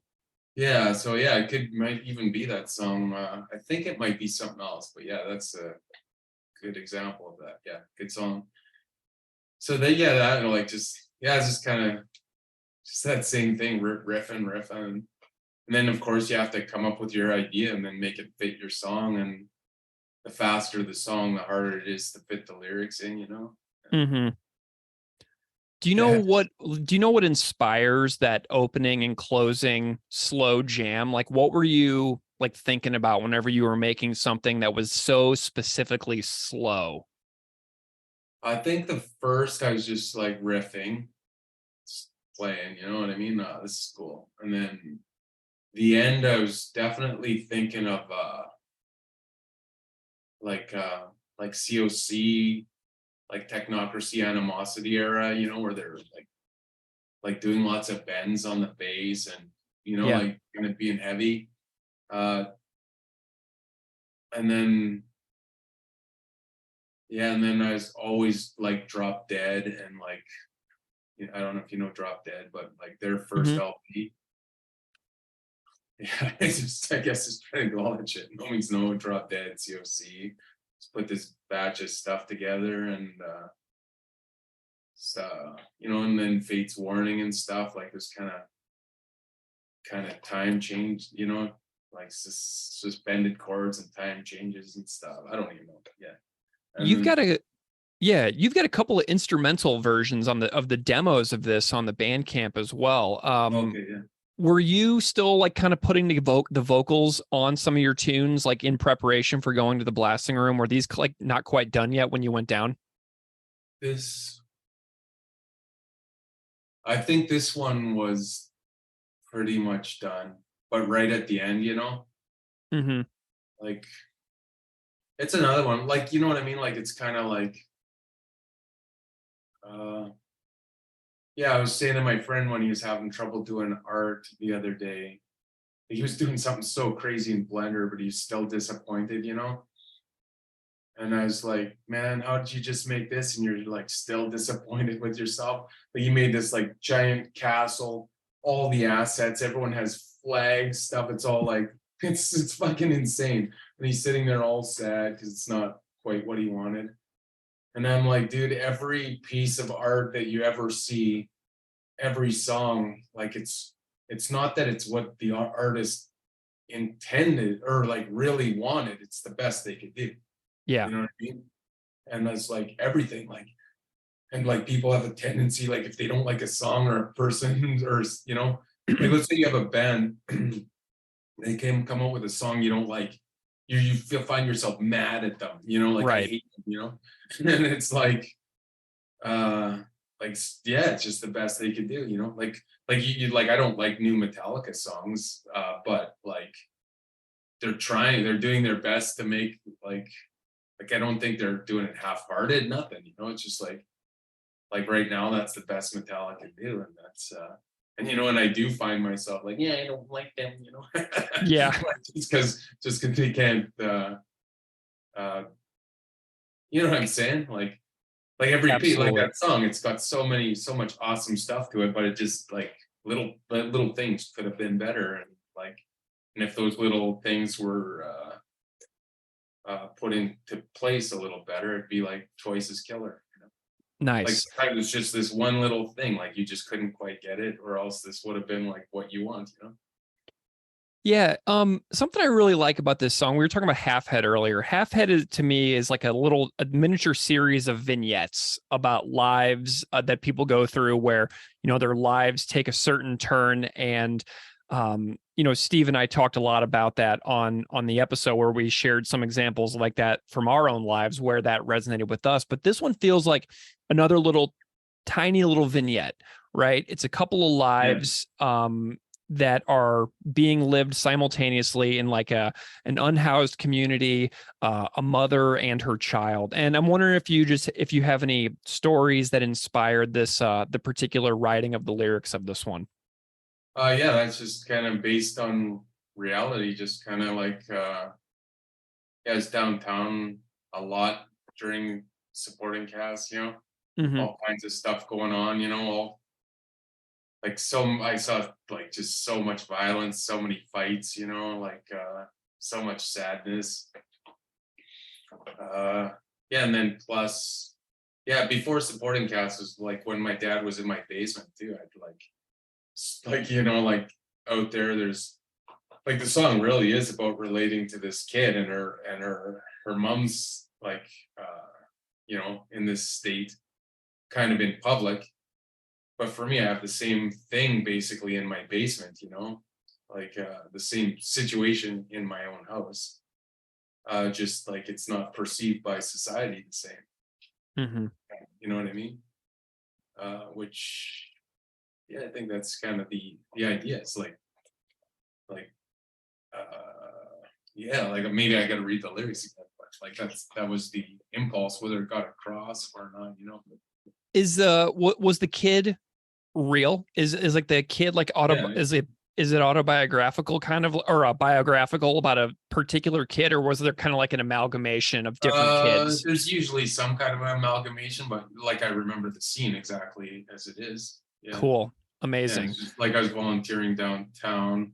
We had this like market that we made every kind of Saturday, and people bring stuff and sell it or whatever, and all kinds of crazy stuff was happening and sad stuff. I actually got in a fight in the park too.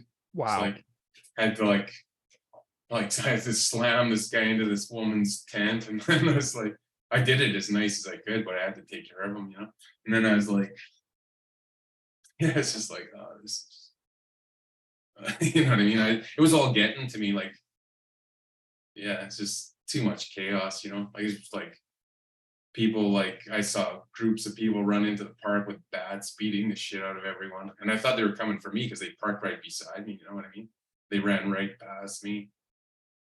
And I saw a guy kicking the shit out of a guy holding his hair, kicking him in the face. And then I went and actually tried to help the guy. And then the guy thought I was doing it to him, you know? Because he didn't know what was happening, you know? He just like looks up at me, please stop or something. And it's just like, holy fuck. Yeah. I think like everything was kind of getting to me at the point of that song, you know? It's kind of coming across in like the kind of darkness of the song, you know? Yeah, for sure. Just about supporting cast in general, I know that you said on the Dark Matters episode that you really like recording a lot more in Winnipeg. What stands out to you about the experience of going to the blasting room with Bill and Jason?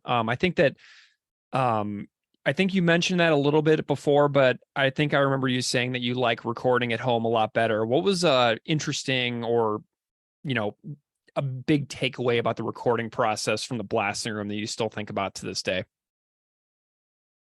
I guess it's just like just me as a person. I need to be like a little more free and not worrying about certain things, you know, while I'm trying to play. Especially like for me, I almost have psychological problems trying to perform under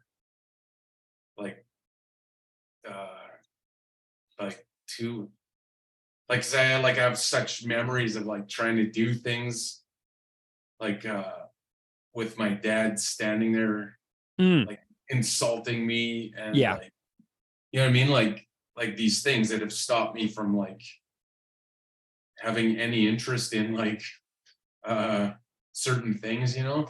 Oh yeah, no, I've got those in my own life for sure. Yeah, exactly. Yeah, so you like when I'm in a situation where it's like too scrutinous almost, like I stop like inventing, you know what I mean, like it's not the blasting room or the people's problem. It's just like I just feel like it's just easier for me to create if I'm just kind of like standing behind JP or wherever or jamming, you know, and I'm just doing my thing, you know, like where I feel like I know just at the blasting room, like it's just like so clinical, you know, and they're watching the tuning meters and that, and like so closely, and like it's worried about like it's just a different way of doing things, you know, and it's just yeah, like one's not better than the other per se. It's just for me personally, it's just I just find myself like I start losing where I am in the songs and what I'm doing, you know, because I'm but yeah, I just find it it's just harder, I guess. Did Chris, Beeve, and Jord thrive in that environment it differently than you? Like, was it better for any members of the band, particularly that you remember? I don't know. I don't I'm not saying anyone had any like big problems. I think they kind of did well. You know, like I didn't hear any complaints, and like I think they just went and did it. You know, they're just I think they seem like they did well. I mean, it's an amazing record. It's a classic. And I didn't have that feeling doing the vocals. Like when I got to the vocals, you know, it's just like it's just sitting in a close room with people looking at me like that. Just like just doesn't work for my creative brain, you know. Like I think I'm just a different type of person, you know. Very cool. Well, Todd, I really appreciate your thoughts on where you are in the creative process these days, and your thoughts on Incalculable Effects and the days you hate yourself. It's a real pleasure hanging out, and I'm so glad that things are going great. And we all love your updates, and we're just really grateful here that you continue to keep us in the loop a little bit. But yeah, I mean, thanks for this great hangout. I've really had an awesome time this morning. Yeah, you too. Hey, I was gonna say, just as an addition to what's that song? What song were we talking about a second ago? Incalculable Effects? No, and the other one. Days You Hate Yourself? No, the other one. Impending Half-Head? Yeah. That like just the additional notes. The like some of the lines are from a couple of the lines are from Degrassi Junior High, you know, this show. Oh, sweet. Like a couple of the parts, if you were to ever watch all the Degrassi series, like from like the old Junior High, like from the 80s, like you'd pick out a couple things, and then like all the insults in the middle are all insults that like people called like me and my friends specifically. And half of them are from my dad. So he's pretty good at that, which like he said to me, he said the funniest shit. But like, yeah, so it's like, I think, yeah, just kind of a couple little tidbits. Like they're not like random insults, you know, they're like particular insults. Amazing. Well, and that also connects to the Degrassi Junior High Dropouts, which is like what, track 27 or something of the Where Quantity is Job Number 1 compilation. Yeah, I think that thing's awesome, man. I love that version of that thing.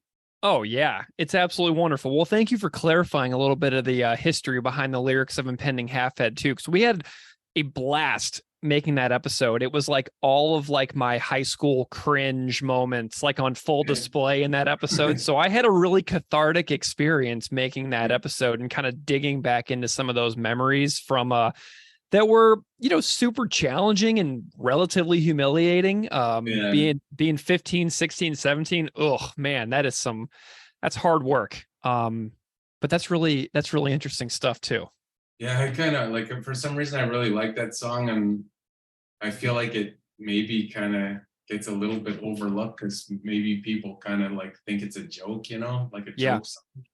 And it kind of is, but it kind of isn't at the same time, you know. Like question: would Impending Half-Head or Incalculable Effects ever be songs that could make it into a set list again someday? I doubt Incalculable Effects would, because it'd be too hard, and I don't know if Chris and Jord would want to play Half-Head, but I like it. I like Half-Head too. I was amazed at how much I actually connected with it whenever I like allowed myself to kind of like connect my own memories to the lyrics. I had never really thought about it a whole heck of a lot, because whenever it comes on in the car, I'm just like in rage out mode. You know what I mean? Yeah. But then whenever I started digging into it, I was like, man, this is really, really incredible and deep. And Steve, my second co-host after Keith left, I brought Steve on board and we're having a blast. And Steve ranked Impending Half-Head in his top 5 on Potemkin City Limits as an LP. So Steve is all on board with him with Impending Half-Head too. Oh, that's nice to hear. I guess an extra tidbit is like, for that particular song, all the music was Chris's, just the lyrics were mine. Oh, sweet. Interesting. Nice. Yeah, it would have been probably would have been like a more serious and perhaps better song, but whatever. Man, amazing. Is Incalculable Effects and Days You Hate Yourself, for those music and lyrics by you, or was the music more collaborative, or was it all you? Well, like to the point of like all like I made all the riffs and whatever. Yeah. Sweet. Awesome. Well, Todd, great to hang. Thank you so much for your time and energy and stories. I love hanging out, and I'm really excited to show the listeners what you all been up to lately. So thank you so much for being here.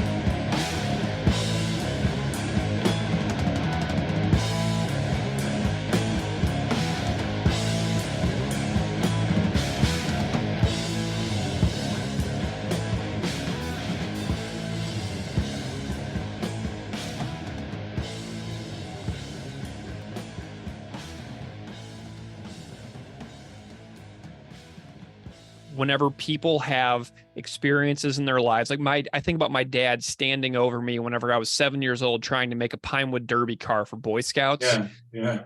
And to this day, I will not touch woodworking of any kind because it's the same kind of thing. It's like, it's just stuff that we carry with us over time where certain situations just bring that out. And all of a sudden we're 7 and we're in like the garage again with our dad and we're just not having a good time.